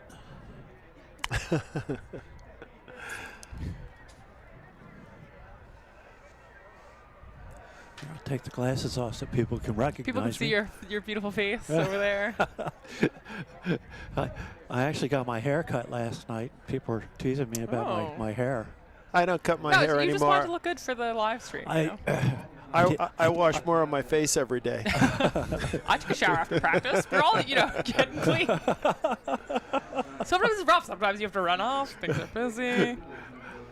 How'd they treat you at Fairmount, Joe? Everything good? Oh, very good. It was great. I remember walking into that building my first time in 1964 when I came down to row in the Stokesbury Cup Regatta. And my coach had called John Carlin, who was the Commodore, I guess, back in the day, and president of the National Association of Amateur Oarsmen before it became U.S. rowing. He was a big timer, and John took me downstairs and showed me the boat that all the history that has come through these clubs. And any kid that's had the opportunity to row in Philadelphia for a summer and do the summer circuit, the Independence Day, Canadian Henley, U.S. Nationals, I mean, those are just great events. Oh, they're so special. I spent the summer after I got cut from U23s, the traditional thing for the women is to come to Vesper. So I came to Vesper. And it was wonderful, like getting to do pieces out here, having so many other summer crews, really getting great competition. My favorite practice, hands down, had to be we were trying to decide who the top pair was. We had 2 starboards and 1 port. We rowed a piece. The third person had to run the piece on land, and then we switched. Wow. It's like you have the space to do that at the Schuylkill. You could run alongside and hop back in the boat. Jump in on the finish line, dock, go back up to St. Joe's. I can remember being here for the 4th of July Independence Day Regatta. It used to be called the People's Day Regatta, and it would be so hot, and you'd get upstream and you'd just find some shade that you could back your boat into, so you'd be out of the sun. The course was always fast, though, because warm water is fast water. I've had too many Independence Day regattas that part of it's been thunderstormed out recently. Yeah. So like that race, you always need to make sure you do your heat, treat it like the final. You don't know if you're going to get a final sometimes. Yep. I've done my fastest rowing in thunderstorms. There you go. Out of fear? I bruise easy. I'm out of there. Definitely one of my favorite Independence Day regatta. I did the mother-daughter double with my mother. Oh, nice. Yeah, she was like, it's too hot. We're not doing this again. I feel exhausted. I was like, okay, we see who the professional in the sport is. Maybe it's not you. I don't know. Heather Charles rolled around this year, and she was like, maybe we should do a mother-daughter double again. And I was like, you didn't like 1K on the Schuylkill. You wanted to do the Charles? I was like, okay. We'll get her back out here for some head racing. She has raced head of the Schuylkill before. get her back in a single. Well, the weather's a little different from. It's a little nicer. Yeah. Well, I had the opportunity to row with my son at the Charles this year, and that was a first. And I'll tell you, if any parent out there that can get in the boat with their kid, you want to do it, and you want to get pictures, you know, because you'll remember it forever. Yeah, none of my kids were ever really interested. But hey. Well, it can be tough at some points. It's funny because you wouldn't think I would be the one yelling, but I was definitely quite mean to begin with. I was like, Mom, we have to be better. We have to do this. And I have, since I've mellowed a little. Been like, we'll take it one step at a time. You didn't know you were that competitive. I didn't. You find it out. I mean, I think some other people could have told me that I am too competitive. I sent my son a picture of him wearing a Coast Guard shirt because that's where I was coaching when I first, when he was born. And I carried him around that regatta in his first regatta about 35 years ago. And I sent him the picture and I said, you can carry me tomorrow. Look, just returning the favor. This is the deal. I feel like that's how my mom feels. She's like, I raised you. I did everything for you. You can get me down the race course. Yeah. University of Pennsylvania. Yeah. I hope they do well. Who's going to be in that? Tom, scroll down there. Castle Ringstetten. Is in the fairy tale. That's where she lives. Okay. Wow. My wife and I had our first date there 50 years ago. Last month. 50 years ago last month. Yeah, we were 16 years old. Castle Ringstetten. You think about, you know, the 50 stories that we've been doing across in the history. You know, we really have to get a documented history walking through each of the boathouses on Boathouse Row and get this verbal history down, you know, so people know. You know, something that's been around probably, you know, since the 1870s, you know. 1856. Mm-hmm. Oh. Yeah. Undine became a club in 1856. The boathouse was built about 20 years later, but Castle Ringstetten is 1856. Upstream. Yes. Yep. Mm-hmm. Yeah. How many upstream clubs are left? 2. Yep. That's all. And let me tell you, they're endangered. We're getting offers. People want to buy that property. So much history in those 2 places. I've been to both. I think we're holding fast, but yeah. It's good to hear. A lot of pressure. Yeah, you gotta come out from behind the monitor. There she is. Shift over.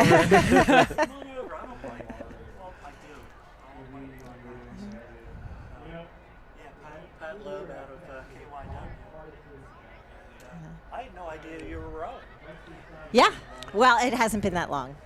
I started about 8 years ago doing. I mean, me too. So like, you know, you never know. Yeah, I don't think we met. Hi, I'm Charlotte. Hi. I'm currently on the national team Olympics last year. Wow. Fantastic. So. Wow. We're going to get ourselves out of 4th place. My least favorite place to be. Mm-hmm. Yeah, that is the worst. We're doing some good work. I mean, they've done studies. 4th place is the worst. Just the worst. Awful. When you're one step out, that's it. Yeah. Wow, nice to meet you. Nice to meet you. Amazing. I mean, that's what you love about rowing. You just drag other people into it. Yeah. Yeah, but I remember your brother Pete and my older brother Jack. They rowed together with your father. Your father would give them lessons when he took the St. Joe's team out. He'd let them join in a double, and I think my brother probably flipped the boat every single time out. I mean, it happens. It happens. He was a good swimmer. Yeah, had to be. If you don't ever flip, you don't ever lose the fear of flipping. So it is an important step. You just want to stop doing it eventually. There are 2 types of scullers: those that have flipped and those that will. Yes. Yeah. All in fun. Yeah. What else is going on in your life? Anything? Well, I'm really happy to catch up with you finally. We've been Facebook friends for a while. Going back. Charlotte doesn't know what Facebook is. How old do you think I am? You kids don't do Facebook anymore. No, we don't. No. So it's a social media Yeah, way more important. Follow the U.S. Women's National Team on Instagram at Women in the Boat. Women in the Boat. Women in the Boat. Our main account. Well, we've honored some of the women in the boat this year when they brought the 1967 Vichy 8 from Philadelphia Girls Club into the U.S. Rowing Hall of Fame as being the first women's team ever to represent the United States.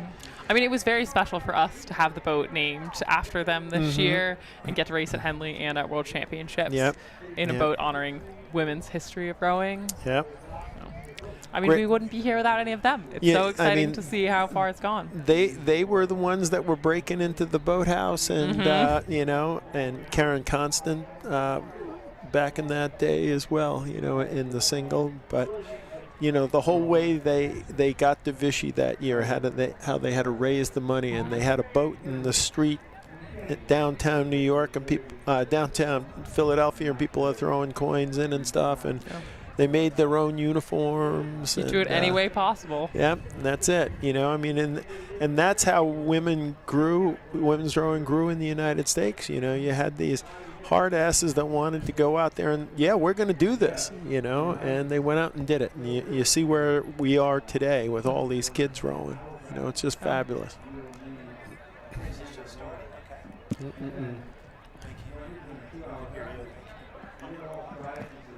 Oh, that's the men's alumni quad heading off 110. Yep. So we got this one University of Pennsylvania crew heading down. Well, Kurt knows where he's going, so he'll at least make it to the finish line. There you go. I mean, the main thing is see in the quad how many of the other like alumni boats you're beating based on time. Oh, I see him coming on down. Way. There they are. They're just coming around the bend. Ooh, looking very good. Looks like they're rowing with St. Joe's blades.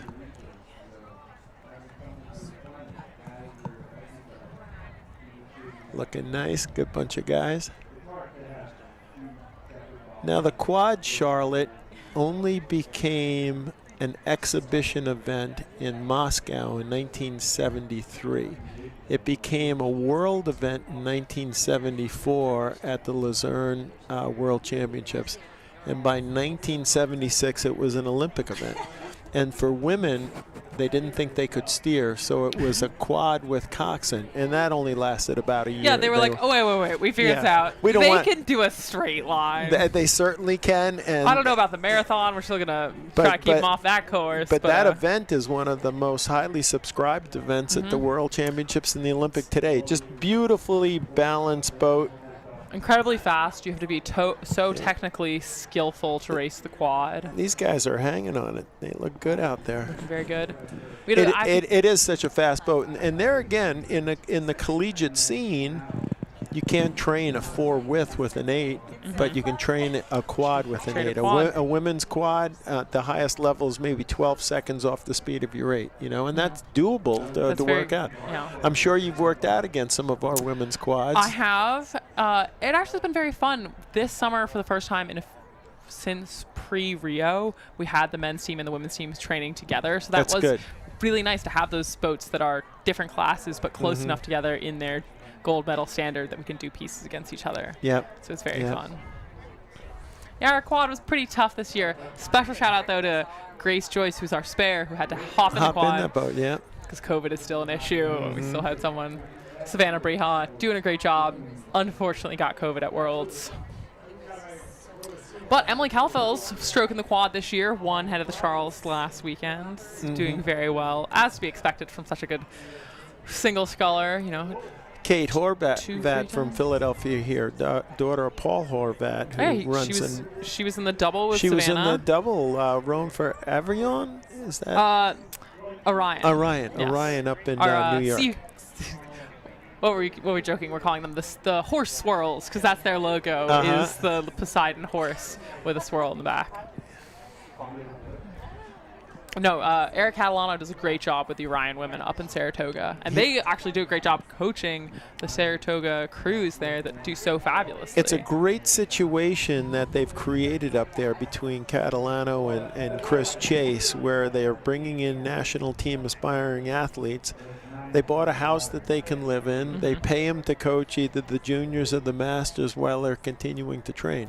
It's really a nice situation and a beautiful place. Yeah, to really row. gorgeous up there.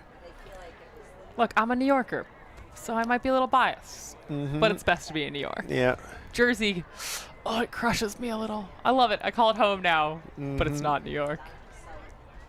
All right, Kurt, don't hit the bridge there. Yeah, maybe just give a little look over that shoulder, but they're doing perfectly well. Again, it's such a nice balanced boat, you know. Very technical boat to coach. The quickness to the water has to be so precise.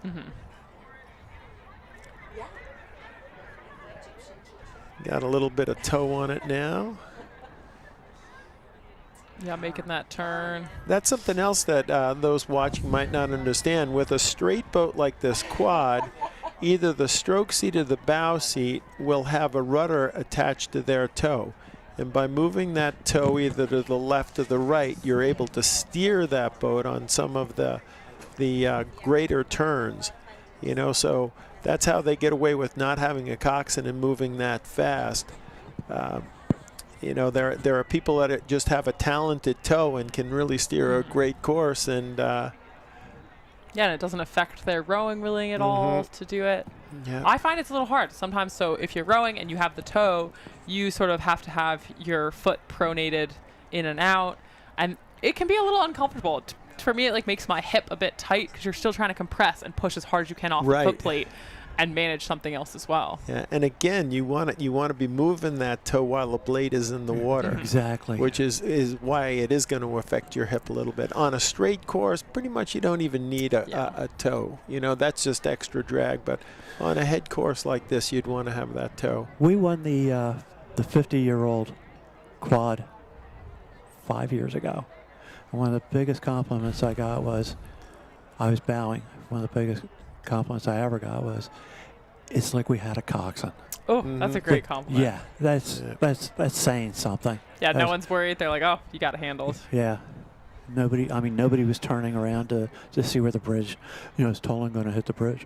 But that was back when I could actually turn my head. Honestly, it makes it challenging. You're like, I'm trying to get all the way in that position. I can't look over. Yeah. I know. Big shout out to my bow seat and my pair for the last 2 years, Jess Thonis, doing it all for me. She just I still have the toe and stroke seat of our pairs, but she calls everything. Men's Masters 4 coming around the bend now. Yeah, alumni 4s first up. People are listening. Yep. University Barge Club took the toes out of the toe steering out of their quads. Oh, you just got to do on pressure steering. Yeah, that's all you need. That's all you need. It's easier to actually do it with pressure. Thank you, Jem Musio. Yep, this is Franklin Marshall, Duke, and Concord High School coming down in the men's alumni 4s. You gotta love a high school alumni crew. You just got some friends back together. You rode with in high school. You're hopping back in a boat. Yeah, I don't have friends.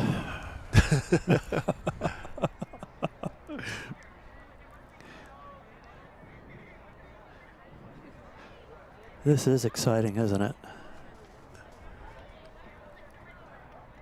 Wow. Nice reach.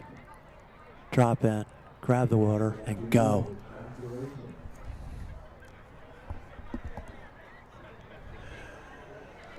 And I've asked you this before, Jim. Sweep or sculling? Friends don't let friends row sweep. There you go. It's that simple. That's that simple. That is not the correct answer. Correct answer is everything. Charlotte, let's be real here. No. If you're a sculler, you have a higher IQ. Everything else is, you know. No, I think if you can do it all. I really love my single. I can row port and starboard. You got to be able to do it all. You got to have the flexibility.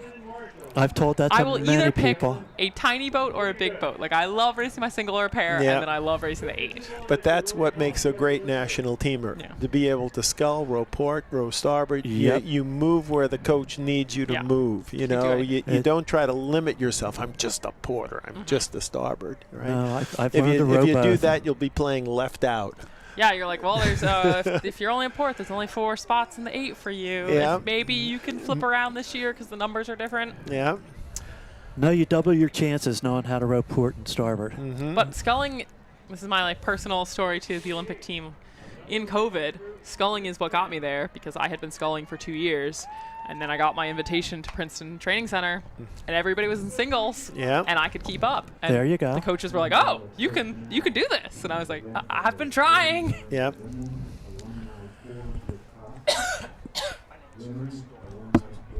Okay.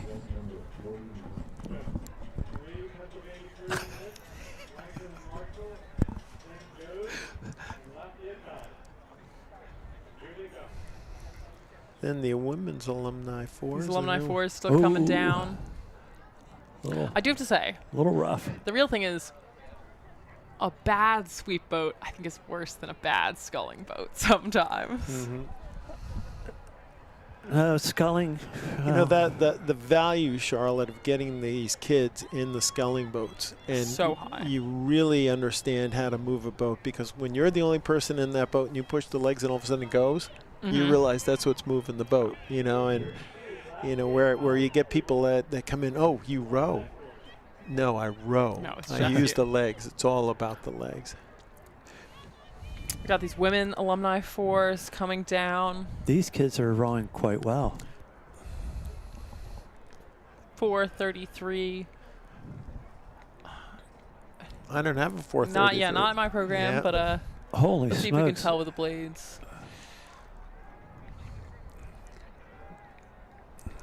They are rowing exceptionally well. Oh, sorry, Jim. That's okay.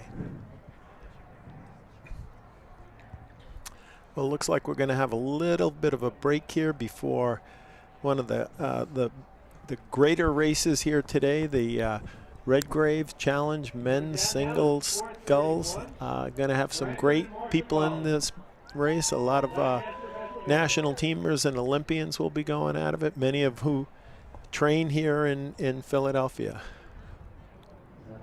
Look at this, tapping the boat along. That's nice. Yeah. Effortless, effortless. That's what you want, especially an alumni crew. Everybody can still row very well. Maybe you're not training this specifically, but you remember it like hopping back on a bike. Just that really nice, easy flowing technique.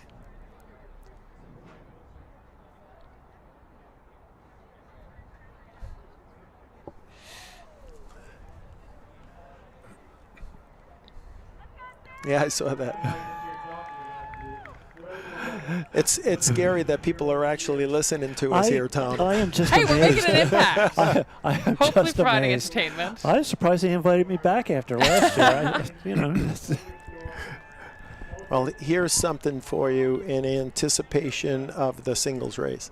All right, this is called the fall head. The leaves on the trees begin to glow. Soon they will all fall and go. Fog rushes in, replacing summer sunny skies. What comes next? No gulls this day around to fly. The distance moves out, the rules have changed. Pursuing and passing the name of this game. Threading through bridges, winding round turns, the crowd will be shouting, my lungs they will burn. All scullers are nervous, including this one. First to the finish before I am done. The sculler out of sight will keep me honest. How much energy will I be able to harness? The reward at the finish, such a simple one, just stopping and resting. Happy to be done. Phenomenal. I mean, all I got been is truer words. All I got is there once was a man from Nantucket. Oh, no. I've got some Shakespeare, but nothing related to rowing, so I don't think we need to hear that. Well, you see the leaves turning and everything is just gorgeous. Luckily here, no delay from the fog, but often we'll have delay from the fog in these early mornings.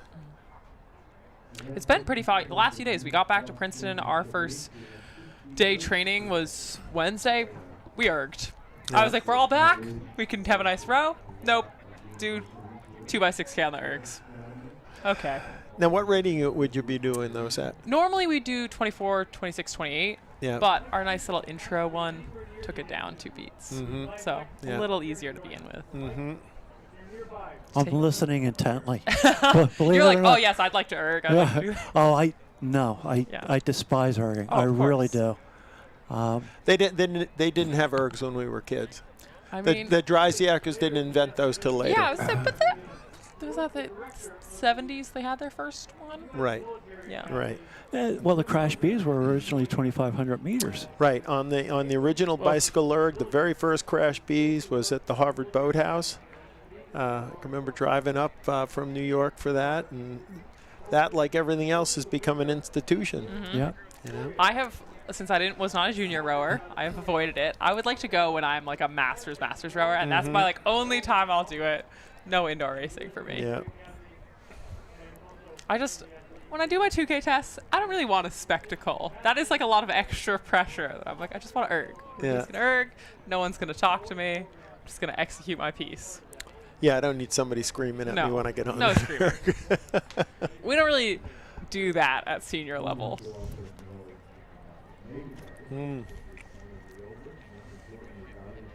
So who do you like here in this race here, Charlotte? Ooh, I mean, who we got here? I mean, Thomas Pfeiffer, rowing out of Penn AC is going to be hard to beat. I'm sure he knows the river very well. He's been having a great season.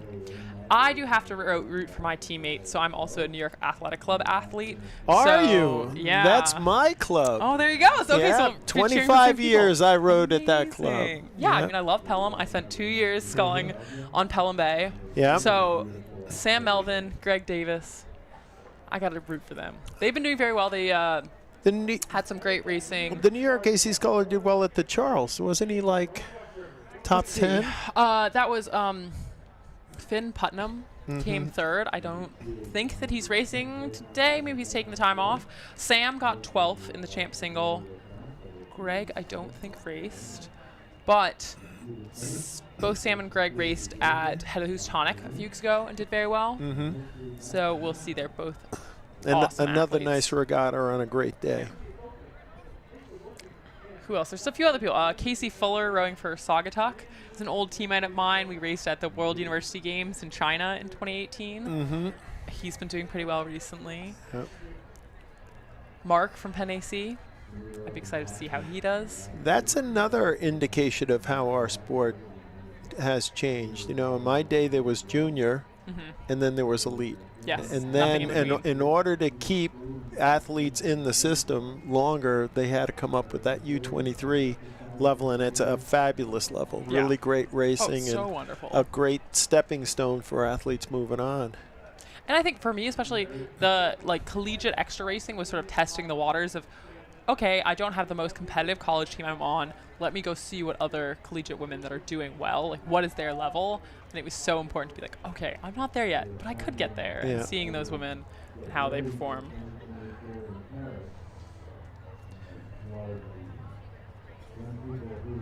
This is so much fun watching these crews. I mean, it's hustle and bustling out here.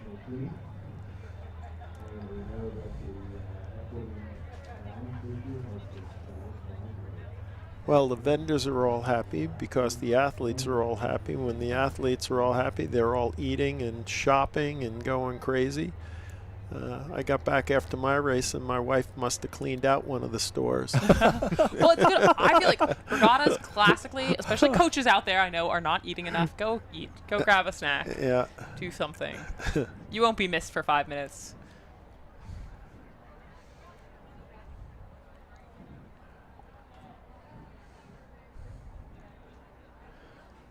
Maybe we can take a break here. And I'm going to turn off our voices. Remarks. Give our ears a break. Yeah.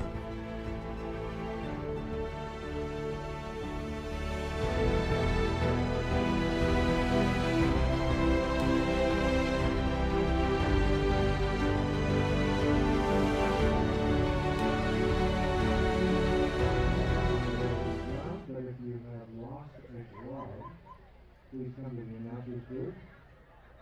We are your 35. That's undone. He went way wide. Yeah, some He's athletes lost going a lot a little of time. far out. Really, at Three Angels, you want to stay close to the buoy line on the inside. It'll give you the best line to the bridges. before the turn. 339 is C. Cunningham from Penn AC. These guys are strong. Checking the boat down just a little bit there. I mean, the single, you get a little worn out. Things became tough. Definitely, you know, if you over grip too much, 440, things get a little another unsteady Penn by this guy. point in the race. Look how relaxed this guy is. Who's that on the outside? He's moving pretty quick. Yes. 444.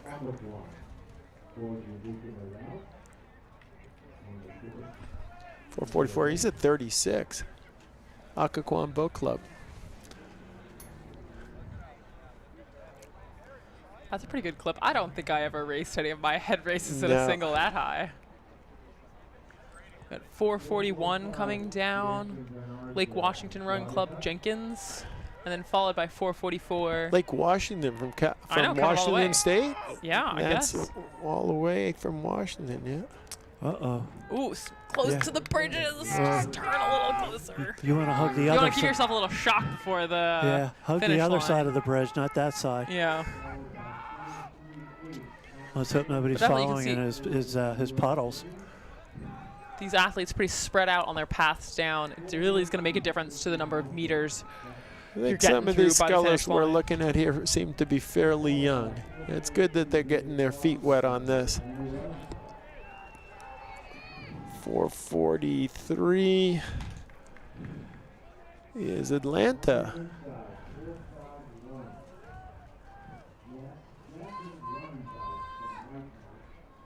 Wow. 451. Moving the boat, but he's rowing a little bit too simultaneously. You want to be a little bit more sequential in your look, don't you think, Charlotte? Sequential is a good word there, Jim. Thank you. Sequential is a good word. Yes. I You want don't your think I drive could spell it, sequencing. but I know what it is. You know it when you see it. That's the Yeah, important Yes. thing. that's it. You know when you see it. Absolutely. Okay. See So these two make your athletes turn. Make your coming in turn. close Now to this the is tough bridge. because the angle of the bridge is tough. Now he's going to have to swing Yeah. to starboard, swing to starboard, get There you that go. around. There. He's got it. This There. But he's got undine row a, on the inside. he's got a little shorter course to the finish line, but That's a different angle here they are. that we're seeing. Yeah. Now from the bridge here, you got about 30 strokes to the finish line. I'm just amazed at the power. Mm-hmm. But you know, they're not killing fish, Tom. No, you know, they're not killing fish, driving the blade vertical into the water. They're finding the boat. They're prying the boat past. Yeah, you got to be delicate with it. Yeah. They're letting the blade go in, and then they do their work. That's a great shot. Isn't that beautiful? What rates this? In He's the up red? there. That's the guy that was like at 34 and a half, Yeah, 35 he's- before. So.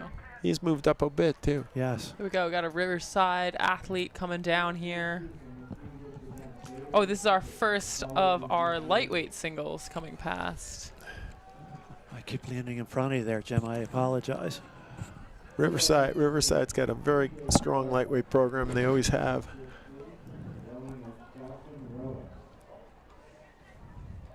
Followed by 4 Undine Wow. lightweights. Oh, we got Look at the drive here. 2083 already? Where did that come from? That's just a made-up number. 454. Bless me. Here comes a Vesper Boat Club, 458. Yeah, 458. Our Vesper athlete.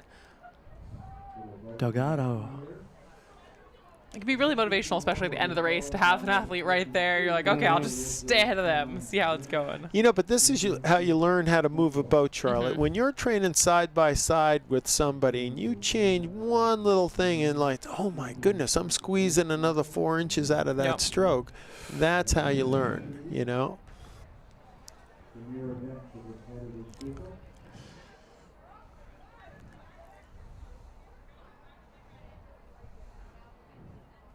Long, relaxed.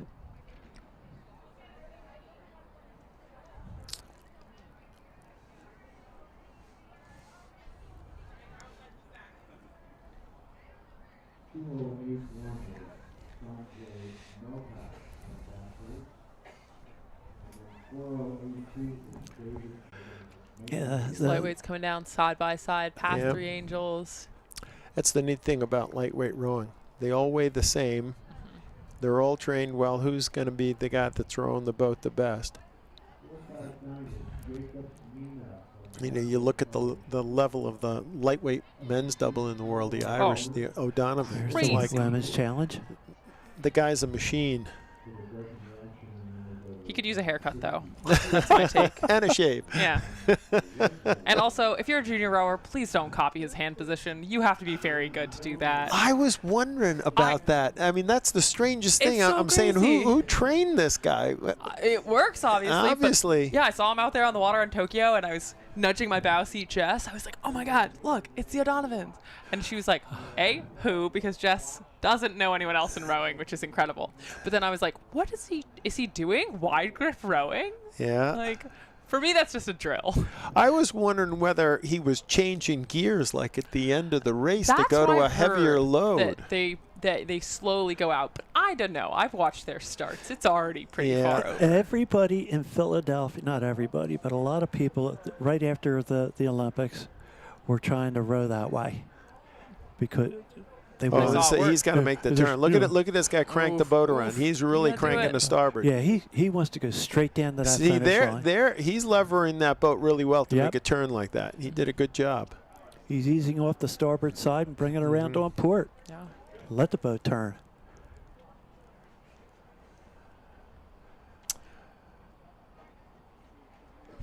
Yeah, everybody all of a sudden on Boathouse rowing a single had their hands way off the end of the. It's like, you know, the guy from Ireland won. I would do that as a drill training scullers, but not racing that way. I've seen a lot of people do a lot of things and win with it, but you have to find the thing that works for you. Right. Which is not the thing for everyone.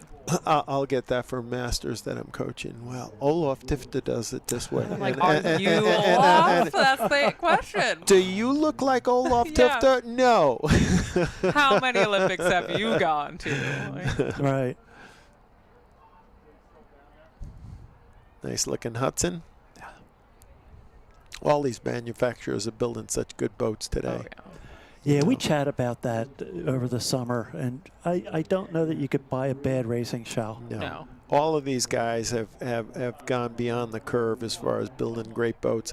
I mean, compared to the wooden boats we had back in the day, these things are all rocket ships. Yep. It's just your comfort level, what you feel good in, and whether you got that boat rigged properly for it. This is one of the women's colors going on. Yeah, we got 464. This is a women's champ singles coming down. We're a little too Northwestern far out. State University Cruise 464. Got a Buffalo college State. kid. 462 is Vesper. Uh-huh. I'm not sure who's on the inside. They're moving along nice. Oh, what's the stroke rate on the Empire over here, Jim? Do you know? 463 in the front of the shot here. South Jersey Rowing Club. She's up. She's at 36, Tom. Yeah. Good eye. She's moving the boat, too. She's picking moving it up the boat nice. at a 36. I like how tall she's Wow. sitting. She's going after this. Almost looks like she's wearing a West German shirt. God bless her. She's fast. Yeah. I mean, she's doing it and not falling apart. Yeah. Again, nice catch angle on Look at this lead this. boat. Yeah.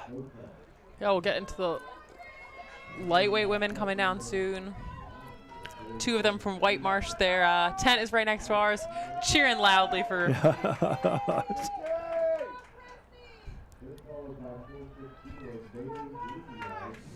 But I got to cheer for Alex Morse coming down from New York Athletic Club, just passing our commentating box.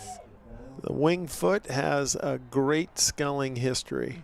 A lot of national team and Olympians. Way back in the 76 Olympics, Bill Belden from Philadelphia here teamed up with Larry Klikatsky, both lightweights, both world medalists as lightweights in the single, and they cleaned house on all the heavyweight scullers and went off to the 76 Olympics. Everybody said that's not fair. Larry said, oh, what's they're not just fair? better than us. Oh, so sad. I mean, that's how I feel about Michelle and Molly. And Yeah. then, Oh, they're like, awesome. Oh, they're crushing the bejesus out of heavyweights. So they're like, They are exciting to watch. Oh, I hate to use the word attack because that sounds too forceful, but the They are way very they do attack a race is Mm-hmm. incredible. You see the intensity, you see the drive, the desire to win.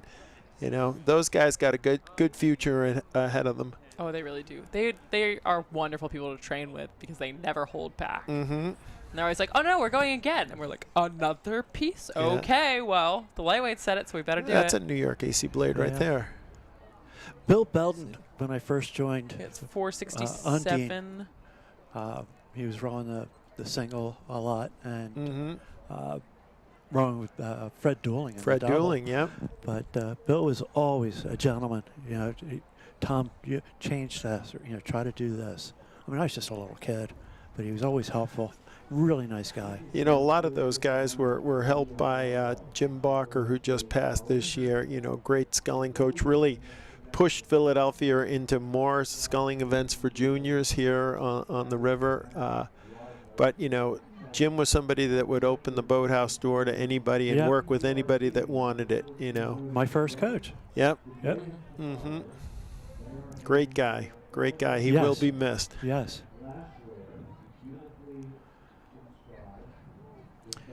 Well, if you're looking for the results of any of these races, you got to go on here now. Ooh. See, the youngster here can do that, Tom. We couldn't do that. Well, I just always want to know. I'm an impatient person.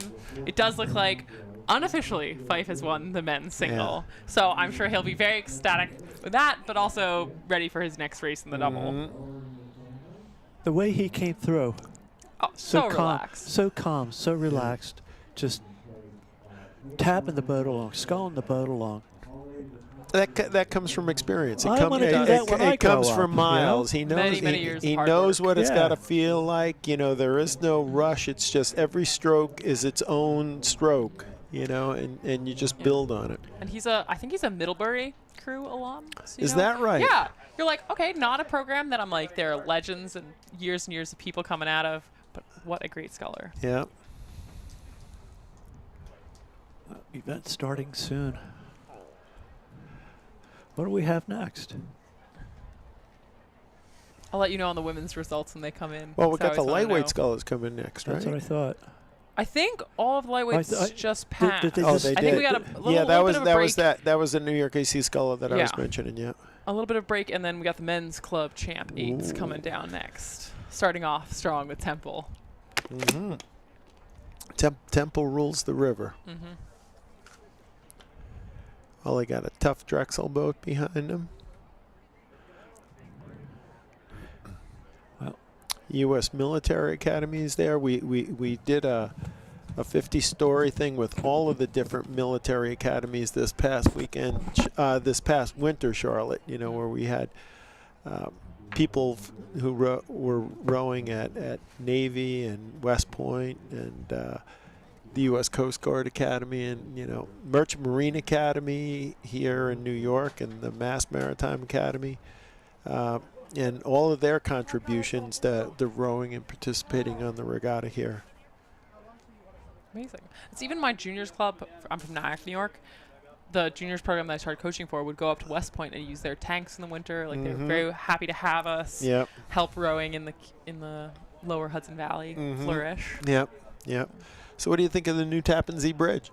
Oh, I love it. Yeah. Unless anybody tries to call it anything but the Tappan Zee Bridge, because it is the Tappan Zee Bridge. It is the Tappan Zee Bridge. I don't No, think it's a beautiful looking it's bridge. Gorgeous. I don't think I've seen more people in my community have a stronger stance on anything than like still calling it the Tappan Zee. And I'm like, can we get this fervor about a topic on something else? But it is a great thing. You know, you think about the logistics here in running this regatta, and I look at the logistics of building that bridge. There were barge after barge after barge with different pieces. And all of a sudden, somebody's coordinating that whole effort. And this barge is swinging in, and they're bringing up this piece. And this barge swings in, and they bring in the next piece. You know, and all of a sudden, that's what we do in America. We build beautiful things. Yeah. Calling on screen. Yeah. You look good. Well, maybe we can take ourselves off, take a break until the next race. Good.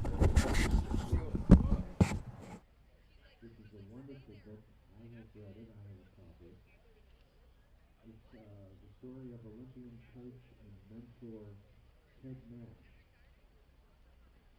Quote recently I got from Jim Dees that if these stories appear to be always exaggerated, I'll tell you now that they are not. This is what legends are all about. It's published by the Colgan Foundation. It's called The Book of Ted. thought-provoking, wonderful, beautifully illustrated biography of Coach Ted Nash.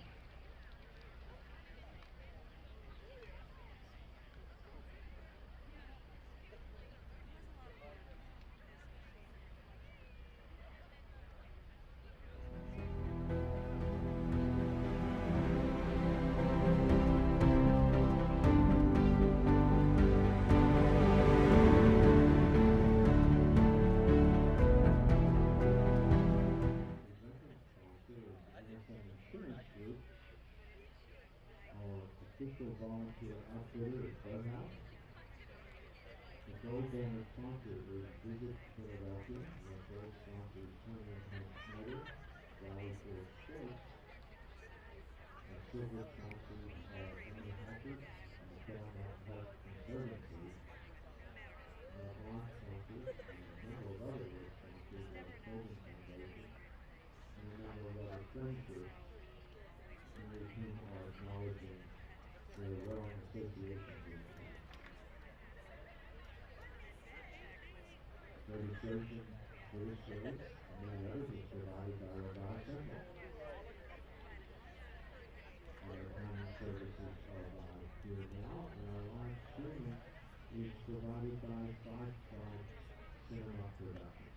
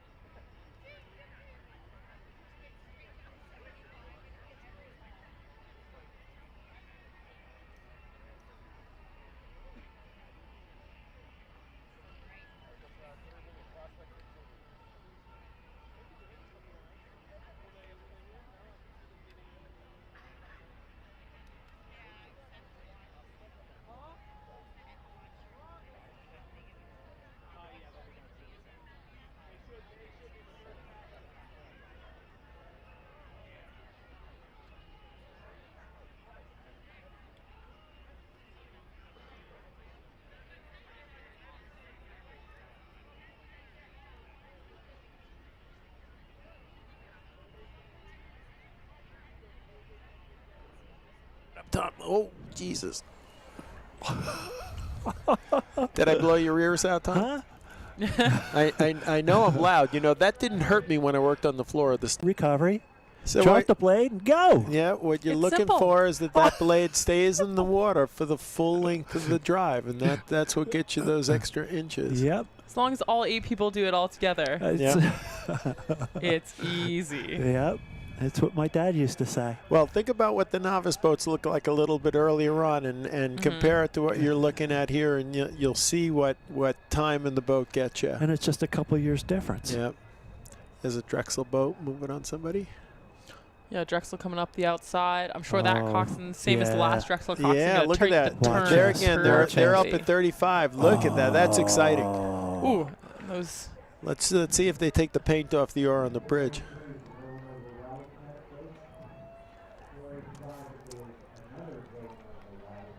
Wow. These are the crews that are right outside of us now. Tight turns through the bridge. Yeah. Look.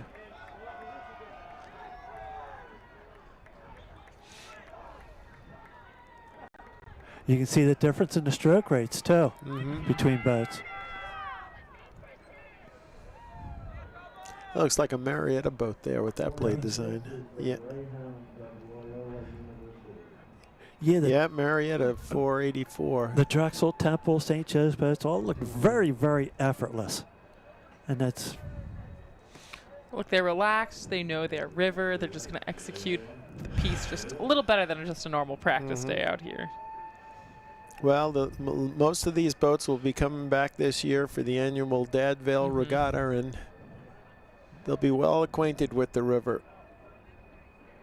The Dad Vale is being held in Pensauken, I heard. Is that right? That's They're what I taking it heard. off of the Schuylkill? Something about the dredging upriver. Oh, right. Is what I heard. It may be a bad rumor I'm starting now. I hope not. These guys are pushing off each other. Yes, quite well.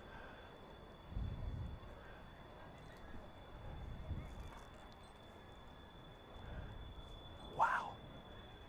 So do we know who won the women's champ single yet? Yeah, it was Adriana Borson, who's actually a lightweight. So just another lightweight showing up all There the you go. heavyweights. I'll tell you, they got advantage over the longer distance. They really do. I've always believed yeah, good that. efficiency. Yeah.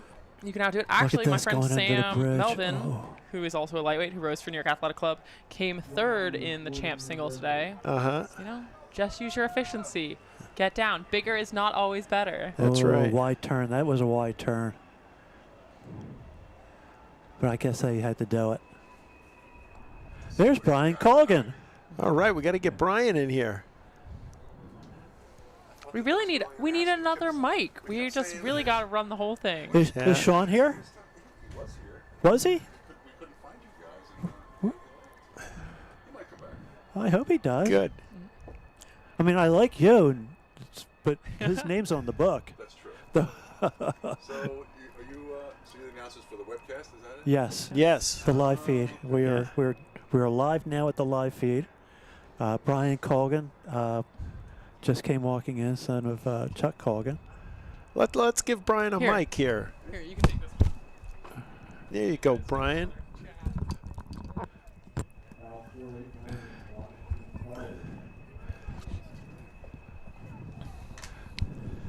Good. We got Brian Colgan with us here now, and Brian's got a new book. Brian, let's stick that book up here so people can see it.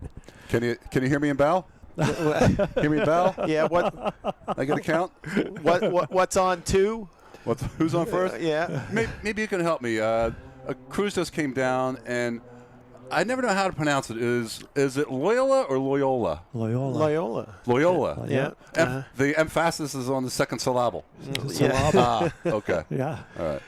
So Brian's That's the Irish in you right there, boy. Brian is here with the book of Ted. Brian, you got to stick that book up there. Brian's up. Where's the Well, camera? we're not on air yet. We're not on yet. Well, Here, you sit over Brian, here, Brian. Brian We're moving Colgan up in the here world. comes from a long lineage of Colgans that have rode on the Thames River here. I mean, on the Schuylkill River. I rode on the Thames too. Yeah, he's rode on the Thames too. And first is Chuck Colgan, who's just had a new wing at the University of Pennsylvania named in his honor. The boathouse was just rebuilt. And then Brian followed his brothers Kevin and Sean Thoreau. How old were you when your father first dragged you down to the river? Well, I like to say I was a Vesper member since in utero. So, yeah. I remember playing on the floor of the Vesper boat house, second floor, when they're having some party for the 64-8, raising money or something for them. Yep, So, yep. It's been a while. Yep. Well, your father was the captain of Vesper at the time, always involved with U.S. rowing. Chuck was the one that started to bring class into our judge-referee corps, showing up at all the regattas in his blue blazer and tie. Yeah. He always looked good, and at the national meetings, he was the one walking up to the mic.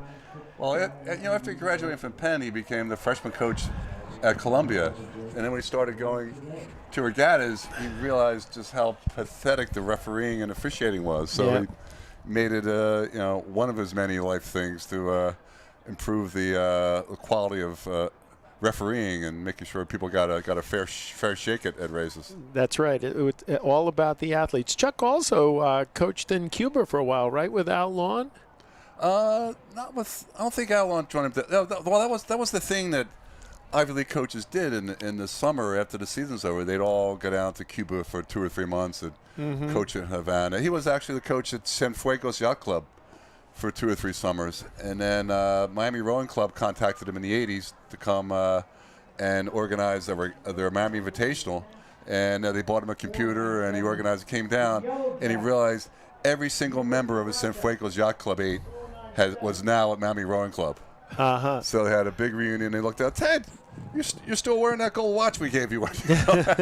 This is like 30 years later. Yeah. So. That's great. That's great. So how's the book going here? Book's going great. The initial run at Amazon of 1,500 copies sold out. Well, I ordered mine on Amazon months ago, and it hasn't shown up yet. So well, here, it's right here. I'm looking at it. Well, you too could get your own, and it might even be signed by the author if he comes back here. No, it's the first run sold out. It was like 1,500 copies. I had 150 shipped to me for selling at Navy Day ahead of Charles Heather Schuylkill.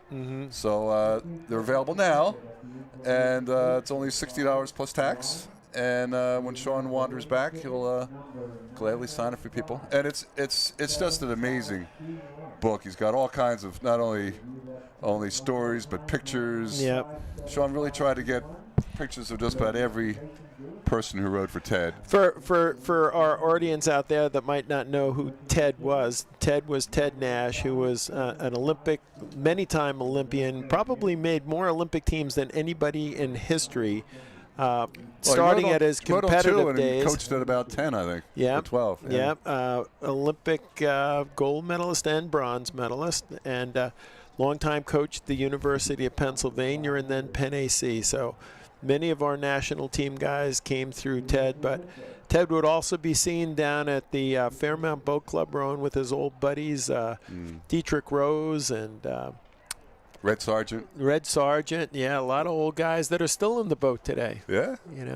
So, yeah, great pictures here, Brian. I can't wait to get it. I mean, we've all heard the Ted legends of. You remember the time when Ted did the? Oh yeah.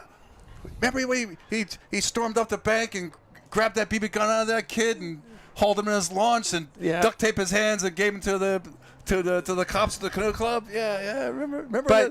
But the neat thing about that story, Charlotte, is that Ted did turn the guy into the cops, and the cops were going to prosecute the guy, and Ted got the cops to let him bring that kid to the boathouse and work on the boats and stuff, and saying this is what it's all about, and so we dragged them. Yeah. Oh, there's a lot these of guys know them all. Yeah. Oh, and Ted was renowned for his shorts. Yep. Yep. Those are the blue ones. He had red ones. He had white ones. Well, Ted and I were roommates on quite a few Olympic teams. There he is with the Winklevoss twins when he coached them in the pair. Right. Yeah. Right. And as the back cover, I think, says, here. Thank you. If these stories appear to be embellished or exaggerated, I tell you now that they are not. This is what legends are all about, right? And that's Ted, you know. Yeah, that was said by some guy named Jim Dietz. Yeah, he was a nobody. He didn't go anywhere. It looks like he made a couple Olympic teams, though. So it can't be all bad. Yeah. Yeah, no, it's great. There's even the back. There's some. Remember Ted's notes on those felt tip pens on the yellow legal pads. He would have I would room with him, like at the 2003 Worlds in Milan, Italy. We'd be sharing a room, and he'd have his legal pad, and he'd be writing all night long the race strategy. And I'm thinking, here's a race plan. Yeah, right. You know, the race plan is you get off the line and you go. I've seen Caitlin's notes from Tokyo and everything. Very neat compared to those. Yeah. Well, you told about my dad. We used to joke that he had the best race plan for you. He said, son, if you can do this, get out in front and stay there and cross the line first. Yeah. Works every time. Yeah. Don't take too many strokes in the same place. Spread them out. That's right. Make sure you move a little between strokes. Get out of your own puddles, right. Well, this looks fascinating. Yeah, it's great. It's very, very well put together. Dan Lyons has a section here. Tim Thompson, Dave Fellows, great Harvard oarsman. So even some Stan Harvard Bergman, guys. Yeah. There's even Harvard guys saying good things about Ted. Yeah, that's right. Can't expect anything from Harvard guys. Yeah, no, it's amazing. And the chapters are all organized by theme. So there's Ted the Tactician, fierce yet tender, true grit, commitment to a goal, sportsmanship and teamwork, champion of the underdog. Yeah, no, it's an amazing book. I was expecting to see a small book. This is a coffee table book. This is like very Chairman nice. Mao's little red book. Yeah. No, it's too many stories for that small of a book. Yeah. No, it's Well, you can't live the life that Ted lived and have a short book. That's for damn sure. There's even a picture of remember the Packra assault vans that would show up at regattas and trials and everything. Well, okay, now we're on this live stream, so maybe hold up. Oh, here we are. Oh, there, bro. Put that book up, Brian. Hold that Here we book go. up. Yeah. There he goes. The Book of Ted. That's what we've been talking about. Book of Ted. Ted Nash, legendary coach, Olympian, coached on, competed in 2 Olympics in 60 and 64. Won the 4. Oh, and if you remember, and Ted was famous for his shorts. I don't think you can see him there. He always had these were you saw the blue ones. These were the red ones. Yeah. Well, style has changed over the years. Style has changed. Ted defied the whims of modern fashion. Yes. So what race we got coming up next, guys? We got the women's champ 8. Women's champ 8. Again, Temple will be the first crew off. All right. Yeah.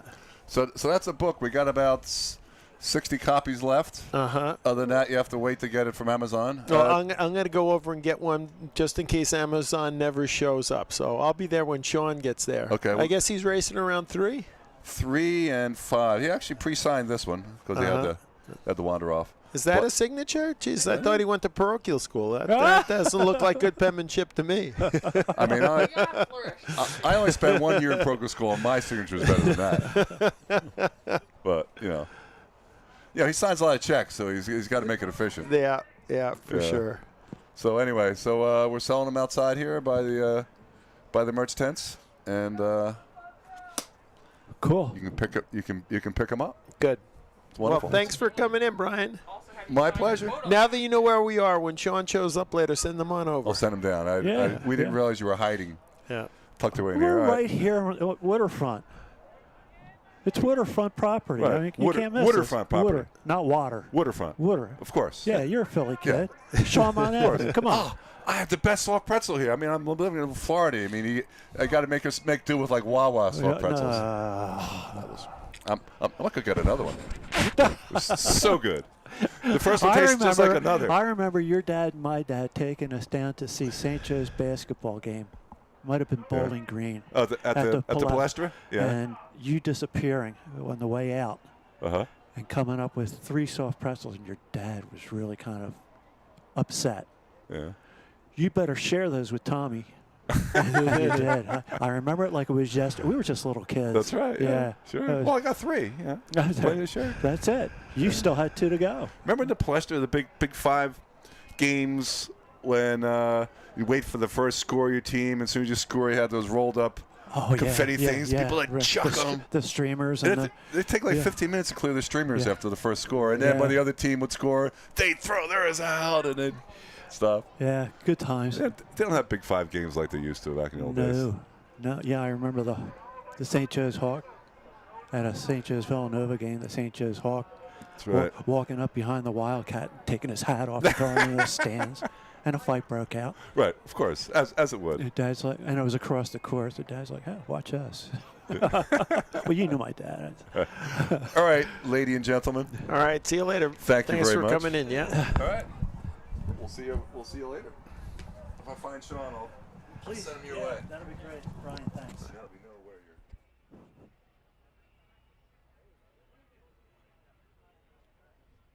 You got a break. Good.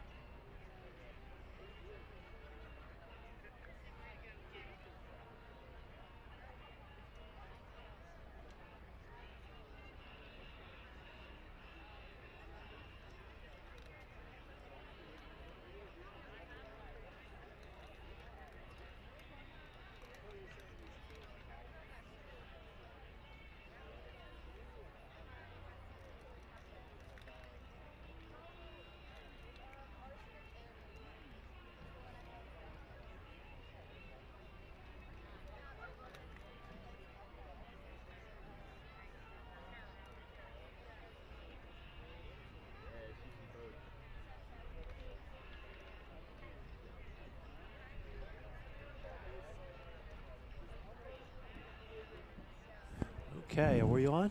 We're on. Women's Champ 8. Women's Champ 8 coming down. First starting off with Temple. Temple. Rowing well. Yeah, looks like one of our home teams pushed off a little from the competitors behind them. Yeah.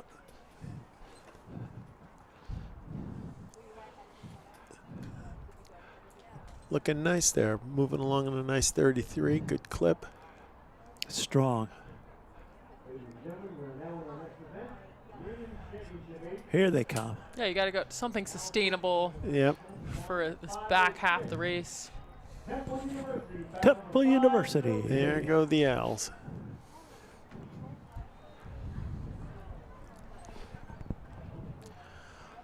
I mean, Temple produced one national teamer this year, Elaine Tierney, who's in our lightweight double. Great Temple rower. Lightweight pair. Lightweight pair. Yes. Now, I rode with her dad, John Tierney, and he was actually a manager for the '92 Olympic team. And John and I raced a double in Galway, Ireland together. Here's 5:07 coming through. Georgetown University coming down with... Looks like Fordham. Fordham coming. Yep. Fordham, coached by Rebecca Gronsdahl, a fellow New York Athletic Club member, friend of mine. She has done amazing things with this program. She took over as head coach last year, and the team has been doing really well.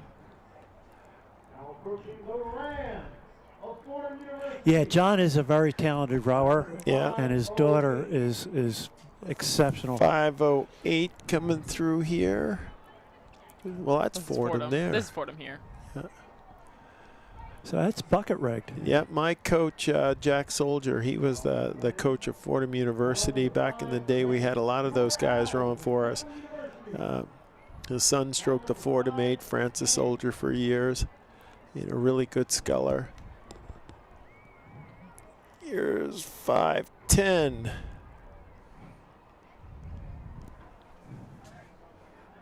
That's another Temple boat. Temple U.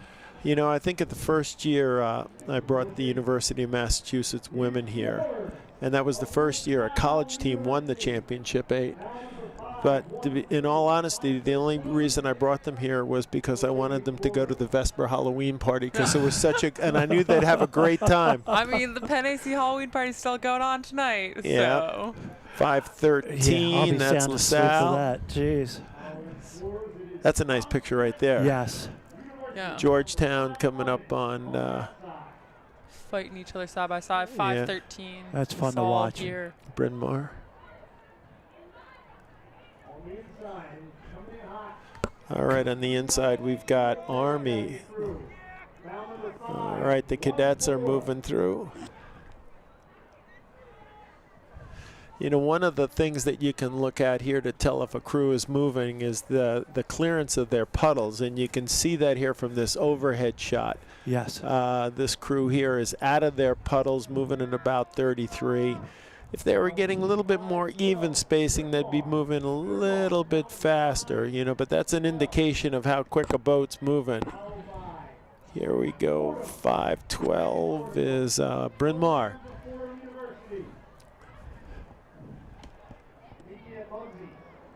And another Fordham boat.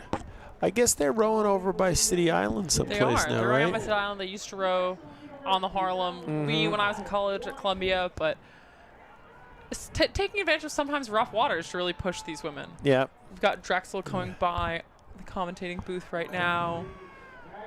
Looking good. Long. Nice. Who's that way out there? Wow. Yeah, we've got somebody out wide, but Drexel looking really good and strong Relaxed, here. very relaxed. 5:19 is the women from Delaware, the chicks. Blue Hens. 5:16. That's right, the Hens. That's what it is. Yep. There's another Fordham boat. They've got quite a few in here.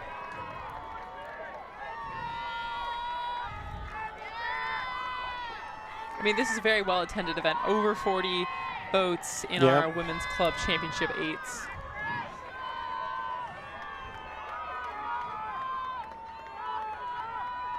Little break in the action here.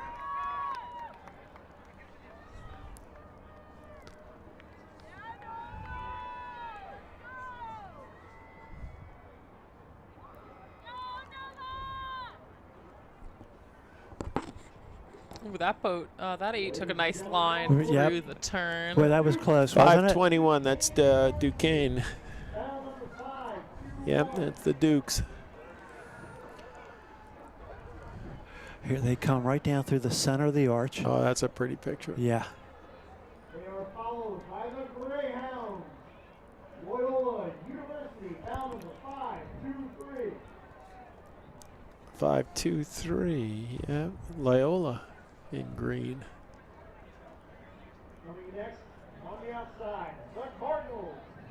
See another Drexel crew coming down. On the inside, the Huskies of Connecticut, bound number 5. Well, there's Catholic University with the cross. We're getting familiar with that blade design now. It's interesting when there's more than one team from a university. They're breaking it off in wearing different color shirts, just to differentiate their crews. Here comes a Drexel crew going through. You know, it's Hall weekend. Sometimes you get crews that dress up, do something fun. So this is Duquesne here. 522. Franklin Marshall. They're from up in Massachusetts. And somebody, once again, is way out there. Yep. Well, the coxswains got to do their homework. They got to look at that course map and know where they're going. On the other side of the referee boat.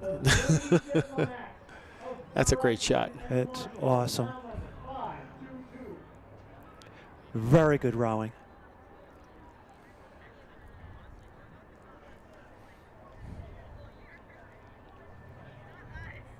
Approaching the Dukes. Duquesne University, bound number 5. There's another Duquesne boat. Did they just say Duquesne's? Yeah. Are they the Newts? Is that their mascot?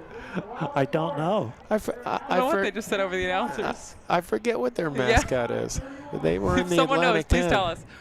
Oh, we got some nice coxswains 524. gesturing to each other in front of us, trying Give to me back room, us. give me room. Stockton. Yeah. Oh, you can see the Look two at coxswains this. communicating with each other, making sure it's they have enough Pittsburgh, yeah. space. Pittsburgh and coxswains. That's good that they're communicating. It's good. You don't want to go over the buoys on the inside. Yeah, Get you can a get your penalty. oars over the buoys, Yes, but not the your shell. bow.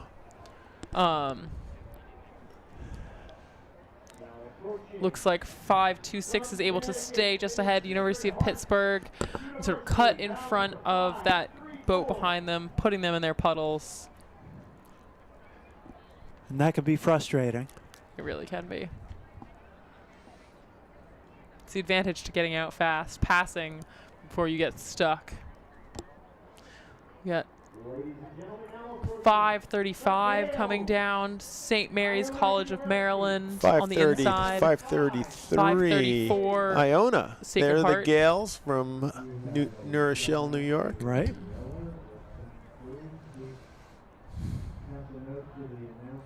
Another crew we'd see out at Pelham Bay with New York Athletic Club. Yeah, right across in the castle.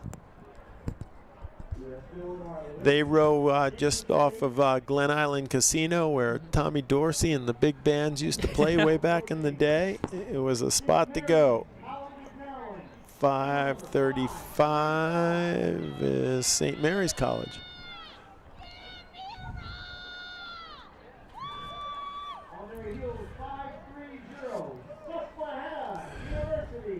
Susquehanna. 532 coming by here. That's another Duquesne boat. Here we go. We got 537 on the screen. Another Drexel. Drexel boat.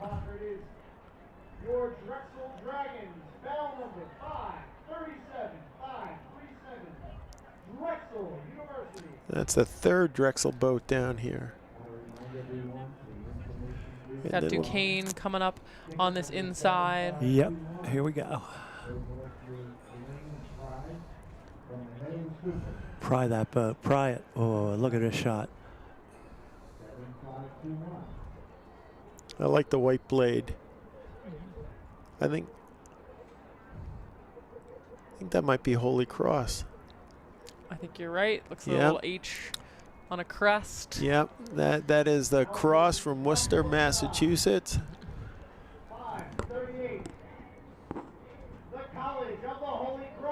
There you go. Yep.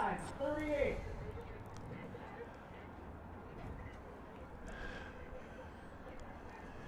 You could hear some of the coxswains, even from our commentating box, Yes, you urging can. their crews Oh. on.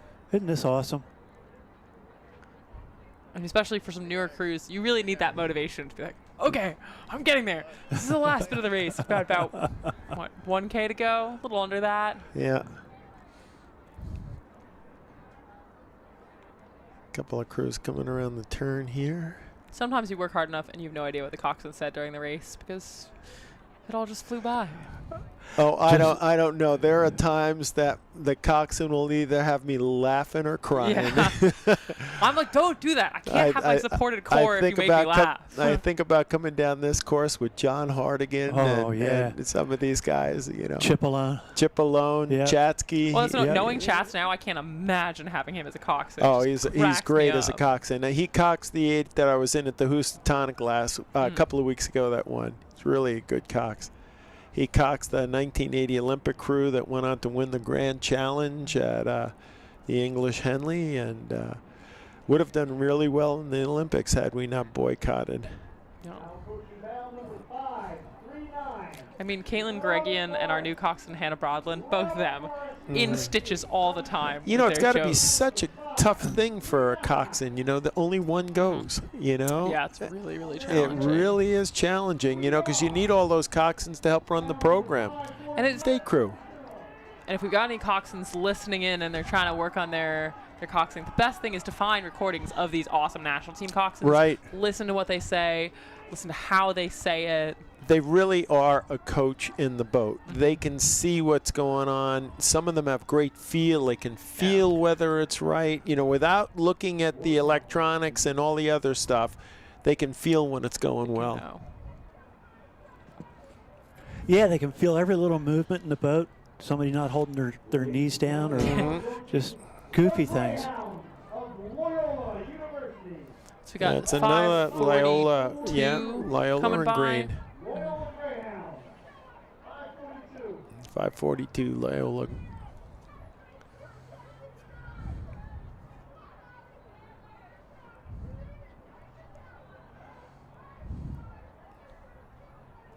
Yeah, you can hear the coxswain like she's sitting right here. Yeah. Look, sometimes it's great. You drown out that little inner voice that the rower has of I'm feeling tired, I'm feeling bad. Just focus in on your coxswain's voice to keep going. Now, I had a bowman that would sit in the bow of my double, Klikatsky, and he would whisper in your ear, and it was like you had the devil on one shoulder whispering in your ear and an angel on the other, you know. Sometimes, though, I'm like, okay, we're in a blind boat. How are you talking this much and rowing hard? Yeah, right. There's the balance. I can't breathe. Do it. I can't talk. I have exercise-induced asthma. That kicks in. I'm like, you can't do that. We got 541 coming down. Bryn Mawr College. Bryn Mawr. Again, Carol Bauer, I think, just retired from coaching that program. Long-time coach and Olympian. And the University of Connecticut. UConn. Yep. They survived a lawsuit to keep their team going and are going to be better and stronger for it. You know, the women wanted to win this lawsuit, and they went out and won the lawsuit, and now... Cheers.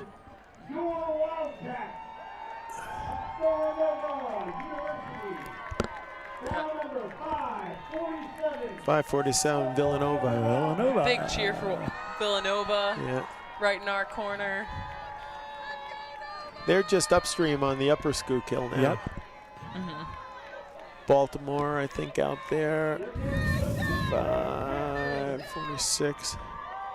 Oh, Pittsburgh.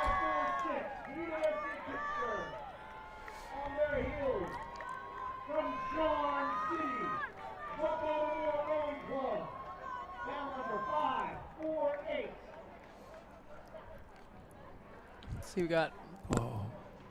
That's 551 coming into view right now. I don't even have them on here. Nope. Some added extra club women's eights. University of Rochester. 551. Looks like it's University of Rochester 551. It looks like there was a Rochester boat in another race that we didn't know was entered. So maybe they just decided to come recently. you know, sometimes you don't know how many athletes are going to be healthy and ready to go at the time, and if the coach has them, you know, they call the regatta director and say, can you slip us in? You know, and 9 out of 10 times they'll be able to make room. Especially right now with COVID still sort of being a factor. Last year it was hard to know who was going to be doing grab. Shout out to Rebecca, my friend Rebecca all coaching Fordham on the screen right now. Oh, nice.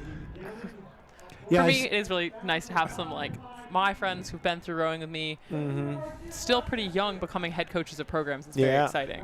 They've got long futures ahead of them. Men's Masters 8:27 to 39 coming up. Looks like we still have a few more women's 8s. 5:46 Pittsburgh on the bottom of your screen. Yep. Boy, you got good eyes picking that out. Yeah, really. It is a little bit of squinting. It's great to be young. The binoculars help, though. Yeah.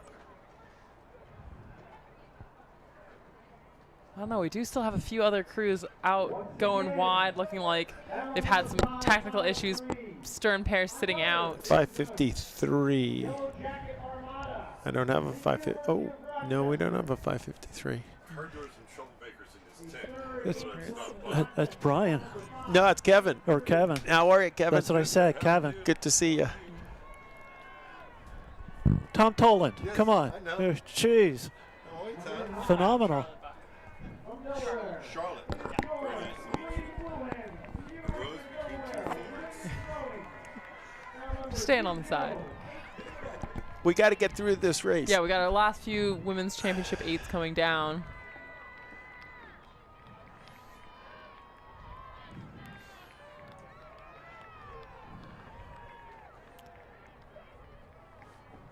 Holding down the fort. I wonder. I think that might be our last women's 8 before the men's Masters 8s. Starting with, do we still have AA is the age category for our young Masters? I think that is, yeah. What are we doing? 27 to 39-year-olds. Well, that would be A. Yeah. Double A would be under 27.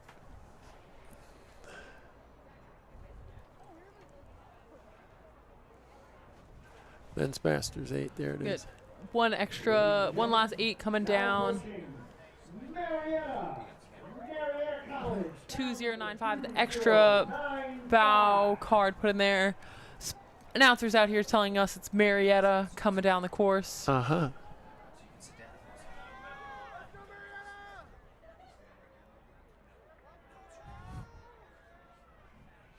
me see who's in these next races. Oops.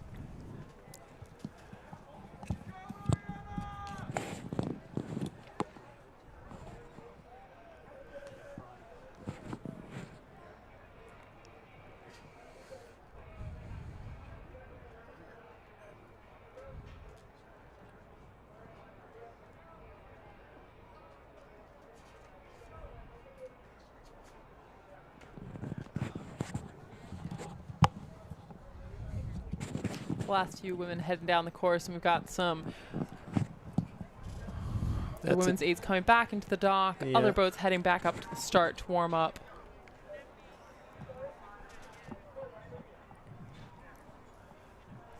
Jim, you ever finish a race and it was so close that you continued the race going back to the boathouse? No. I leave it all on the course, Tom. I crawl back to the boathouse. I can't say as I blame you, but yeah, we were kids. We used to see that once in a while. You know, like the second place guy going back to boathouse row, and the first place guy going at it still. Yeah, you know, just. Well, sometimes you have to race off to class or a job, and you're like, well, I guess the race isn't finished. I have to get back to the trailer. No, it was personal. Yeah. It was definitely personal. Well, for these alumni and masters races coming up, I can tell you with those coxswains, there'll be a lot of stuff you know, spewed at the line. At yeah, some other you know, I mean, it's like that's the fun part. You know, five seed. Are you still alive? You know, right. Okay, well, even for us, I did the alumni 8 for Head Charles. Olivia Coffey was the stroke seat of the Radcliffe alumni 8, and I was in the Columbia one. And they were having Coxbox issues, and I was like, Liv, do you really need a Coxbox? Come on, what are you doing? You could do this without it. It's so fun. Yeah. So looks like we're between events. Yeah. Well, let's introduce Kevin Colgan. Kevin Colgan, how are you? Here. Fine. Come on over here. Fine. Oh, you put this on my head here? Yeah, you gotta hop on the mic so that people can hear you. Nice. Okay. All right. So, Kevin, tell us, how old were you when Chuck first dragged you down to the river? Oh, I was 12 years old. 12 years old. Mm-hmm. Rowing those big fat gigs. You remember those, Jim? Yeah, those big wooden gigs? Those gigs used to be raced here. I can remember bringing junior scullers that went on to row at Pennsylvania like your father down here for the junior gig race, you know, when he was 13, 14 years old. But, you know, everybody progressed up, you know, and you had junior and intermediate and association and elite, and you had to break your class before you could move up to the higher event. Right. You couldn't go into the association unless you won the intermediate, you know, and you had to break your class in like 3 different regattas in order to do that, to move up. July 4th. Yep.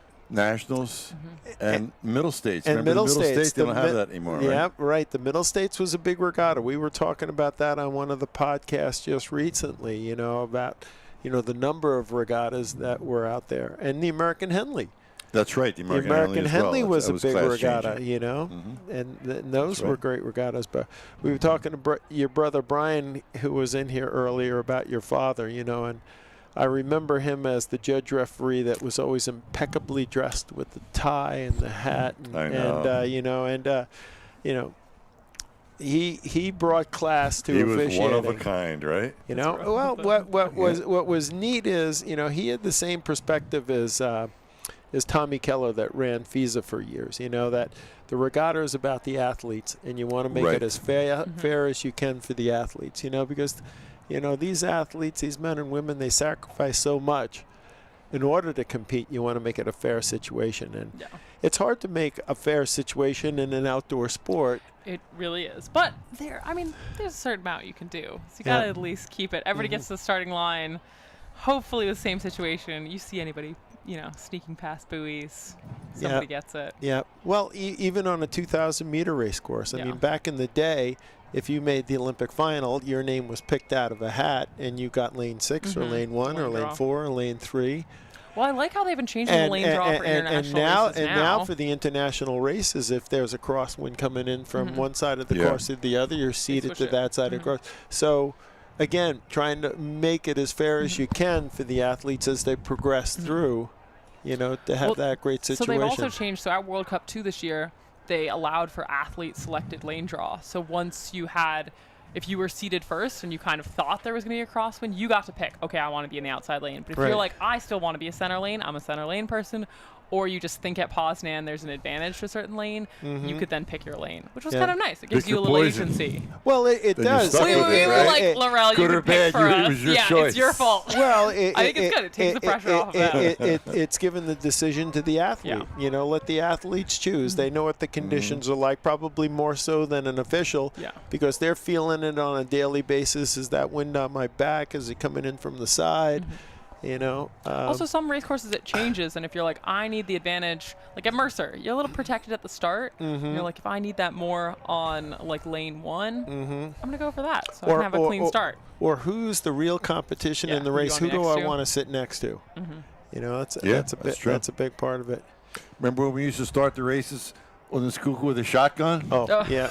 Right? Yeah. Let's not The do starter that. would have a couple cases of beer, a shotgun, and by the end of the day, the ground would be littered underneath the starting. Charlotte, I'll stay away from that. My first race here, I didn't realize that. And when I heard the gun go off, I almost jumped out of the boat because I grew up in the Bronx. Yeah. Well, then, okay. Overpack where Columbia rows, there's a shooting range, and occasionally I'll forget that it's a thing and be like, what is going on here? Yeah, right. Okay. You know, we were just talking about, you know, George George Hines, one of the few. Yep. He and my father and Al Lawn went to grade school together, high school together. Oh, I thought Al Lawn and your dad met at Penn. No, they kindergarten through. Wow. When Al died, right? And they rode at Vesper and Penn and everything. Well, George is still alive, but I can remember back in the 60s, he was the first one to have a steering wheel on his launch.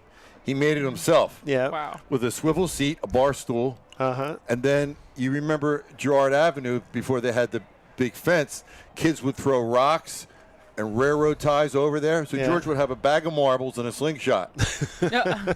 When we were going through Girard, if there were kids up there, he'd start shooting marbles at them. You couldn't do that today, Jim. No. There were and there always will be characters in this sport. Oh, absolutely. But at the school more than George, most. George used to kid that back when the starts were in French, vous partez. I mean, he would drag it about. Et vous partez, you wanted to laugh as you were taking off because George was making such a fiasco of the French language. It was great. We were talking earlier about, the logistics and the volunteers and what it takes to put on an event like this, and all that organization, and as our sport has grown, from the days when you and I started racing here, all of a sudden you're seeing the banks of this river. Unbelievable, the explosion of athletes. I'm walking around here and I feel like a midget. I mean, there's so many big guys walking around. Yeah. It is fun being on the national team, and we walk in as a crowd, and we were just in Prague walking around all together as a team, and people are like, what is happening? Why are there all 6 feet tall women, 6'5" guys? Like, what is this group of people? We're like, It's either rowing or volleyball. Yeah, it's got to be something. Or basketball, I guess. Yeah. No, they know we don't look that athletic. We can't be basketball players. Well, back in the day when they were recruiting the boys in the boat and all the other college teams back then, it was all based on height. Everybody thought you had to be this tall in order to be fast, and there would be lines drawn on the doors that you would walk through at universities, and if you were above that line, somebody was grabbing you and pulling you to the boat. That's what Ted used to do over in the Penn campus. It didn't hurt when I walked on. Yeah. They were like, okay, well, you definitely should do this. Yeah. So. Well, it looks like White Marsh dropped off a shout out for us. Audrey Borson, who just won the Redgrave Openweight single as a lightweight. The team is very proud of her, especially she had a pretty tough summer. She was down at Princeton with me training, and unfortunately her and her teammate got into a pretty serious car accident. So she recovered from that to win today, which is pretty exciting. But definitely has had some trials and tribulations with the whole Black Sheep Racing group this summer, so we're really excited to see them come back, be strong, and get on to next year. Good to know. Good to know. Now, whereabouts is White Marsh? That's around here somewhere. It's right on the upper Schuylkill. Oh, it's on the upper Schuylkill. You're right above the dam up there. Yeah, because I know there's a White Marsh Boat Club in Texas as well. Oh, not that one. Definitely here. Yeah, definitely. You'd be surprised how many people are rowing in the upriver now. Oh, I know. Unbelievable, right? It's gorgeous up there. I like it a lot. There were times when the Connecticut River and Amherst would be frozen during our spring break, and would be invited up to row out of the Villanova Boathouse, and when Jack St. Clair was there, and just really enjoyed it. It was nice. It's different. Yeah, very nice. So are you racing this weekend? We raced in Navy Day. We had our Colgan Quad. We won the Colgan Quad. We had my... now, who was the fourth in the Colgan Quad? My doubles partner, Tony Matson. Okay. It's been 40 years since we won our last nationals in the double and the quad. So I figured, hey, let's... Yeah, it's time to restart it. We were going to race the double today, but then he got the Wuhan last week. So he backed out on me. Yeah. I told him to drink a couple Coronas, eat some egg rolls, and you'd be ready to go. Yeah. Good stuff. Oh, the weather's fantastic, though, isn't it, Jim? Oh, I was saying, the athletes are happy, the vendors are happy, the regatta director, I hope, is happy. It's the parents and the volunteers. And the parents and the volunteers. The parents happy. Yeah. It's very How many important. years have there been like pouring rain and 35-degree weather, right? Think about Oh last my year with God. that storm that came through and ripped out all the trees, you know, and the river was flooding like crazy. Yeah. Yeah. You know, but we are an outdoor sport, you know. We just have to make do and go out and do it. True. Yep. True. Play the cards you're dealt. Yep. Well, true. Well, I'm going to jump.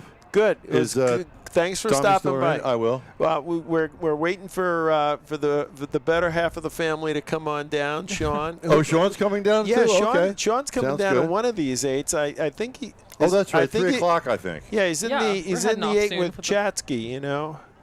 Now, I hope you're going to heckle him. Oh, of course I will. Do you have a megaphone here? I can heckle him from the, You from can the definitely shore shout here. from shore and they can hear you. I haven't seen the new boathouse yet with the Colgan wing, so I hope to get in there Oh, yeah, it's and nice. check That's that what I'm out. trying to get It's over nice. too. It looks beautiful. Yeah, it was nice. Regina Solomons will be on the mic with you tomorrow, or whoever is here, and she's a Penn alum, so Good. she's excited to give us a new tour of the place. Yeah. Well, getting ready for the next race. Kevin, right. thanks for coming by. Hey. Good to see you. Thanks for having me. Not many people do, you know, so I got to take advantage of it. Nice to meet you. Very nice to meet you. Give my ears a break. I don't know how many times I've We're here.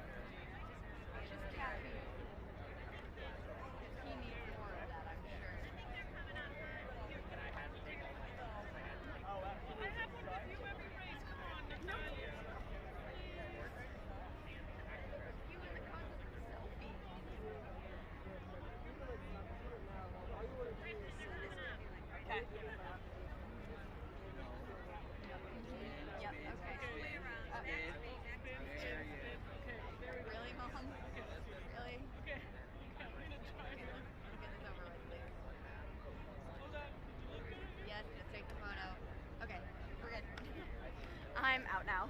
Run, Natty, run. Run, Natty, Take me while I can.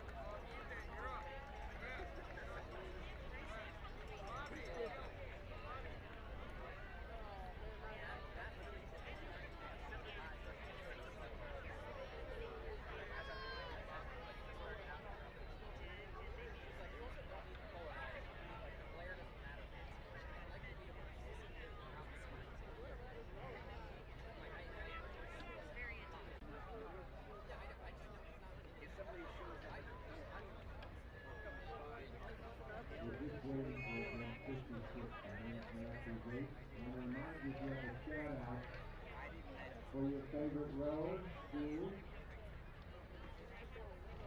Please let us know. And of course, when it comes down the river. Are they here? Okay. Got somebody coming through We Columbia. got our men's Masters 8s coming down, Yep. starting with 27 to 39-year-olds. Fairmount Rowing Association, bow 554. I'm hoping that's them. Go Fairmount. Cox I don't know, and It looks like Fairmount oars. Looking good on this turn. At a 32. Nice rate. A lot of patience on the slide. This is the boat I've been subbing in for the past week. Mm-hmm. So I sat 4-seat one day and then 7-seat 2 days. So that's why it's going so much faster today, or? Yeah. Well, that kind of hurt. You know, it's a good thing I'm not sensitive. you Yeah. know?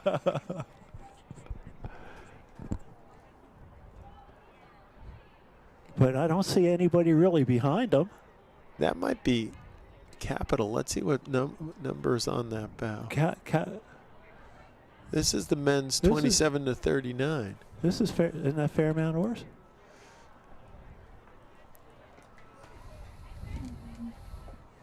Those Well, are Fairmount behind- blades. We got Fairmont and then Capital Rowing Club behind them.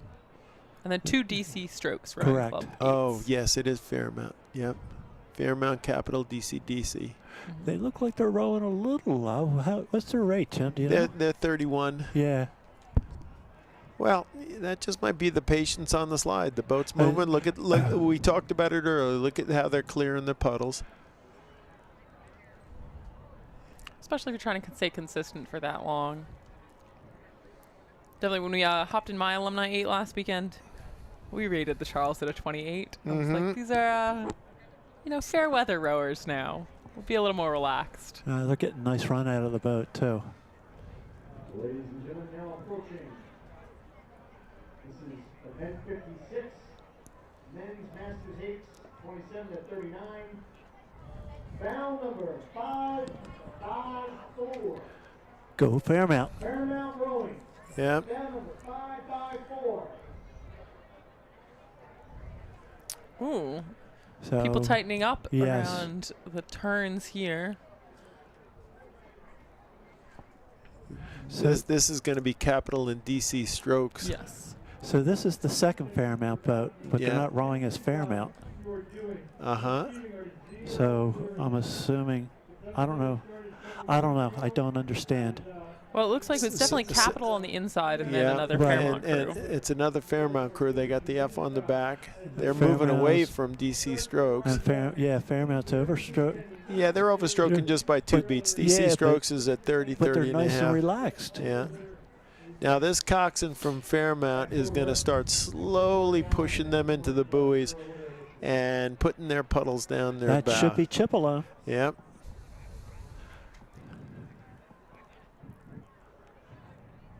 Let's see with the language coming out of that coxswain. We'll know if it's chip or not.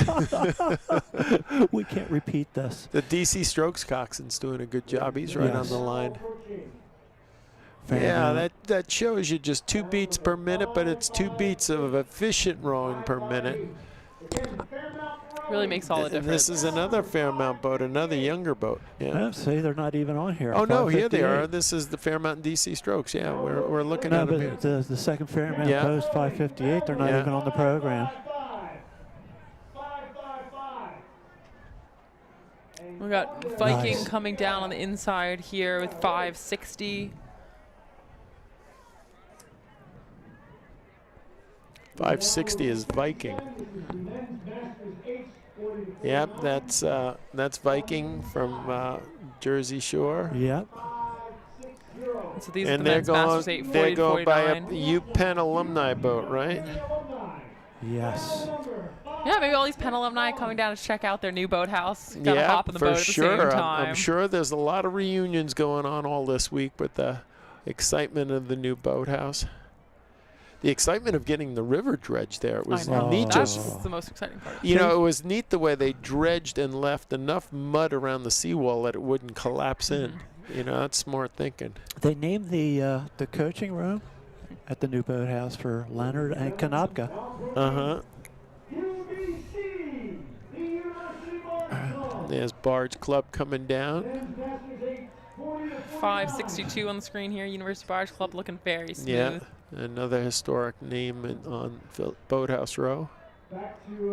It's a great shot right there. Very, very nice. 556. That's the other DC Strokes boat, the second boat. They probably started at a line. That's what I'm at a thinking. sequence. Yeah, they don't look like they're all bad. Nope. 557 DC Strokes. Ooh, coming up on the inside. Who's this here? Ooh, tight altogether. Yeah. I can't read it. Definitely one of our alum boats. It's another from Penn Pennsylvania. alumni. That might be Colgan's boat with Chatsky and the boys And in then it. Potomac on the inside. Yep. Yeah. With the red with a star. Yeah. You know, when it comes to making these bridges, Charlotte, with the egos of some of these coxswains, if there's more than two crews going through that arch, you might see some real... Okay, that's what I'm here for. Some little clash bang as long as I'm not there. You know, I mean, these coxswains, their reputation is they can't give way. They've got to go for it. It's my river. Get off it. Yeah. Well, your rowers better back you up then, or I'm going to be mad. Yeah, that's the Penn crew here on the inside that's moving so well. Moving quite well. You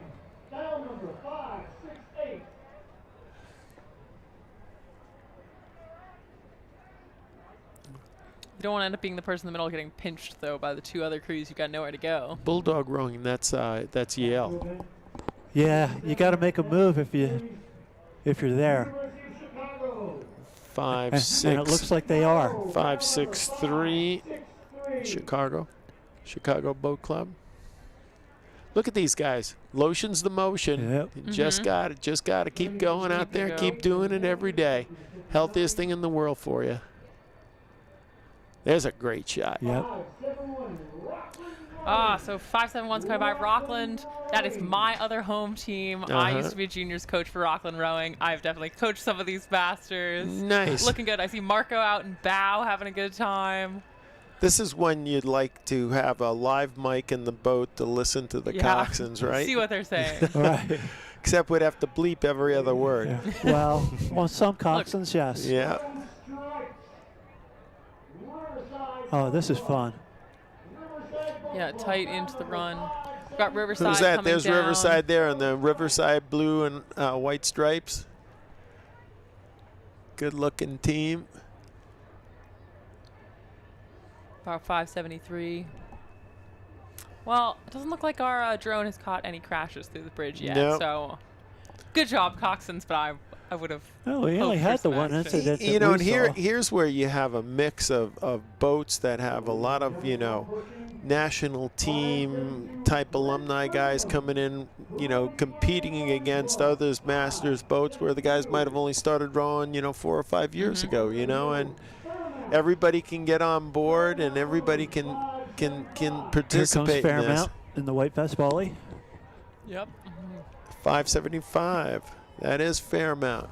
Ooh.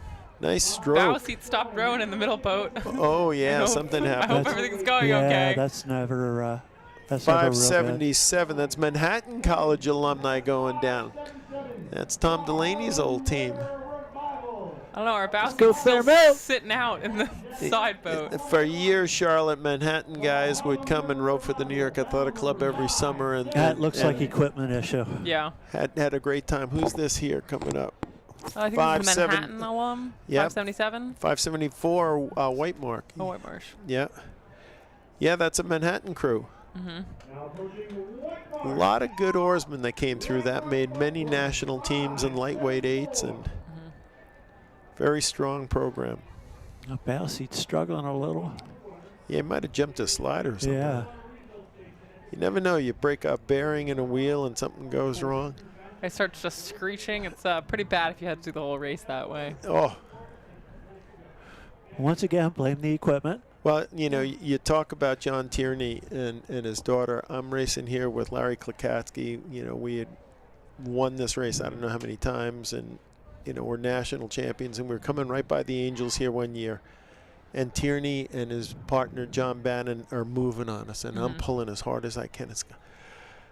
how can this be? How can these guys be beating us and stuff? You know, and finally I hear Larry go, give it up. And I turn around and the bow deck had opened up on our boat. And we were sinking and we had to swim the boat to shore and the people helped us pull the boat out of the water. We had to walk all the way back to the canoe club with it, you know. But all I kept thinking is, how can Tierney and Bannon be beating us here? I mean, that's a pretty respectable did not finish reason. Yeah.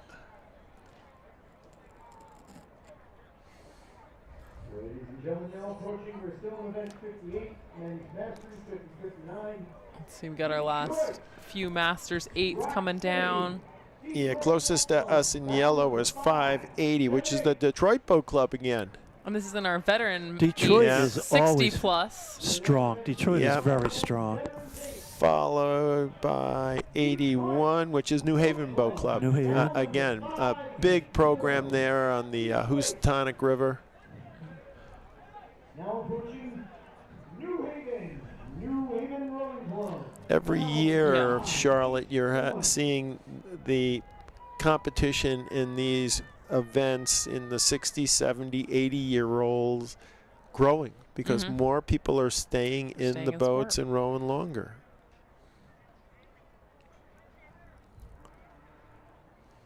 Well, I hope all of my team stays in it, and you know, I won't tell you how many years. Still a bunch of years. We'll get there to that. You know, maybe we'll have a Tokyo Alumni 8 come back together. This doesn't look good. Yeah, they're going slightly more and more together. Which also. Yeah, those puddles are all joining in the middle now, aren't they? Yeah. That's Fairmount. It does. It does look like Fairmount, doesn't it? Hard to tell with the glare of the sun. Yeah. Looks like Detroit crew still out in front. But you know that the boat on the right side of your picture definitely has the best line of the other two boats. And that's New Haven, I believe. Yes. Yeah, I think that's the New Haven bunch.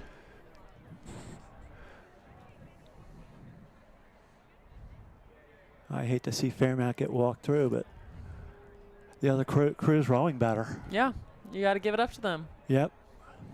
This is 582 Rock Creek.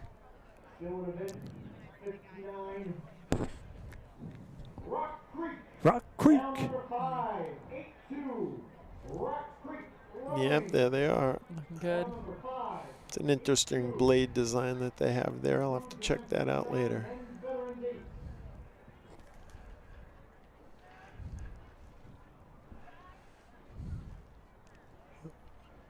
Well, you know, all these old boys will be pulling into the boathouses and having a beer at the end of the day.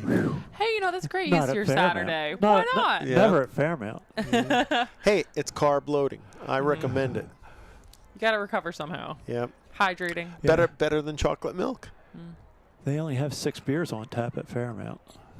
No, they have a tap at Fairmount.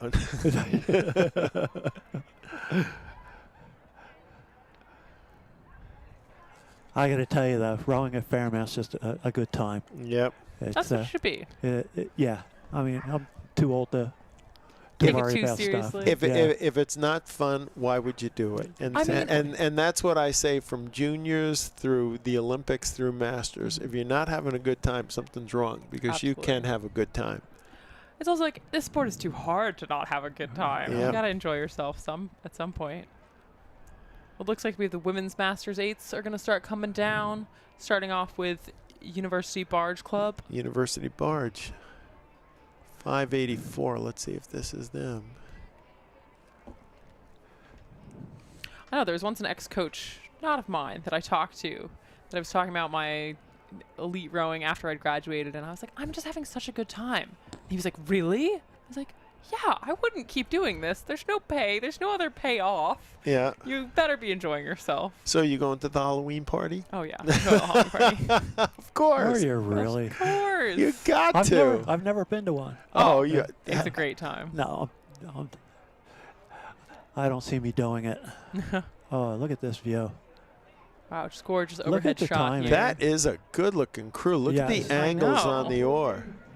And look at how they're clearing the puddle. So relaxed. No rush up the slide. Barge Club, battle number 5. 84. Yep, that's Nice. first of the women coming Yeah, down. It looks like they were walking away from everybody. And they look good. Nice and relaxed. In America, where it's all about looking good, UBC is looking good. Looking good.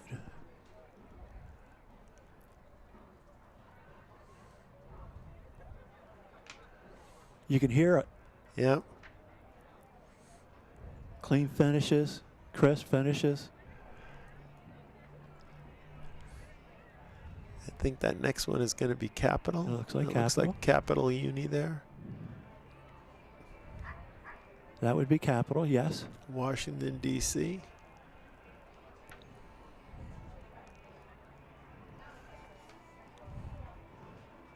Yeah, the University Barge Club boat looked a lot.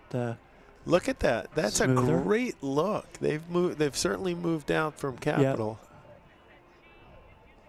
Tapping the boat along. You know, and every athlete in that UBC boat is looking back saying, how much more can we pull away from this crew, because somebody else back there in the pack could be moving a little bit quicker, and I want to win this thing. That's it. Here we go. Bunching up, bunching up.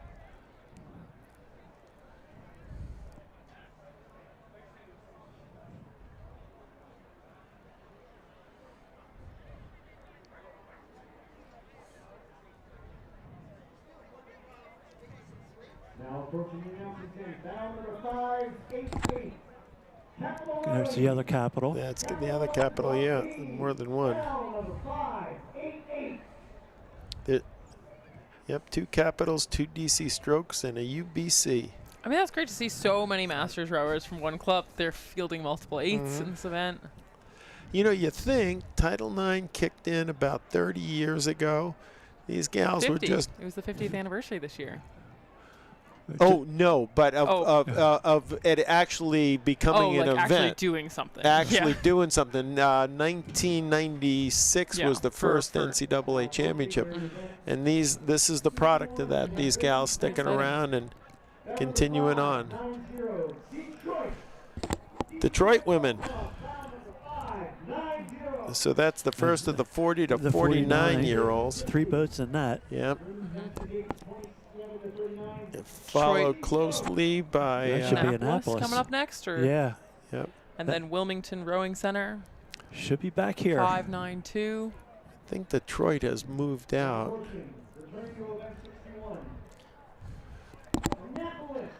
That is the hard thing of not knowing the starting margins. Sometimes I'm like, 5 number 1, you gotta Annapolis. guess to whether you think they've moved out on the crew in front It's of a them. good-looking crew from Annapolis.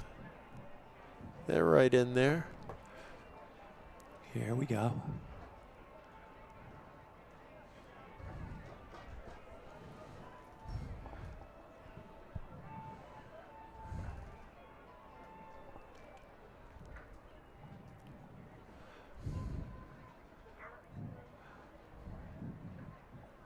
Who's this on the inside? Let's see. Can we I think that's further down towards Columbia, so they're not here yet. Here they come. Here we go. You got 65 passing 64. Prince William. 597. That's Under the Bridge, Bridge rowing, yeah. Club. Who is under the bridge? I don't know. Well, they look Under what bridge? Also? They look pretty good. Well, they've already gone under the bridge, and now they're Ocean moving. City, Yeah. New Jersey. Okay. Oh. There you go. Okay. See, I pulled that right out of my hat. They look really nice. Yeah, where is Steering You Right from? Also, got some new some Masters 8s I haven't seen Yep. before. Wilmington Rowing Center. Wilmington Rowing Center. 592. You know, you think about the in-club logistics of, you know, these gals getting together and setting a schedule that they can all get out and get in a boat together. You know, it just doesn't happen. Somebody's got to organize that within the club. You know, and it's a big team thing, right down from the commitment coaching to who's going to open up the boathouse door in the morning.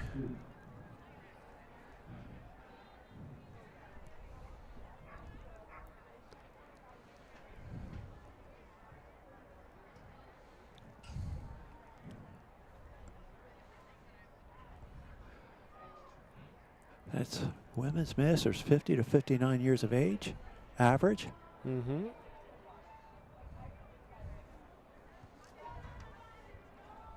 Boy, the day's just flowing along here. Oh.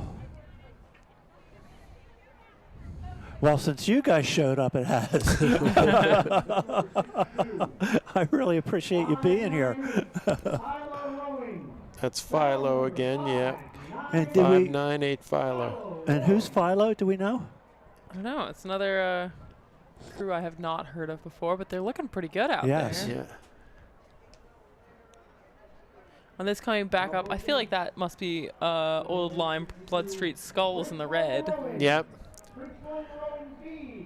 So Blood Street Skull was formed back in the early 60s by a gentleman by the name of Fred Emerson. He had rowed at the University of Wisconsin and wanted to bring rowing to Old Lyme, Connecticut. Mm-hmm. The reason they are called Blood Street Skulls was just down the street was a slaughterhouse. Oh, they weren't just trying to intimidate people? No, and as they would drive out in the trucks, there would be blood dripping out of the trucks that was on the ground, and that's how it got the name Blood Street Skulls. You really got to try to row anywhere sometimes, No, whatever is available. Fred and his wife Trudy were just wonderful people that supported the sport, you know, at every level. And this past Olympics, two of the guys in the men's 8 were graduates from Old Lyme, Connecticut. Who else was? That's Blood Street Skulls. Yeah. So out of a little lake, you can get giant Olympians. Yeah, you never know. Never know. Yeah, Liam was in the 8 again this year. Boat number 600 is Swan Creek Rowing. Isn't that amazing? No, just a tiny little lake like that, and 2 guys come out of that program that are on our last Olympic team. And many guys before that, Russ Cohn, you know, who you rowed just for get me. some good coaching. Doesn't really matter how much water you've got. Right. Let's see. 601 out there is 905? Cooper River. Just on the other side of the Delaware here. It's like this pink outfitted crew is 605 Masters International. Wow. Look at that. Followed closely by, I assume, 2 of the other Masters 60 plus 8s on the inside. Austin. They actually train together. They actually go out and row the boats together. 609 moving nice. That's White Marsh again, just from upstream. Yep. White Marsh with our big cheering squad. Very exciting to get this Masters boat together. Yep.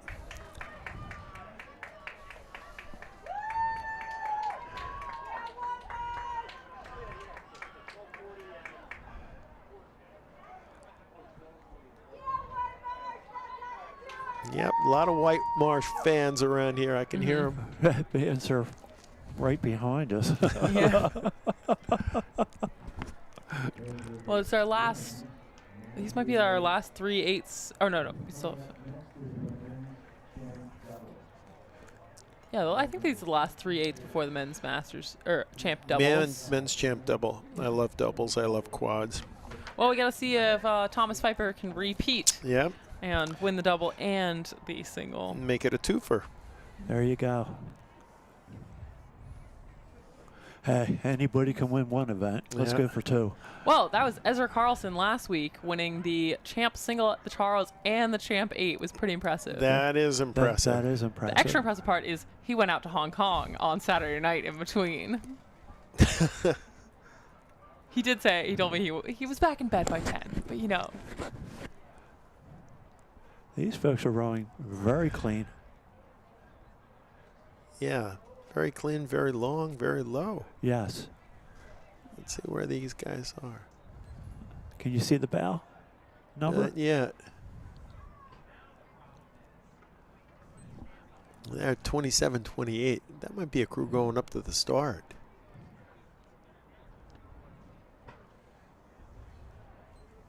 No, definitely a men's boat. Yeah. Maybe they missed the start.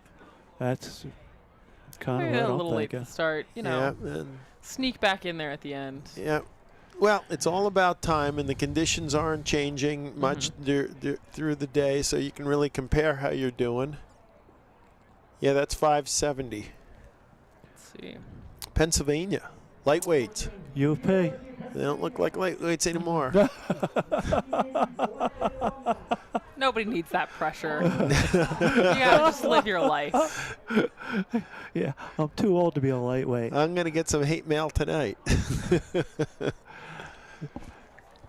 Here we go. What's this? 566. Another Masters man. Another Penn lightweight alumni boat. Look, they all got distracted by the new boathouse. It was too beautiful. Yeah. It probably didn't launch on time. Strokes he's not rowing. And 576. Strokes he just sitting Another out. Pennsylvania. Maybe Penn wanted to have its own party. University of Pennsylvania, 1980s. Lightweight alum. Yeah, this is probably a throw together. You know, but even all these years out of a boat, you can tell the coaching. You know, a lot of times these Masters crews look better than some of the college teams because they had great professional coaches that really drilled it into them. And it's like riding a bike. You don't forget. Men's champ double. Here we go. This is going to be exciting. Down. Well, this looks like this is Thomas Pfeiffer in stroke seat. Very tall in the boat. I like the way he sits. Sits up. I'm not Same thing as the single, 33, though. just a nice 33. Tap it. Look at the lift in the boat. Well, that's what you want. You want to just push it along, not disrupt it every time you catch. Yep. You don't want to stop and start the boat every Look stroke. at the hang on the arms. That's what I like. He's got patience at the front end. There's where you can see how sequential it is. Hang, then they use the body. Hang, then. Look at how clean the blades take in the water. Very nice look. And that's enjoyable. When you're sitting in a boat and it's moving like that, you're feeling good about everything. Yeah, same thing as this single. Again, just a 32 and a half, 33, and they're nice moving. and relaxed. No pressure. Just going. Yeah, they are coming by us here now. It's nice doing the single and then the double. You're like, we're definitely going to go faster. Yeah. It's definitely going to be easier. Rely on your bow seat That to do is the steering. just gorgeous, isn't it? Yeah. Look at the. They are looking very good.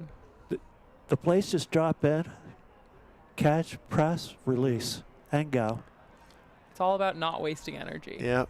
I mean, you know, but their posture alone, you know, think about how much easier it is to breathe when you're sitting up like they're sitting up. Yeah, no, you're not compressing your diaphragm. You've got lots of space.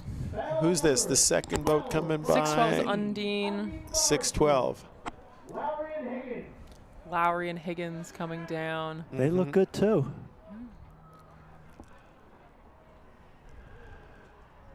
Little bit of rush out of the bow seat, little bit of check. It's a great shot with that drone hanging over them. Undine blades, looking nice. So we learned something new about Undine today. Undine, yeah. Every day you learn something. You know about the whole goddess thing, you know. Fairy tale. Yeah. Goddess. Ooh, we got some princess. boats going out there. Ooh, some close. Let's see. 213 and 215 coming up. Looks like a Riverside boat. Riverside moving up on It's them. Crescent Composite. Maybe they're bow seats from Riverside. Stroke seat from Crescent. You know, this is a Haverford College crew. They look nice and relaxed also. They're not. Yeah, it's Riverside I mean, that bow. might be the Haverford boat. You know, that might be you're in college. There's just two great athletes. They want to put them together, have a chance to do very well in a race.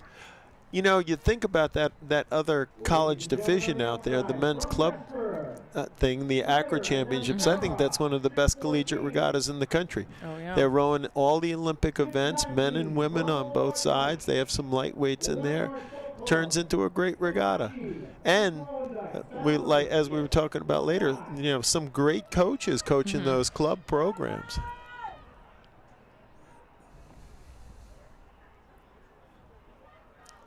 Nice and relaxed. Tapping the boat along. White Marsh here on the inside doing a great job. Yeah. A little bit higher than the other boats, 33 and a half. Again, look at the angles of the blades as they take the water. They're not missing much at the front end. Very good compression. Yeah. Timing's really nice. Yeah. I mean, for these smaller boats, as long as you've got both people doing the same thing, you can really get a lot of power and speed out of the boat. Yeah. Pick your style, stick to it. I was at an international conference in Greece one year, and Spracklin, who coached for Great Britain and Canada and the United States, you know, he comes up and he shows 3 different crews rowing 3 completely different styles that he coached, and he says, what do these crews have in common? The punchline was they were all world medalists. They all won. You know, so that speaks to your point, Charlotte, that as long as they're doing the same thing and have the same impulse, they've got the opportunity to move the boat. It's a nice stretch here on this crew here, too. Yeah, those boys are rowing nice. Again, lighter guys, lighter in the boat. You really don't see that boat, you know, crashing down at the finish. They're not dumping their bodies. They're holding their body weight over the seat until the extraction. Good look. We got 3 Undine lightweight doubles battling out against each other in this event. Yeah, 6:16 closest to us right here. And then 6:21. They've gone a little wide. That almost looks like 6:16. Well, Penn State crew. Penn State, yeah. Well, they're rowing fairly well. Yeah. 2:076. We don't have that one. The mystery crew. Ooh. There's a good shot right there. That Undine lightweight crew. Yeah. See the hang, the patience? Hang, bam. Hang, bam. Then they go. Push it away. Yeah, their arms are just nice ropes on the handles, not doing anything at the catch. Well, I'm excited to hear Korzeniowski is working with you guys. I consider him the greatest coach in the world. The bell's got like no splash whatsoever. Mm-hmm. You know, like the belly's just going in so clean. Yeah. You know, you can look at a boat and tell if it's coached. Those guys are definitely coached. Well, they paid attention to the coach, that's for sure. 6:25 coming down. Flip the page. Here we go. Flip the page. Except I don't have them on the page. There's no 6:25 in my booklet. 6:25. It's got to be the first boat of the women's champ doubles. 6:26 is We're the last South Jersey. Men's. Are those women? They are. No. No, I don't think so. Those are guys. Or light men. Yeah. Whoever it is, they went way wide. Yeah. Just going to put a maybe not use 30 the course seconds so onto much. their course. They're. Is Rick Stella going up? Isn't that Rick stroking that double? Yes, it is Rick. Yeah. Look at the boat way out there. Yeah, we got another boat just going pretty wide. Yeah. They were somebody didn't do their homework. Yeah, they were checking the turtles. Or somehow you did, and then you lost it. You forgot it all. They were checking out the turtles. Well, you don't know. The kid's excited, and he just goes. You get distracted.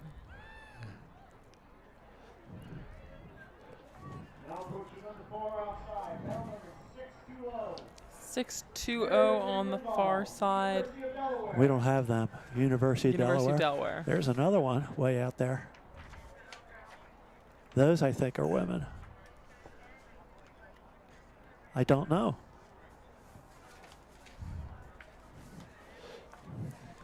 This double coming down right now, looking very smooth. Our women's champs doubles. Look at that. Isn't that gorgeous? Are we into costume drawing? I think we might be into costume drawing. 617. I don't see that. There's Haverford College crew.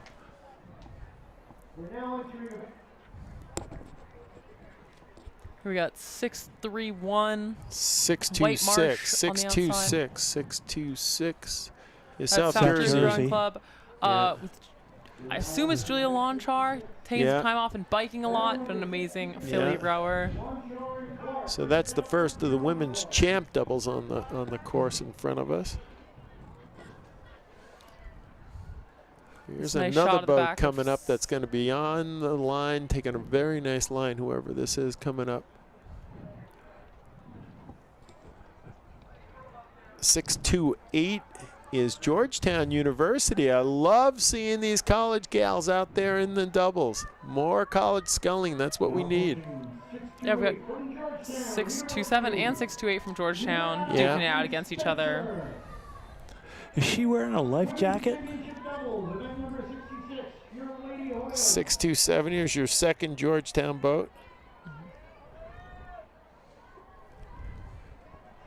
Dropping the blade in, connecting, and go. Number 627, again from Georgetown, Murray. 631. 627. 631 has moved up a bit. Yes. White Marsh might be the last of the champ doubles. Yeah, looks like it's the last champ doubles. We've got 2 lightweight doubles. One from the New York AC. Yeah, there you go. Go Wing Foot. Ladies and gentlemen, you've lost a baseball cap. A lavender and white baseball cap. It is waiting for you at the 2078. Don't know who that is, but it's a women's double Vesper jersey on the stroke seat. The lavender and white baseball cap is found at 633 here. Bell number 2070.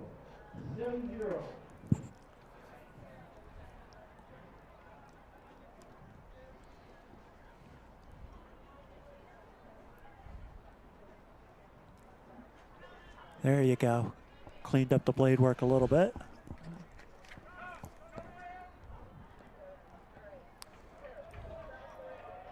.633.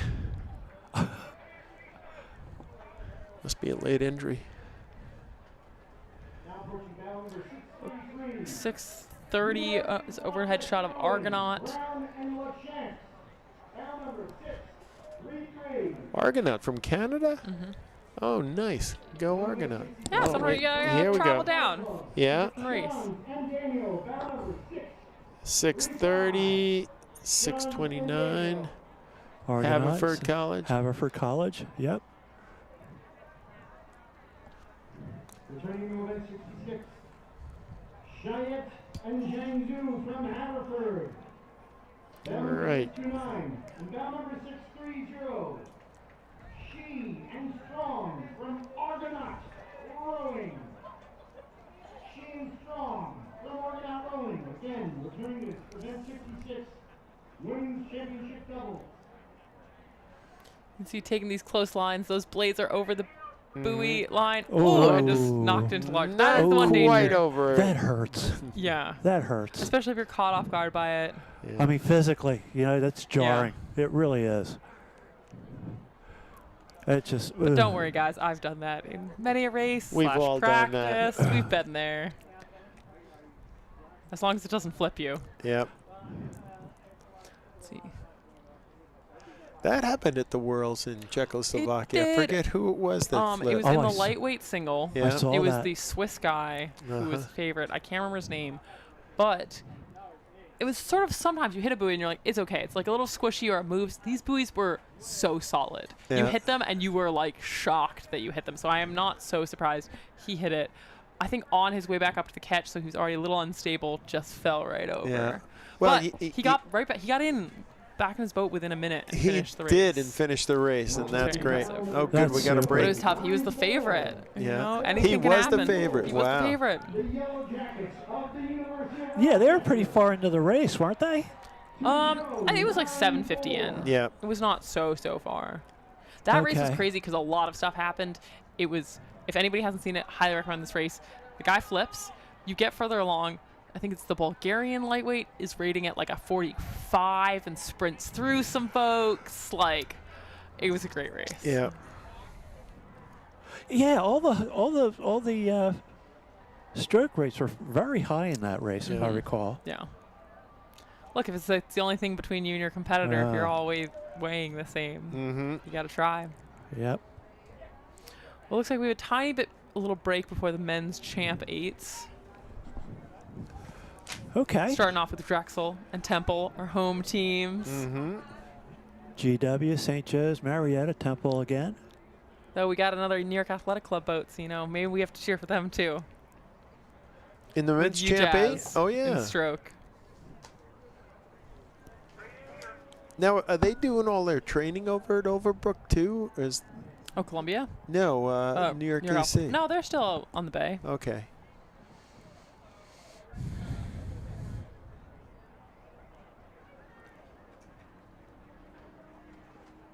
Woo, what a day to race. I know. Still gorgeous sunlight. You can see it streaming into the tent now. You wrote this morning, Jim. It was cold out yet. Yep. It was 38 when I got up this morning to row. Yeah. Not it was, that It was pleasant. 42 on the water, but that's perfect. Oh yeah, I mean the water was flat, it was Mhm. calm. Yeah, we had a nice flat day at Mercer. Also, all of our Mercer juniors are here. We love them, but it was nice to have the whole lake to ourselves. No rushing off for them to be getting on for practice. Now, did they come here or did they go up to the fish? I think they came. Let's see. Hun came here and Petty. Did Mercer juniors come here? I'm not sure. Yeah.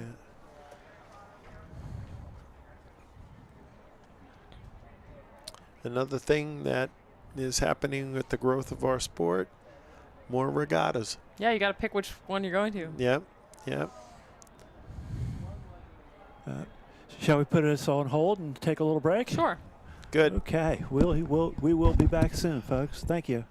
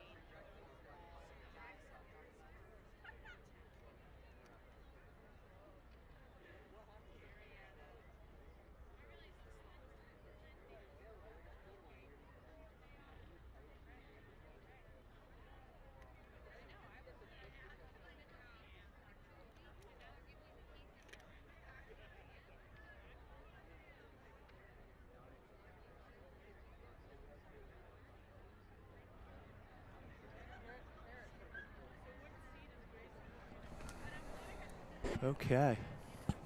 Let me know if we're on.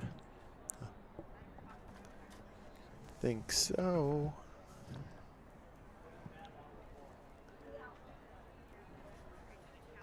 Women's champ doubles done. Men's We are champ on. 8. Thank you, folks. Charlotte has left the building. Yeah. Wow, what a person! What a So great to commentator. have her here, and so excited about rowing and everything she's doing. I see the men's champ 8 starting to come down. That must be George Washington University. Very strong program. They go down and This is Drexel, I think. is it? Men's champ 8. Well, the first crew is supposed to be. It is Drexel. GW. It is Drexel. Yeah, we're up here. Oh, we're Yeah. up there. Okay. Look how strong these guys are. Yep. Hello. Drexel looking long and strong. Uh-huh.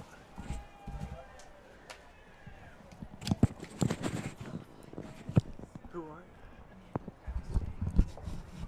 Oh, I know you. We just had. Sit over there. Yeah, come on over here.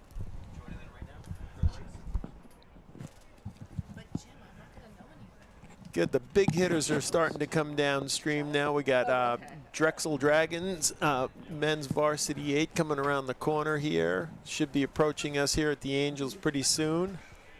Also Look how coming strong into they the are. box with us here, we have at Amanda this. Krause, the current CEO of U.S. Rowing. Excited to be here. Hi, Amanda.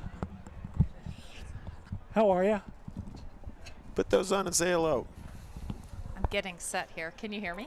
Yes. I'm doing well. This is exciting. Yep, yep. This is exciting. We're Good day for rowing. Everybody's going to be happy here. The athletes are happy. The vendors are happy. The parents are happy. we haven't been fired.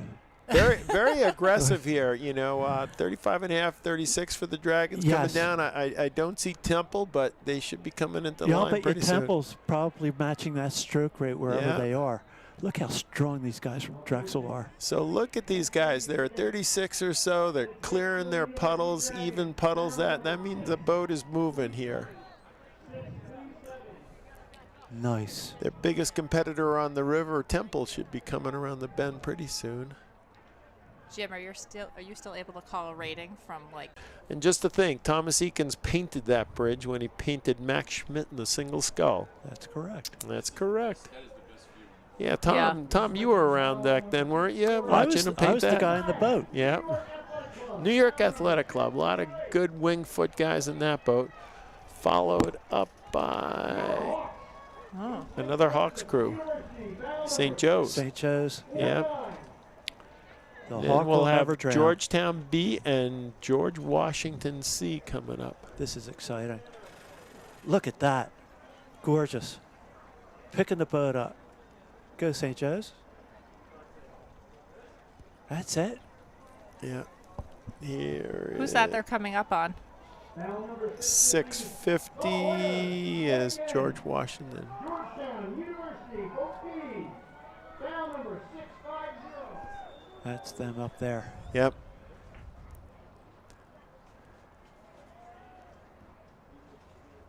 So much to look at here. You know, and it's exciting because the fans can actually see live time where these guys stand as they go through a couple of different marks on the race course. You know, that makes for exciting racing, real time. You know, the spectators know who's close and who's moving. Do they indicate how far they are off of first place, Jim? Yes. Okay. Yeah. Yeah, that bridge shot is amazing. Isn't that great? Yeah, it's beautiful. 36 and a half. Once they pass that spot in the race course, they got about 30 strokes to go. Okay. We were talking a little bit, Amanda, a bit ago of how unique our sport is in that you have these regattas where you have high school teams come back as alumni teams and college teams come back as alumni teams and national team boats come back as you know, alumni teams.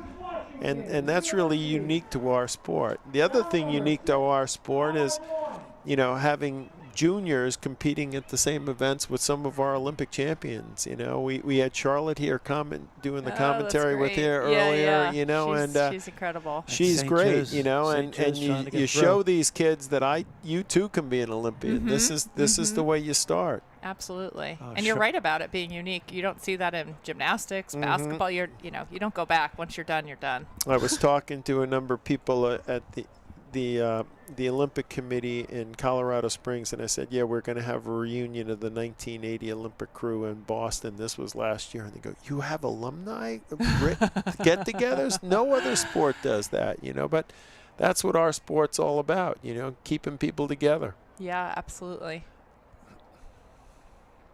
That's a nice shot. That's very nice. I think that's George Washington C finishing up the category.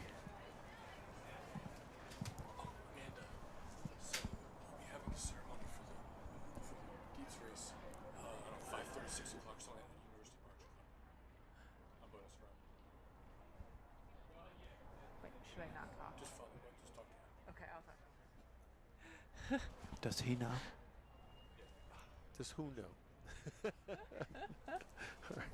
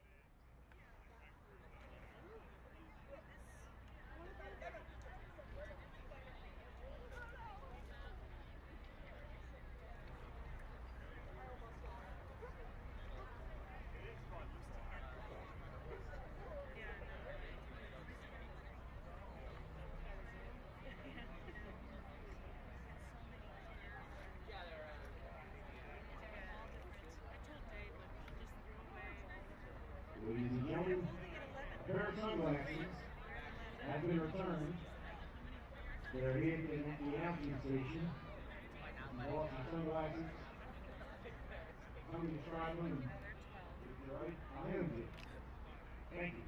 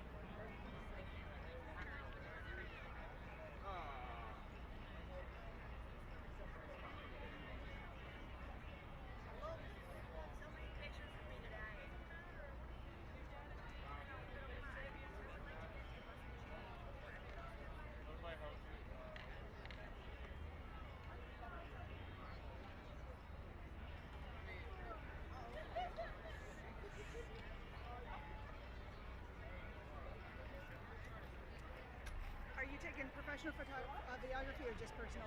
This is for the live stream. Oh, it's the live stream. Okay. All right. Thank you.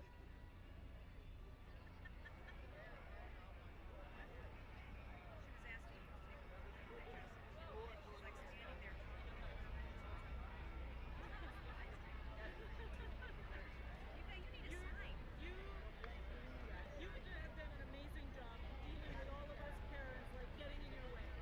So I have to say, you're incredibly patient. Everybody's been nice to us. Because you're nice. So we're all nice people. We're impressed with you. Then I'm going to go look at the live stream, the recording to see how good you are. Yeah. Oh, don't worry, they cut away. Yeah. They cut away every time I mess up. There you go. They got some drones and some other cameras down there. So now tomorrow you've got the high school. Yes. We've been here for that. It's a crazy day. Yes, So it good is. luck to you. Thank you. Because we're miles next to those high school parents. No, that's the real challenge.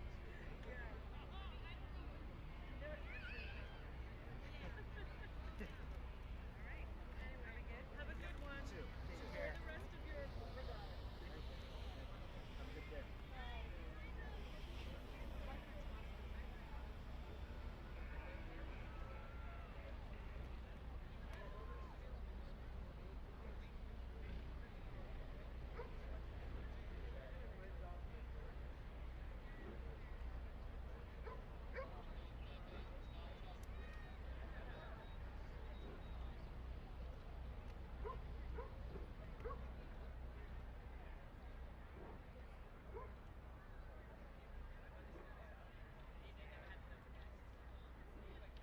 Women's Championship 8s. Yeah.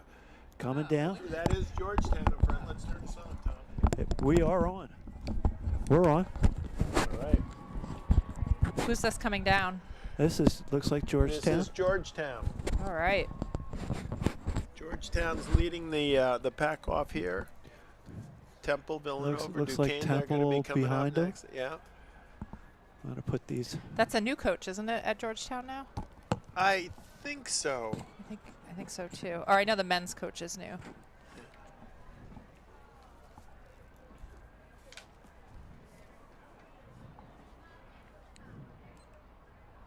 Nice look. Georgetown. Ooh. Moving along 35. Clipping it along Yeah, there. they're tapping that boat along nicely. Clean. And then normally crews are seated by virtue of how they finished up last year. Now the crews might change, but Georgetown was probably up at the front of the pack last year, and same thing with Temple, who's on their heels. This is Temple here in red. Women's Championship 8. Your Hoyas of Georgetown University. Here's the Georgetown Warriors. Coming through here.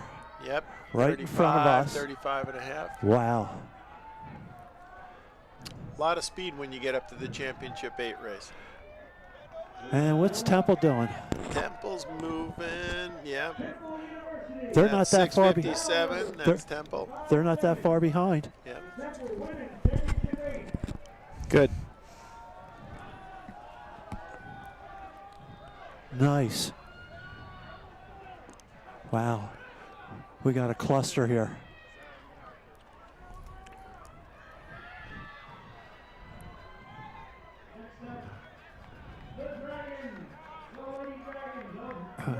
Drexel University. Wow, they must Did have passed Drexel a move bunch ahead? of boats. Yeah. Pass a couple boats? Yep, Drexel's moved up. Drexel's gone by Villanova. Yep, here comes Villanova on the inside. About 660 is Drexel. They are flying. Yeah. Holy smokes. That Drexel program's been getting faster every year. Yes. Here in front of us, this is the ladies from Duquesne. Drexel did pass them. Yep. You know, they know this river. They know how every meter that they're going to be traveling on. Their coxswain's cutting a great course. And Fordham University from the Bronx. Is that here? Yeah, they're right next to us here going by us. They are rowing very, very well. That's the Rams. They're rowing out behind Orchard Beach these days.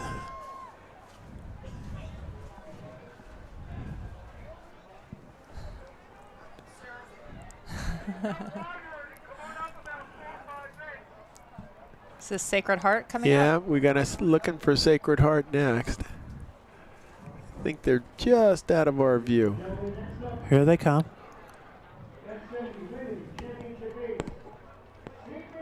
Yep, that's Sacred Heart in the white boat, 662.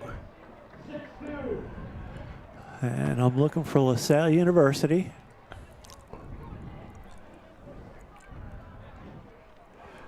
Once again, I am a graduate of LaSalle. I did not row there.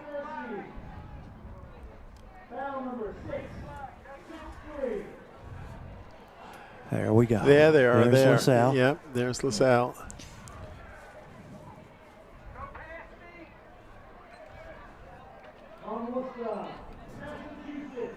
Whoa. Here's Holy Cross. College of the Holy Oh, did they Cross. pass somebody? Now being coached by Andrea Moran Landry. Andrea wrote for the University of Massachusetts, won the Dad Vale as the stroke here and the Champ 8 a couple of times. They're rowing She's well. just taken over that program a year or two ago and starting to do really well. Her crew is rowing strong, very strong. Another Drexel boat coming down? 6'6".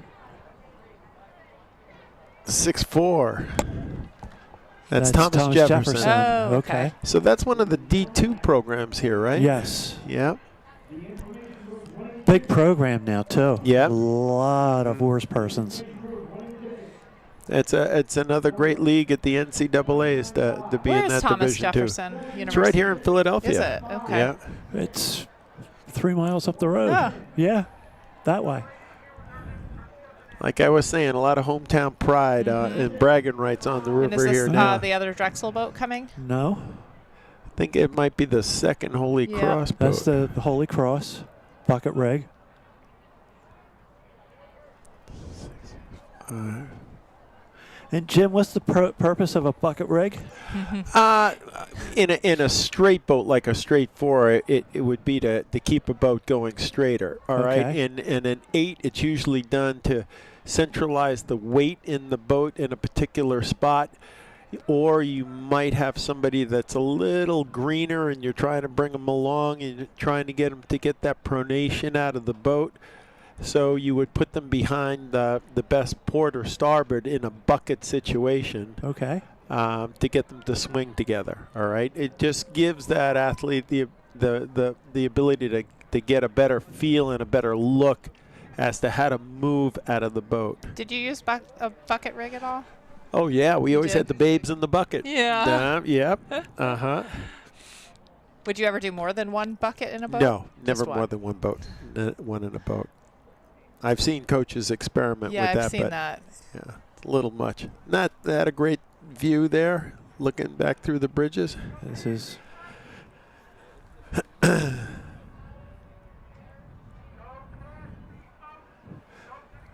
and the next event will be Men's Masters doubles, Men's 40 to Masters double. 49. Isn't that your age category, Jim? No, I just I go get along to with step it. up a little bit, but this was the first regatta in the United States that started to break the age groups down, and that was back in the 70s, and I can remember coming to this regatta and being thankful that my partner, who was one of the fastest guys in the country, was in the older category, and I didn't have to worry about him. I was in the younger category. Before that, it was just all one Masters category? Everybody Really? was in one race. At over what age? Anything after college? Anything after, anything after college, was one age, and I think they might have had handicaps, but Okay. it was different. It was all a club event instead of, so you'd have colleges. But high this schools. this is how our sport has grown. Yeah, I mean, yeah, it's great. we have that many more programs, that many more athletes. If you could have seen the 60-year-old eights coming down a few minutes ago, championships in Lake Lanier, at the first NCAA championship, all of a sudden you have these women's Masters eights, and they're filling up the field, and that's the great thing about the sport. You can do this forever. There's one guy in my race this afternoon, I think you had to give him 6 minutes lead because he was 83, and last week in Boston they had an I was just octogenarian going to eight. ask you about them. Did you see them race? Yep. was pretty I knew the wonderful. guy in the bow seat, Henry Hamilton. He was part of that. Yeah, I loved seeing that group. Yep. But, rowing is a sport for everybody. And I was telling Charlotte that so many of the people that started rowing from scratch when I started coaching women, their mothers were the ones that got into the sport because they saw it. And I'm seeing so many of those mothers at regattas now. Yeah. Now they're racing. Yep. The sport is a lot of fun. How was your race this morning? Was it this morning? Got to get those races over early. Us old guys like to get up early. Yeah, you don't look tired, though. No, it was good. He got a 2-hour nap. Oh, is that why, Jim? Oh, secret's out. Tom and I like to take naps. We do, yes. There's no shame in that. We finish rowing up in Massachusetts and look at each other. Sometimes we go out to breakfast, but eventually we just look at each other and say, it's time to go home and take a nap. Oh, yeah. It's just, Yeah. Well, it's time. I get back to the pickup truck. Pam came down with me, and she says, "Now, don't be mad at me." And I said, "What did you do?" Well, she went into the vendor's tent and bought the place out. She what? What did she do? She went into the vendor's tents, and she went into Boathouse, and she bought all this stuff. She goes, "Oh, this is so good! You need to wear this." Oh, good job, Pam. Is she here? Yep, she's here. Oh, I want to see her. She's palling out with Tom's wife. Which is a good thing. It's a good thing. Mm-hmm.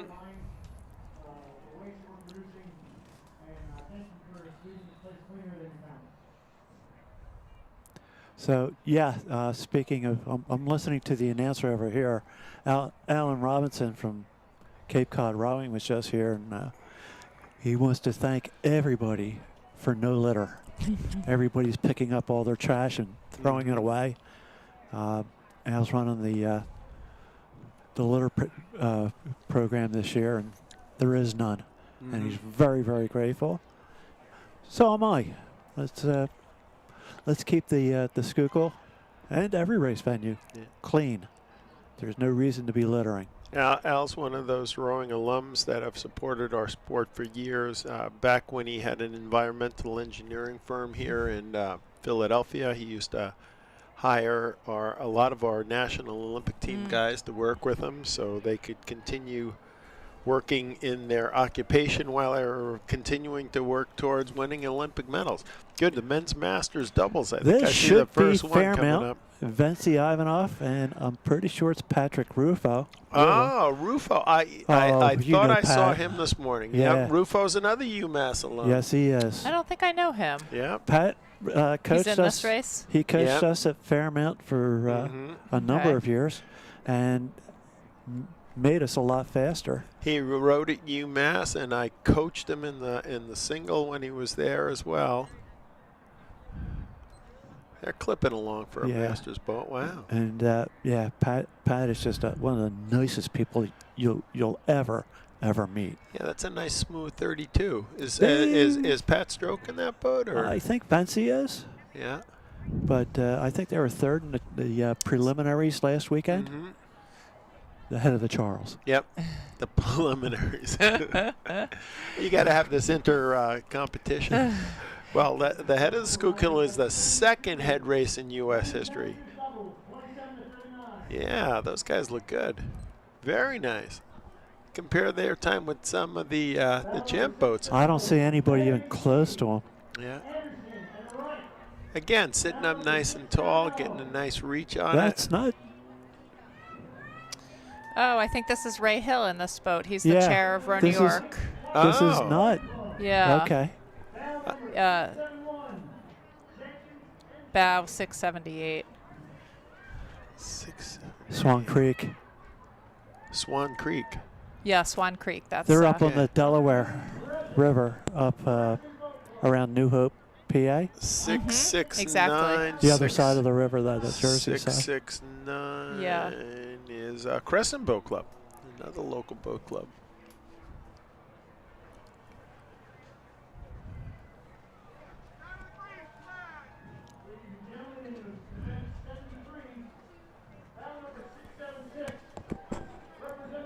This is Fairmount. The boat. Yeah. That's Ivanhoff and Rufo.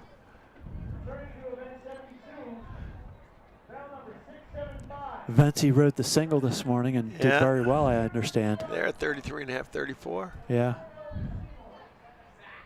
They are a pleasure to watch. Yeah. Go Fairmount.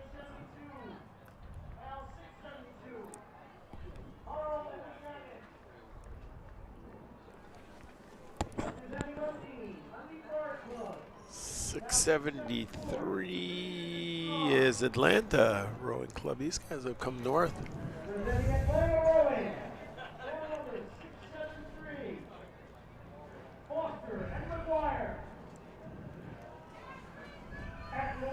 The doubles are tapping along nicely. Yeah, some of these boats are out way too far. That's going to cost them some time. Yeah. You know, the closer you can get to that buoy line, a straight line is a straight line. You know, they're going to have to come in now to clear the Girard Avenue Bridge. Yeah. You can see that. They're starting their turn. Yeah, they are moving a little bit closer to it now. Now, the Fairmount boat is going to be feeling it because that boat leading them is really putting their puddle on their bow. It is. Now they're moving in. They're Now out. they're moving into where they should be. Now they're coming over to the line. They know the bridge is coming. Oh yeah, these guys know the course. Mm-hmm. That's Crescent. Yeah. Here we go. Nice.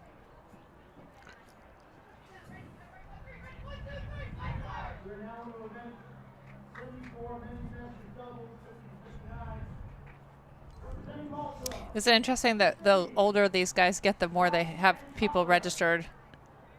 You know, each category, there's more and more the older they get. Oh, the yeah. 6-year-olds are Yeah. a lot more Yep. versus the 27 to 39-year-olds. 27, 39-year-olds still got kids running around their house. Yeah, they're as soon as you get the kids out of the house, you can get back to the boat club. Is that why this leads to Yeah. more Well, registration? yeah, seriously, they're out coaching their kids' soccer teams and things like that. Yeah, It's true.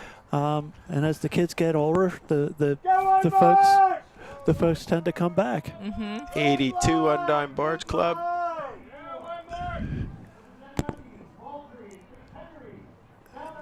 Undine followed by 14, 15, so that's not on our program.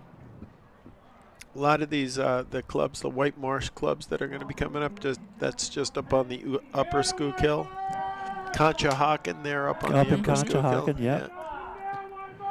So a lot of these old boys know each other. That's a great shot with the sun going down. Just light it up. Make your turn. Make your turn. I can't believe they're flying the drone right underneath the bridge. Yeah. Oh, yeah. I think that's so cool. Isn't it? Yeah, it looks great. There's your turn. Now just go for broke, baby. It's butt kicking time. Undine, 689 going by us right here. Frank Rowe. Jesus, there's a Yeah. blast from the past. He was a very fast sculler. Huh. Good last name. Yep. Yep. American Road Greenwich, we're looking for 690. Bell number 691. Stellmeyer and Oxy. Old Line Rowing. Old Lime Rowing, again from Blood Street, Connecticut. White Marsh Boat Club. 683. White Marsh.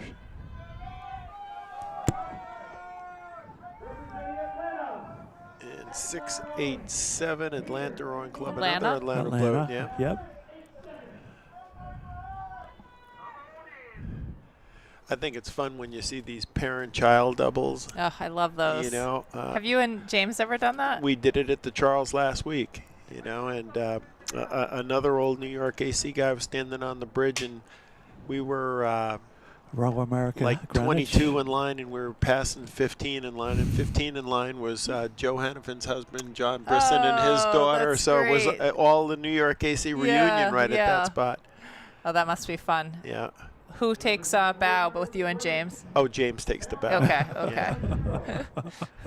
You know, I had a parent at Fairmount this morning, and he's worrying about rowing the double with his daughter, you know, and he thinks she's going to go too high or something. I said, before she gets here, all right, lengthen her roars, make it heavier for her. But don't tell her. Yeah, right. Exactly, you know. But those are special moments, you know, when you get out there with your kid. That's a nice picture. Yeah, 4 that's- boats going through Look Girard. at this. This is gorgeous. A lot of nice competition. Oh, this is too close. And you know that bridge hasn't moved a centimeter since Eakins painted it? You I know? can't imagine. Yeah, so if you hit that bridge after it not moving all these years. We had somebody hit Girard about a month ago. Yeah. Just That's the White Rock boat. That looks very nice. oh, nice sculling here, huh? Yeah. On the outside, Daniel at 74. Truesdale and McCarroll from Princeton National Rowing, Mercer. Smooth. 692. Notre Wilmington Rowing. 692 or 3? 2 is Notre Dame Rowing. Nice and relaxed. Yeah. Like when I'm on the Cape rowing with Tom and Al and all the guys out there, you know, it's like I never open my mouth, because if I did, I'd be talking constantly, you know. So I just button it up. No, if somebody asks Jim his opinion, he will give it. If somebody out there asks Jim his opinion on how they're rowing, and I'll do that. Jim, how do I look today? And he'll tell me exactly what I'm doing or not doing. But other than that, he pretty much minds his own business. Yeah. Yeah. But if asked, he's happy to help. Yeah. It's really kind of a special thing up there on the Cape. It's a good resource to have with you. Uh-huh. We just somehow want to stay with them, and we can't. That's the problem. Yeah. Right. I shouldn't say that. This is West. That's West Side Rowing Club, all the way down from Buffalo. Owen Huxley. It's a long trip. Tries to stay with you and does a better job than anybody staying with Jim. Yeah, the one gal on the lake, she pushes the hell out of me. 2093, don't know who that is. We're going to have the mixed doubles coming up later with Dan and Andy. Yes. We have to talk them up. From Delaware River Ward Rowing Club. Never get tired of this there, Amanda. You know, just like when we had Charlotte here earlier, you know, her comment was, I could talk rowing all day long. You know, you just love it. 710. We don't have a 710 in our program. Yeah, I got to go out with Yosi a little bit with the national team rowers this spring before they left for Europe, and it's so interesting to ask him what he's seeing, you know, because at that level, I'm not seeing it, you know. And I love it. I could sit there all day and hear. Well, Charlotte was feedback. saying that since Laurel left, Chris Korzeniowski has come out a few times and worked with him. And, you know, I was just commenting, you know, in my mind, he's the greatest coach in the world. You know, I mean, he's Is that who you'd choose? Yes, I would choose him. Yeah. You know, I mean, Chris's mentor coach was Tor Nielsen, and, you know, he was part of that whole group in Petaluco, Italy, with Beppe and Johnny, who coached many world teams. And, you know, wherever Chris has gone, he's made an impact. And his biggest impact in my mind is he's a teacher. He opens his book and he teaches everybody, you know. I mean, and he impacted so many of the American coaches, Curtis Jordan, Liz O'Leary, you know. I mean, right. All of these people had the opportunity to work with Chris, and he taught us all so much. And I'm sure he just loves being on the water. Oh, absolutely.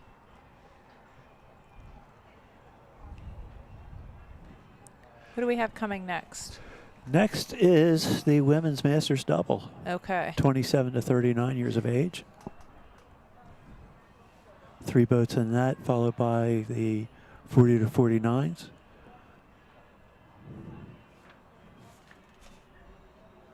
We're running out of events for today. So when you get into this category, you try to think about peaking every 10 years. You know, it's like you win the 27 to 39, then you can back off for 9 years, and then you come back strategically. You want to take it when you hit 40 for the 40 to 49, and then you can take off another 9 years and until you're 50. Yep. And you look at how the 60-year-old and the 70-year-old categories keep filling up. I know, I love it. Yep. You know, and hopefully besides these guys getting so much out of rowing themselves, they continue to contribute to the sport. You know, either in coaching or being volunteers here or financially, you know.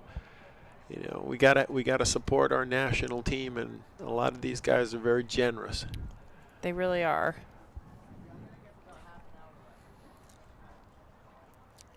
So this should be pretty quick. The 27 to 39-year-old bunch. You know, 3 good programs. Yeah. White Marsh, This looks like White Marsh now. and Philadelphia. About 7-11. Rowing the boat really well. Yeah, 771. They do look good.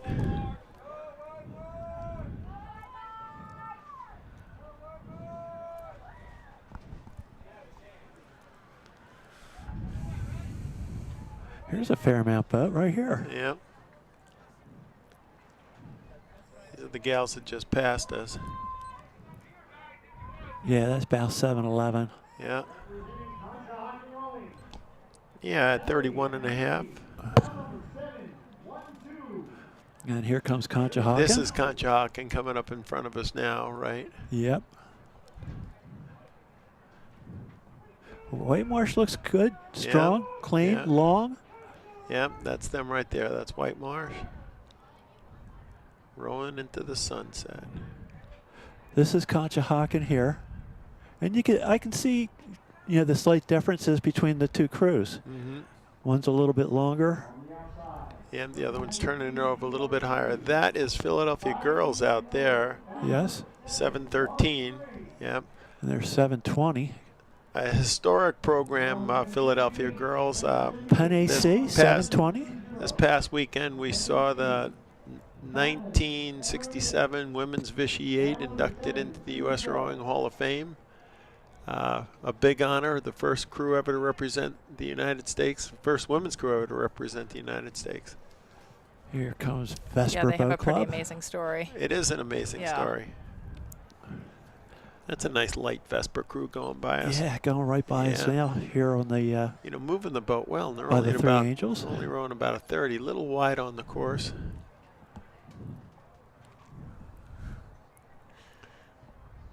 That's a great shot.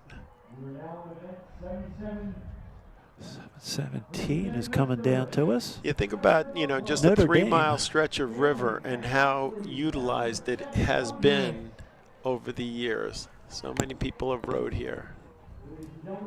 717 is that crew there. Followed by 715, White Marsh.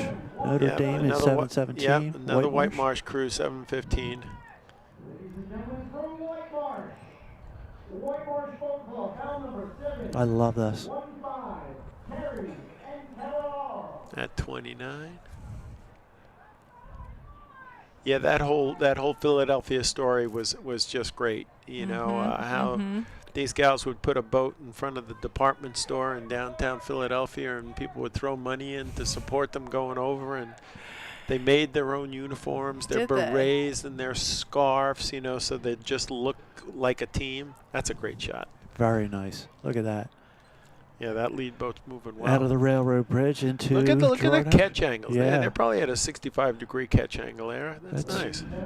32.5. They got about 20, 30 strokes down to the finish from that point. They're probably going to start cranking it up. Here we go. Leave the last little bit out on the course. Passing us now is New Haven Rowing. New Haven. Not on the TV screen, but. And 727 going by us. No, we don't have a 727. We do not have a 727.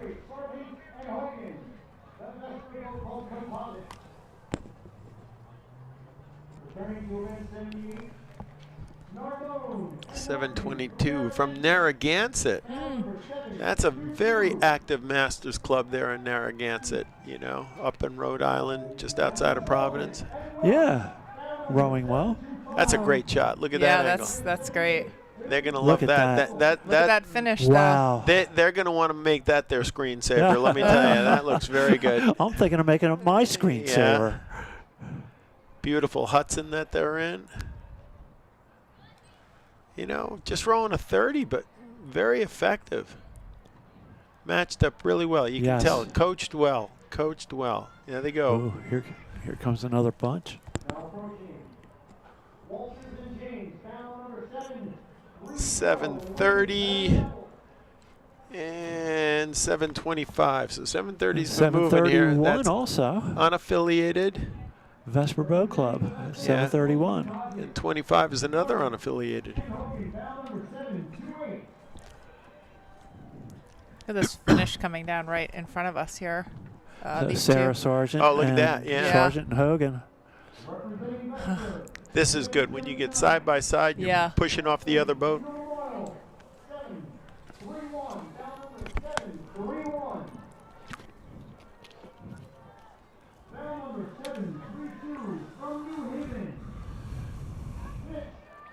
New Haven and Vesper. One of them's got New York AC blades. Yes.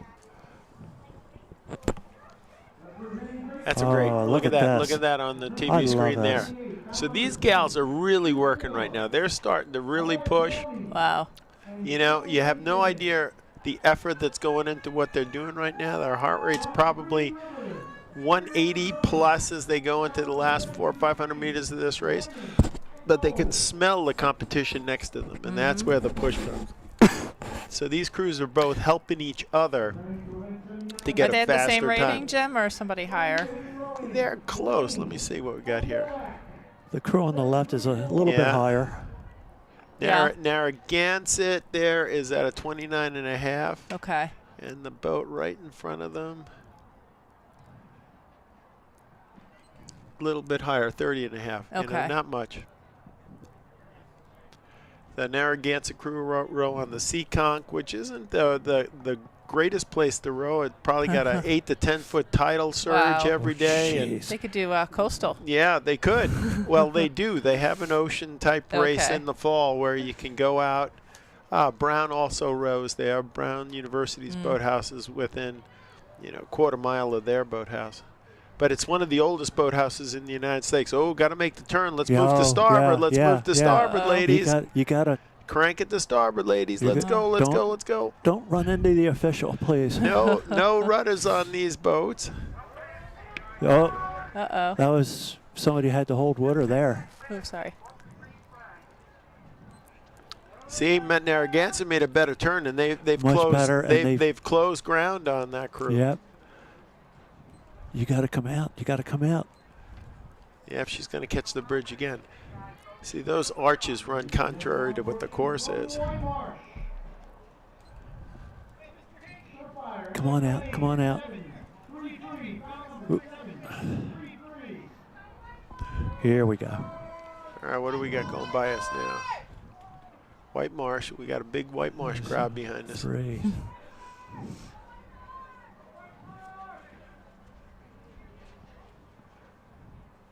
You know, it's great that these folks here will be able to go back, tune into YouTube, watch their race, kind of get some pointers as to what they were doing, and share that excitement with their families. Yeah, absolutely.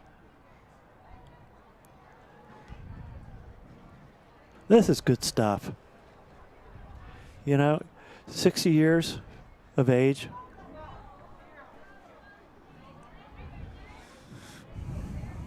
I mean, Sarah Sargent and her partner, geez, I just said her name and I can't remember it. They're in their 70s. Yep. That's a nice picture. Sun going down, just lighting everything up. Lighten up the arch. That's New Haven, I think, closest to the arch. See, I like the way this crew out here is making the turn already. Well, they were. These guys, watch. So you got to get this to the point where the graphics have the name over the boat. You know, I mean, you can see that on NASCAR. We're close to NASCAR, right? Yeah, same thing. It's really the same thing. except we're the engine. We're the real engine. Make your turn and just go for broke. Uh-oh. Freeze. Get a little pause. You can actually look at this.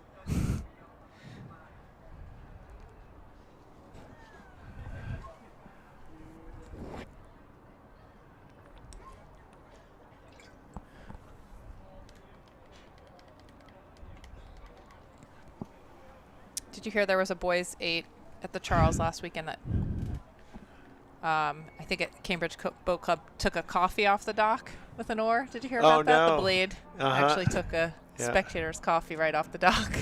That's cool. Yeah, tight corner, tight turn. Ed Moran and I rode the Masters double years ago up there. It's got to be 10 years. And we were in the top 10, which we were very happy with. But Ed says, yeah, come on, Tommy, let's go up and we'll race. And I said, I can't bow boat up there. And he's, Tom, I know that course like the back of my hand. We go through the one bridge, and all of a sudden I hear him yelling at me, hold hard on port. Hold hard. And we're going past this dock. There must be 100 people on this dock, and nobody said a word. Yeah. And there's people. Here's my starboard blade going across the dock, and people jumping over it. Uh-oh. Well, before... And nobody said a word. Before and I turned around and said, yeah, I know this course like the back of my hand. He still laughs. Before they put those 3 green buoys on the end of BB&N's dock on the last turn of the Charles, that was the fastest line, and you would put your blade right over the dock, and people would just jump out of the way. Since then, they've moved that buoy line, so you can't do that.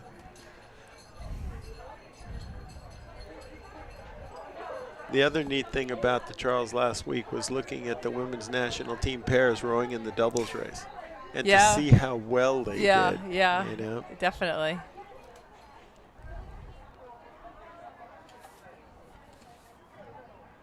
So next up is men's championship quad. Are we up there already? Wow. Yeah. Oh, these are the men's quads coming down, champ quads. Pfeiffer, is this his 3rd race for Penn AC? Mm-hmm. Yep, this is his 3rd race. Yeah, guy ought to try training, huh? Mm-hmm.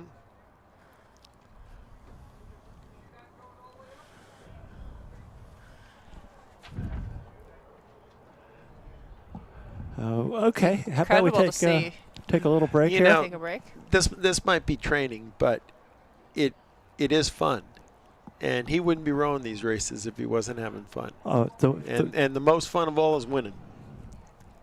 Well, I mean, we've seen him, in the single, the double? Yeah. The guy just looks phenomenal. Yep. We're going to take a couple of minutes break here, folks. All righty.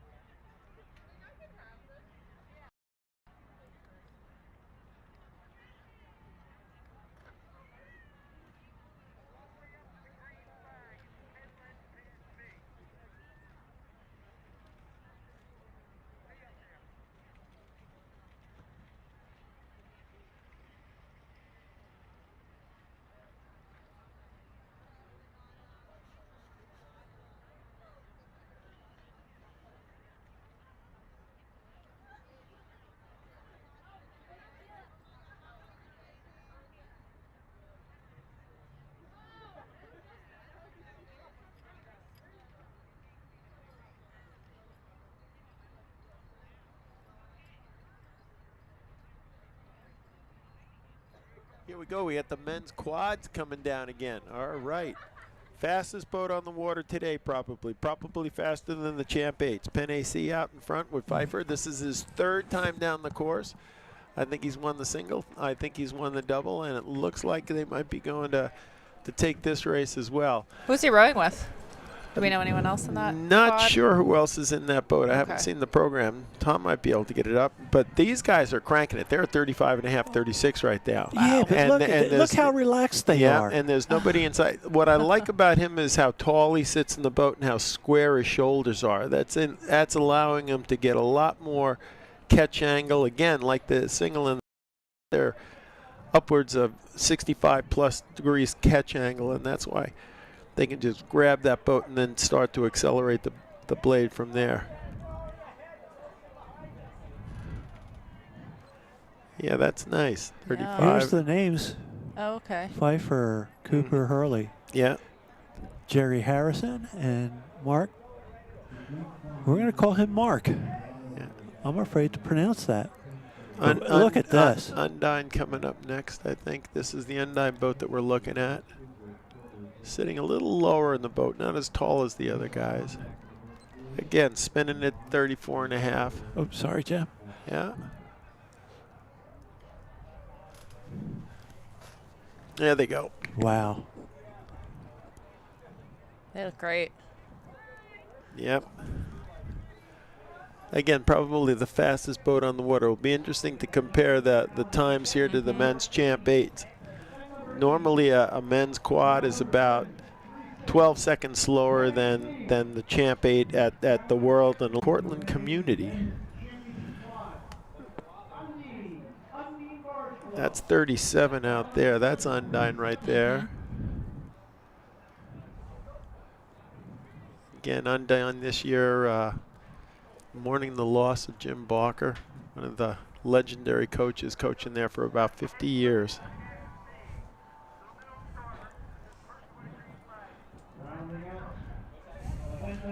And Here's Crescent.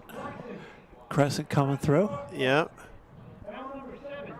There, a lot of guys wearing Riverside. Yeah, I was just going to ask about that. I thought yeah, that a lot looked of like a guys Riverside wearing boat. Riverside What's shirts that and about? that. Yeah, I don't know. And their blades are Riverside, aren't they? Yep, they were. Great looking boat, the quad. One of the funnest boats to coach. It's Is that your favorite boat to coach? I think so. It has, Yeah. you know, you just have to be so precise in matching those angles, and you can really polish a crew off today. You know, using the technology that we're looking at here today, overhead drones and stuff. You know, matching catch angles. You know, and one guy could be smaller than or larger than anybody else in the boat, and you can still rig those angles out perfectly. You know. Yeah. boy, they are wrong. It's really not well. about force; it's about quickness. Yeah, that's the Undine boat with the Riverside guys in it. Masquerading as a Riverside boat. Yeah, masquerading as a.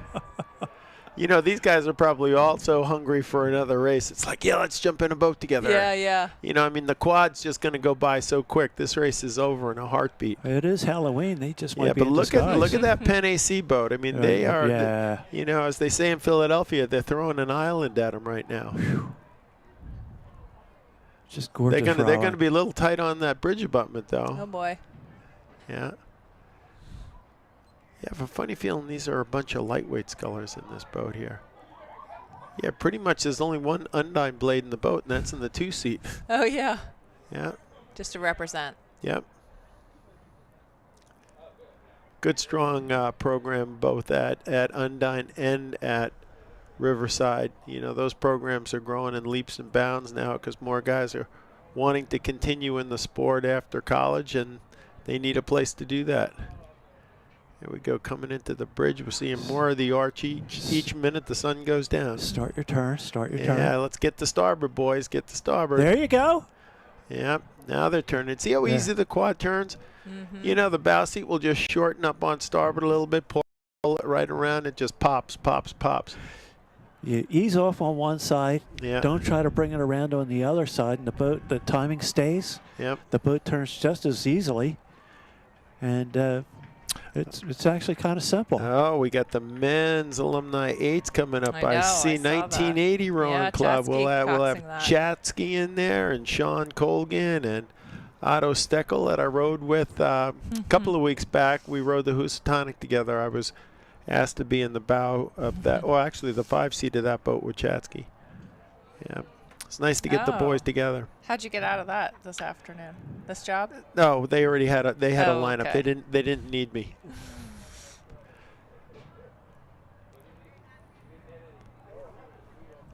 I guess they're all ages, yes, the alumni 8s? Yeah. Yeah, I think they're all ages, but you know, the 1980 group, these guys are all 60 plus. Okay. You know, might be 1 or 2 70-year-old guys in there. A lot of fit guys. Yeah, a lot absolutely. of fit guys. Quite a few of them, though. Boy, we got a lot of alumni boats. Again, this is something special to our sport. Yeah. You know, you don't see that in other sports. No.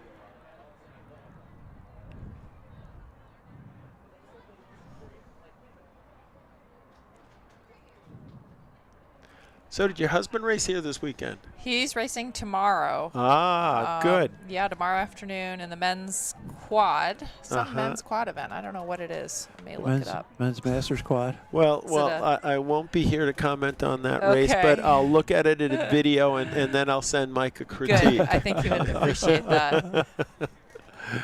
He's racing.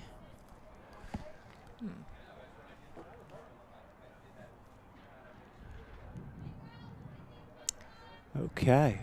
We had boat approaching the Columbia Avenue Bridge. Well, all these guys are probably rowing out of the Penn Boathouse because the first crew starting is the UPenn alumni, followed by 1980. But there's a lot of Penn guys in that boat. Chatsky and there's no wind. Otto Steckel and Sean. This is the first crew, right? Yep. Yeah, just going into Columbia. Well, the second place crew isn't that far away. Are these the alumni 8s? These are the alumni 8s. So this first boat coming around the bend has got to be UPenn, and the second boat in white looks like it's 1980. And those are mostly Penn guys, Jim? There's a lot of Penn guys in that boat, you know. But there were a lot of Penn guys on the 1980 Olympic team. They were fast. A lot of Penn people here this weekend. They just had the dedication of the new boathouse, which is absolutely gorgeous. Oh, is it beautiful? I haven't seen it yet. Yeah, you gotta take the time to go in there. A lot of history. You Penns. Again, that's aggressive. The Penn guys are moving along. What are they at? Checking it here now. They're at 29. Let's see what the 1980 group is behind them. See, I love how you can even see that. Yeah, I can see that. Jim. They're at 31. I can't see a thing. They're at 31. And yeah. Yeah, it looks like they may be walking too. Yeah.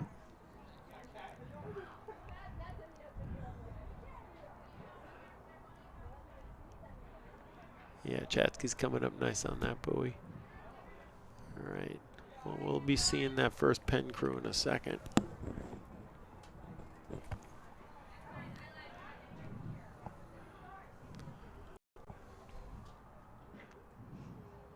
Is that the 1980 boat in the white? That's 1980 in white, yeah.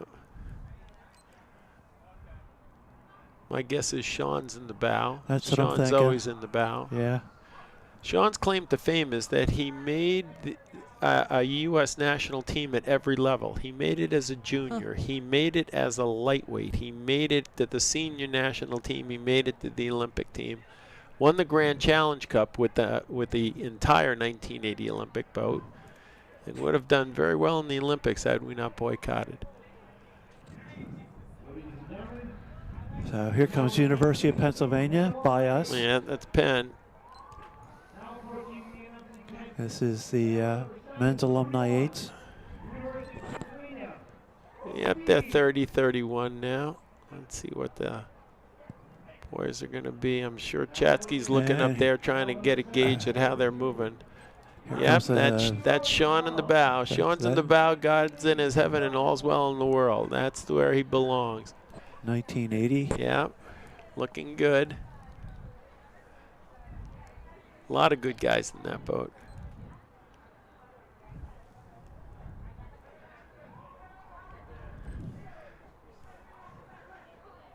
Is the spacing here the same as Head of the Charles between boats? Yeah, it's supposed to be, but it's so It seems narrow farther up there. apart. It's so narrow up there. It's hard to get them, and if they don't I come up see. in order, it's tough. And Okay. so the starter will start people out of sequence if that happens. Oh, really? Yes. Okay. Yeah, they're trying to keep things moving here. Let's see your crew. This crew looks a Who's little this? choppier. Who's Yeah. this? Is that Georgetown? I think so. 744. Yep. That's Christian Brothers Academy. Yeah. On the inside. Bow 745. University of Pennsylvania. Another Penn boat. Oh, 745 is right here. Mm-hmm.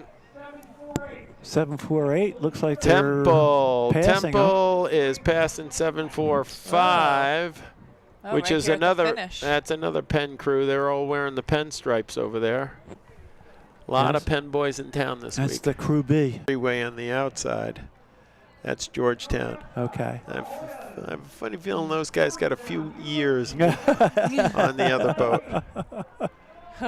But they're rocking and rolling, and they're still moving, so Yeah. they're happy. Good for They're them. out here. Look at that shot. That's a nice shot. Here comes bow Oh, that's 755 past us. George Mason. These guys would have been coached by Bob Spouster back in the day. It's real tough oarsman, tough sculler. 754. Washington College coming. 756 is College of the Holy Cross. All right. Yeah. Oh, here's 754. And those guys were probably coached by Tom Sullivan back in the day. Yeah. Yep. Washington College. 54. Who's that in the red?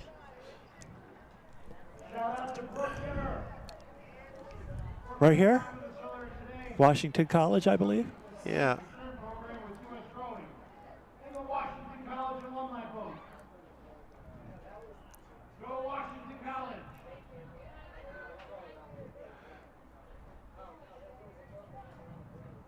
Yeah, you know, a lot of these guys get together a week before the race, and that's when they start practicing.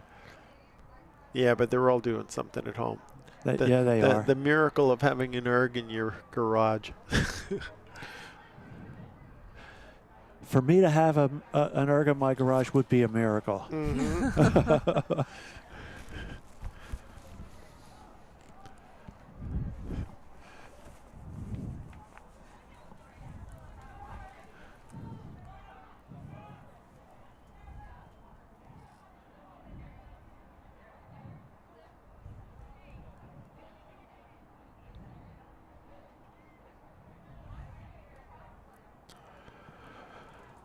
I don't see anybody else coming down.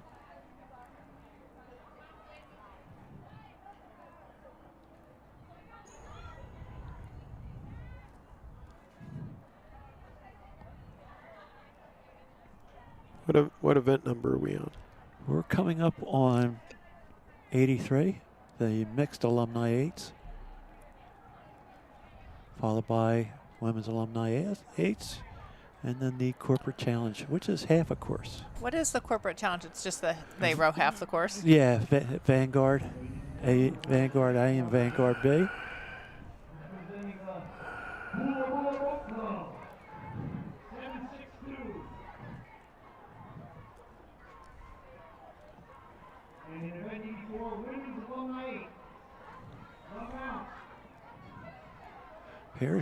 Here comes the mount. Bow 763, Mount St. Joseph Academy.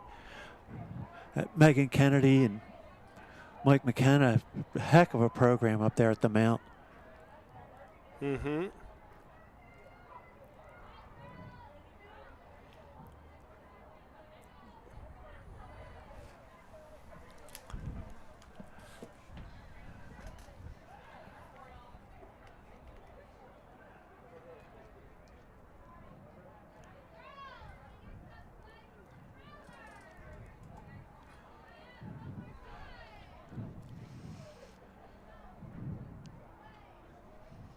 think we're also unique in that we have these mixed events too, which is fun. You know.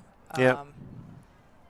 I think you're going to see that in the future. Well, we're seeing it now with coastal With coastal, rowing. I was just going to say, you know, and I think that's fabulous. And when, you know, you're seeing it in track and field at all, mixed relays and stuff. Wait, they are? I didn't know that. Sure, at the World Championships, that's great. you're running mixed relays. Okay. in swimming? Are they doing that in swimming? I'm not sure about swimming, but track and field definitely had those events at the Worlds, and we're going to see that come into our sport. I think there isn't. 7:59, about 7:59 is coming through. It's, that's Oyster Bay in the mixed alumni 8. Oyster Bay from way out in Long Island.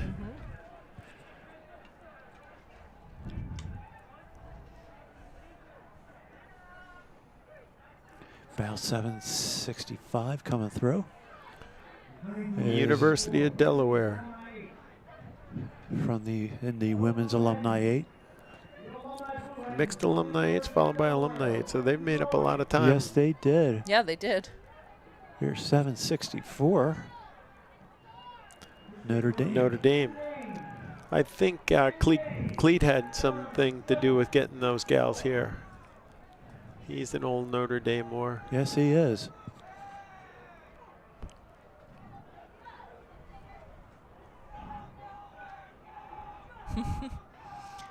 Some big Delaware fans here. Mm-hmm. At 7:66. Franklin Marshall. And the women's alumni 8. And there's another Georgetown University Never Grays coming up. Well, next year if I get to put a name in, it'll be Never Bald.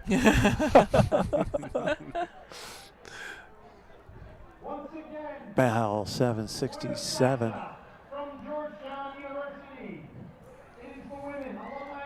Georgetown. Georgetown, yep. That would be the last of the women's alumni. You'd think that. It's nice that they get together. Here's 7. And what is the boat in the corporate challenge? Are those 8s? It just says corporate challenge. 7:61. I think they're 8s. 8s, okay. And that's something that This they is started Viking. here as part of the Dad Valen stuff, you know, to get the local businesses involved. see. They bring different companies down and teach them how to row, Oh, and that then, should be they fun. race. Okay, you know? I love it. Get new people rowing. Yeah, you know, it's all about introducing more people to the sport and getting more people in boats, you know. A little more sponsorship, yeah. We haven't come close to the growth that we can have in our sport. Our growth has been exponential in the past 30 years, but there's no reason it can't continue to grow. There's a lot more we could do. I don't know if you were following, Jim, what we're doing in summer 24 with the Row Fest in OKC, where we'll be doing nighttime racing. Uh-huh. We'll Oh, I be love- doing intro to rowing, so getting brand new people in boats. Well, sculling. I was invited to Oklahoma for 4 or 5 years straight because they were really trying to push collegiate rowing. And first week back at school, all my gals raced off in singles. Top 4 singles went. They rowed 4 singles, 2 doubles, and a quad. So here comes Vanguard. Oh, B. These are the corporate ones then. Yes. If this is the What? They Vanguard just group. learned to row? Vanguard. So they're doing. That's impressive. Oh, I bet they've been rowing for a while. Oh, okay. Yeah, Not this in my isn't. That's not a throw together Right, boat. No. right. If they are, I want to meet the coach. Yeah, that's some good coaching right there. Wait yeah, a they minute. look very good there. They do. Yep, corporate challenge. I think that's great. We did that with at New York with the fire department and the police department, and then we'd have them race. It was a lot of fun. Now I did that at the lighthouse race in Norwalk, Connecticut. They wanted me to do an exhibition on coastal rowing, and I Yeah. said I would do it under one condition. I want you to bring me 4 ergs and go to the local fire department and get me 4 firemen that never saw a boat in their life. Yeah, yeah. And they brought those ergs in, and I worked with those guys for about 45 minutes to an hour on the erg, and we got in that corporate Okay. boat. I coxed, and then they went out and raced. Wait, stop right there. You coxed them? I coxed them. Well, in a coastal boat. In a coastal right, boat. I right, can right, fit. okay. You know, it's not like a regular I'm boat. picturing you in like But a you know, bow those loader. guys had the time of their life, and I'd like to see that. Oh, I'd like to see great. the Philadelphia police go against the Philadelphia Fire Department. yeah, And I want yeah. to see fire departments all over the country racing against Boat each other. 780. You talk about, team and the Or importance of being a 770. team. I apologize. Fire That would be a department. great event. Get 10 major cities involved. I'm writing that one down. Yep, this is a mixed boat going by us here. This is the last boat of the regatta, I believe. Today, not. Yeah. So we're going to wrap it up. Here's a shot of the city. Yeah. And we are done for today. Well, I'm Tom Toland. Jim Dietz here and Amanda Krause. Say from goodbye. U.S. Rowing. Yeah. This was a lot of And folks, thank you very much for being with us. I will see you folks tomorrow. I hope you enjoyed the day as much as we enjoyed the day. Loved it. Yeah. Thanks, folks. Good night. Good night.